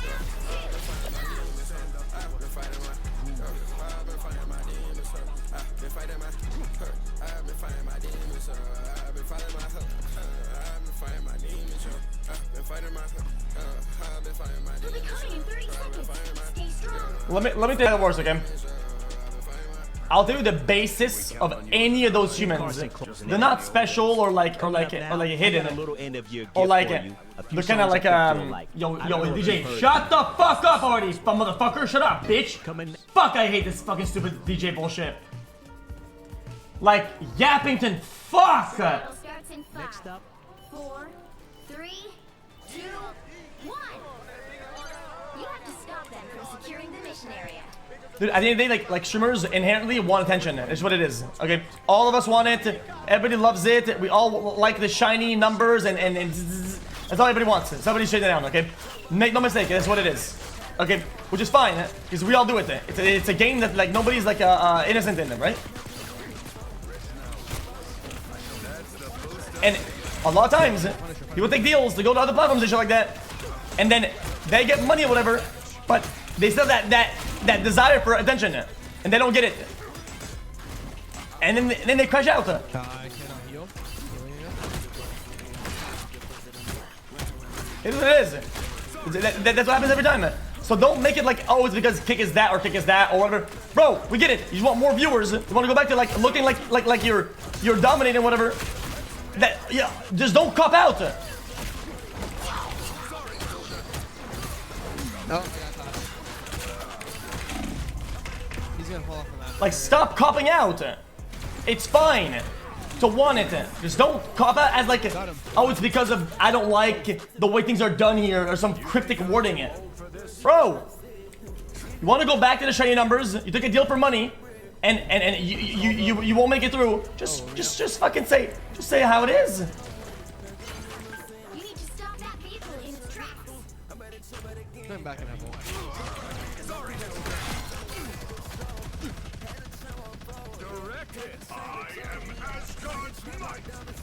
That's what it is to take a deal. You take a deal, you make a business move, that's fine.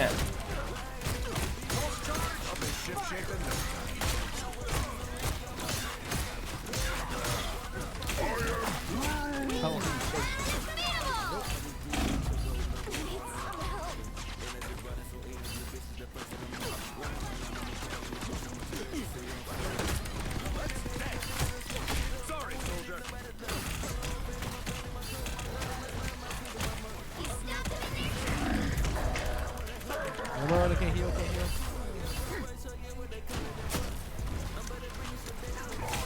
How am I farming? I'm not farming for anything. It's just it speaks a lot. Like people relate to that like lack of professionalism, like lack of decorum, just bullshit, like children's fucking way of doing things, so they can get away with it. But it's incredibly unprofessional to just do that shit. It's cringe as fuck. Like you're a child. You're a fucking child. You tantrum because you're not getting your attention, so you say some bullshit. Like you're a dumb fucker. Like stop fucking encouraging that shit. It's so stupid. Closing out that set. Coming now, I got some songs from your year that feel kind of good for throwing off some steam. The Smashing Pumpkins up first.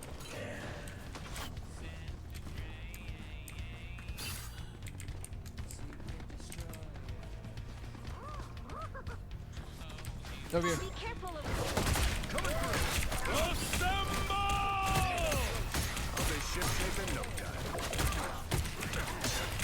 Yeah, you got it.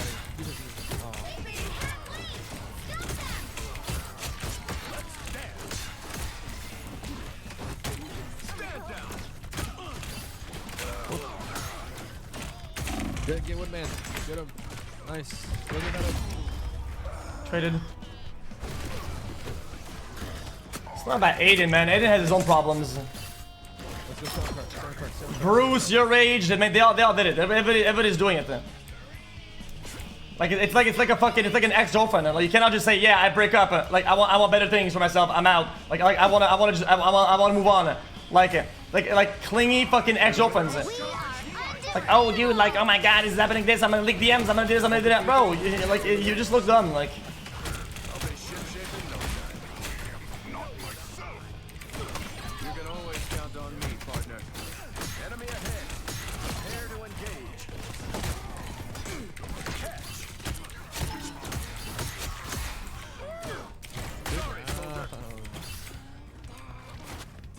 Hello?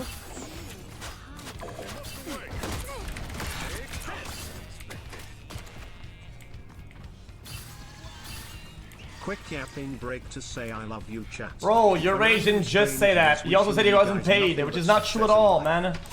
Like it wasn't true that he wasn't paid. It's just not.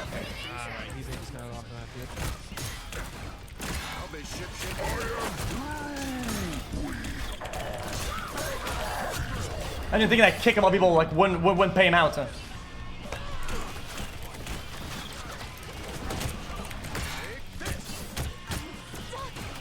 I got stunned? What the?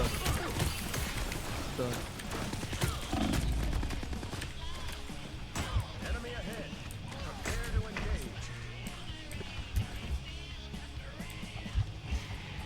These come in real handy. Stop them in their tracks. Only 60 seconds left. Okay, I got it. That's the boost I need. Charge! Fire! Sorry, soldier. Fuck, man.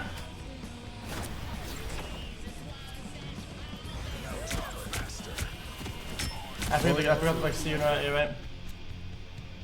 Down to 30 seconds. Better stop that vehicle. Heroes don't back down. Ramon, I can't heal you. Woo! Never miss. We are undefeatable. So you're just gonna ult then. Final 10 seconds. There's still a chance to stop them. These come in real handy.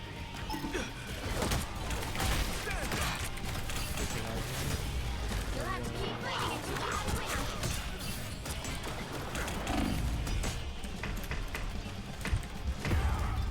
I mean, people are not going up. I don't know. No. No, I'm ulting this. Nope. Yeah. Never stay down.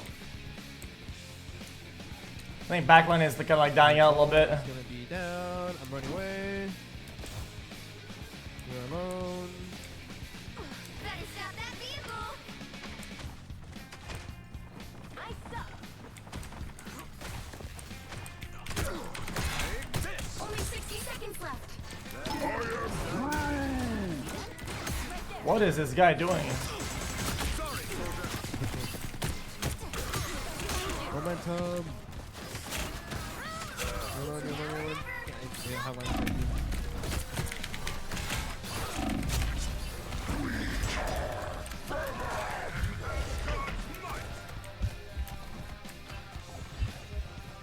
Woo! Never miss. Down to 30 seconds. Okay, what's up with rock ass today. We are Getting rolled.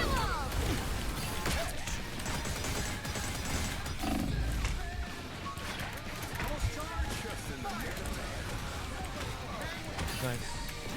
Oh.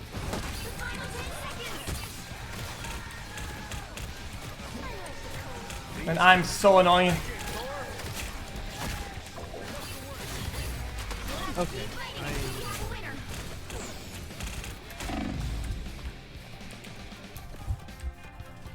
Don't give them another inch, or else.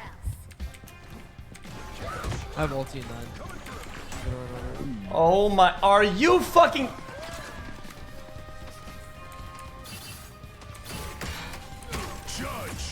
Wait, this guy just got a... GG, what the? 3, 2, 2. Good job. Sharkman's over here. Another epic victory. Big win.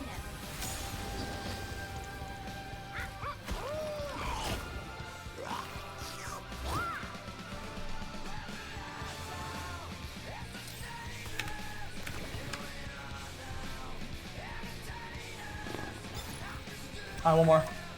Actually, didn't make the game. Actually, one more. One more that I will do. I'll do the new horror game and some of the shit.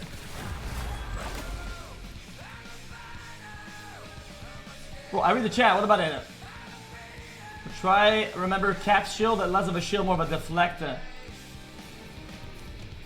It's both. Unfortunately, the character cannot afford to use it only as deflector. It's especially in rank, like people are like doing damage all the time. You have to kind of like actually use it to its full potential.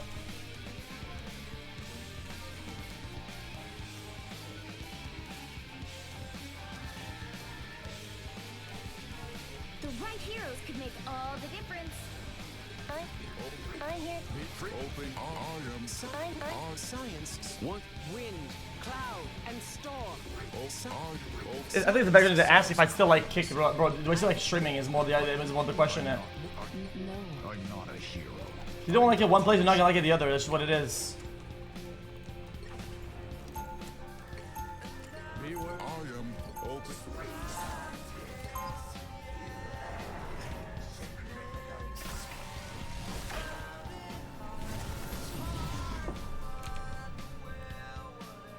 Round 1, go!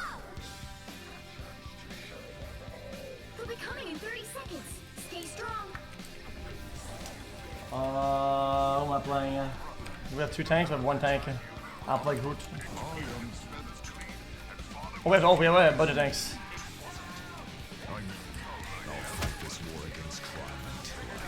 How do you interpret what I said as like I'm retiring? Like what? The battle starts in 5, 4, 3. Let's enjoy it. Otherwise I wouldn't do it then. Like what would that bother?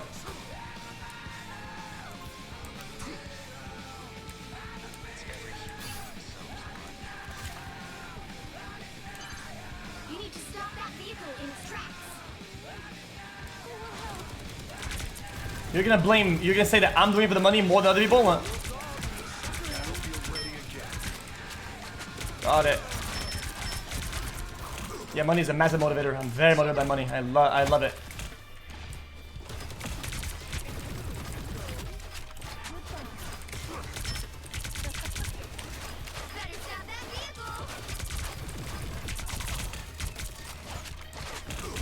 Well, brother, I've always had money.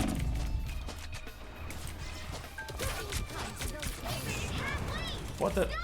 Why did I wreck like that?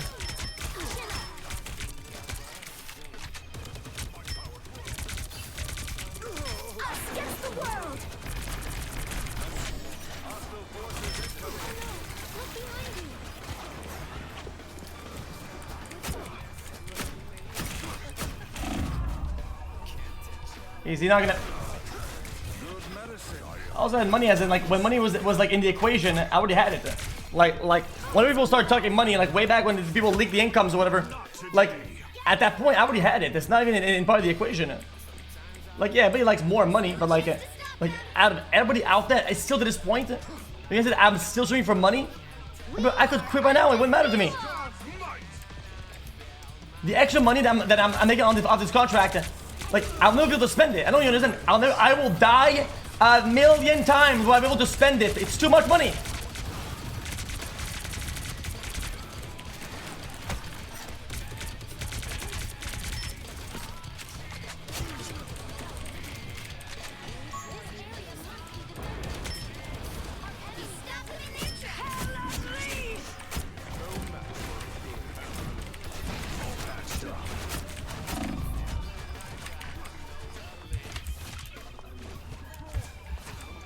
Team, please, just send me one heals.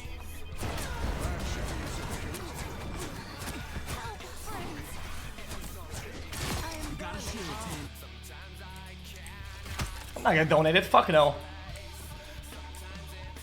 Why the fuck would I do that?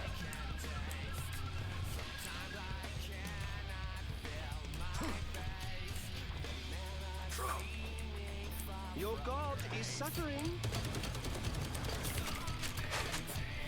Judge, jury, executioner!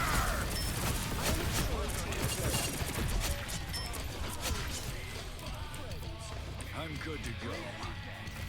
You got them all! Only 60 seconds left. You stopped them in their tracks. Hostiles. Devil. I'm opening a portal.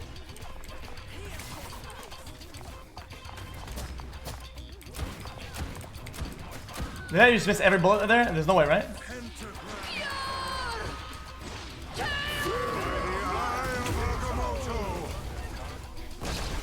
Wait, what? Wait, what? That's just a bug. That's wait, that's an actual bug.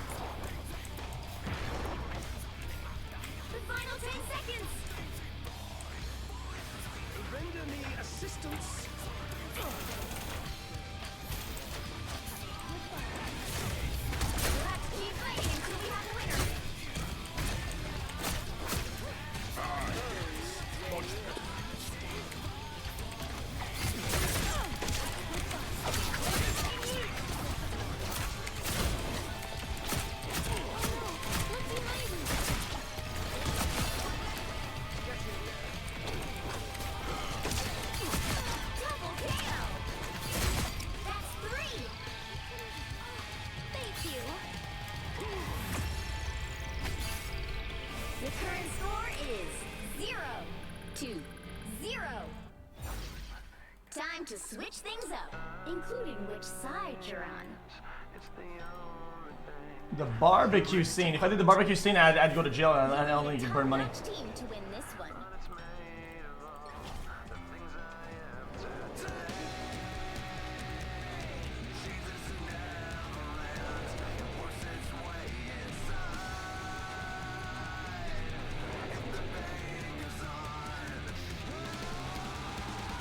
Brother, asking me about max wins and why I still get excited, even though I said I don't care about money overall, you're clearly not a gambler. You don't understand what that is, you know how that works.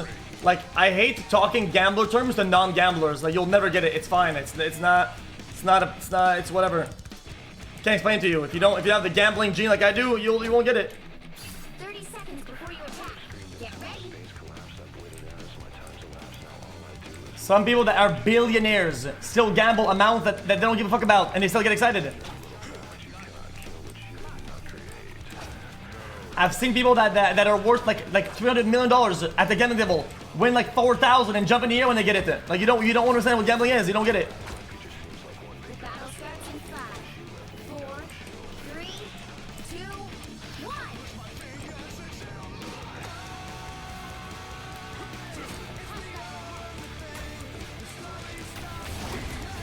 This is so fucking annoying. This terrain is... Oh man, I hate this giant terrain.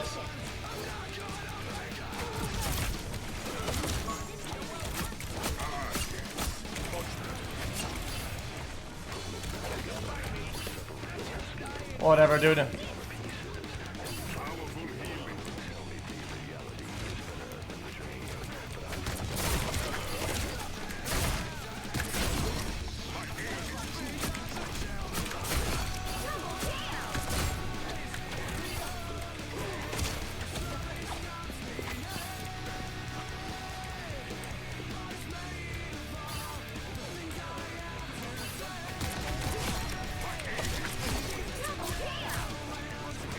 And I'm boning these motherfuckers.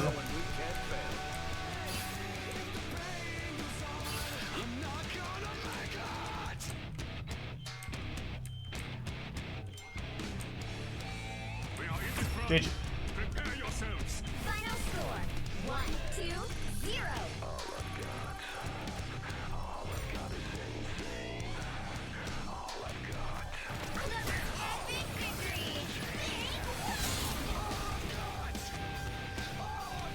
We bring the boom.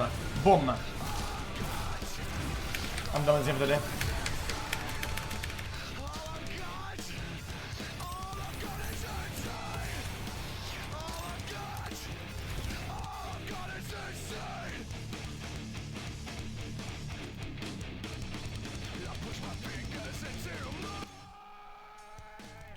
Now I got.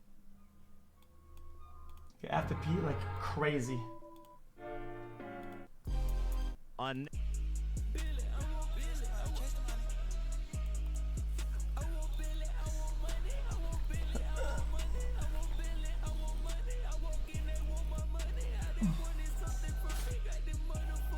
Chat, can you still do the solo or not?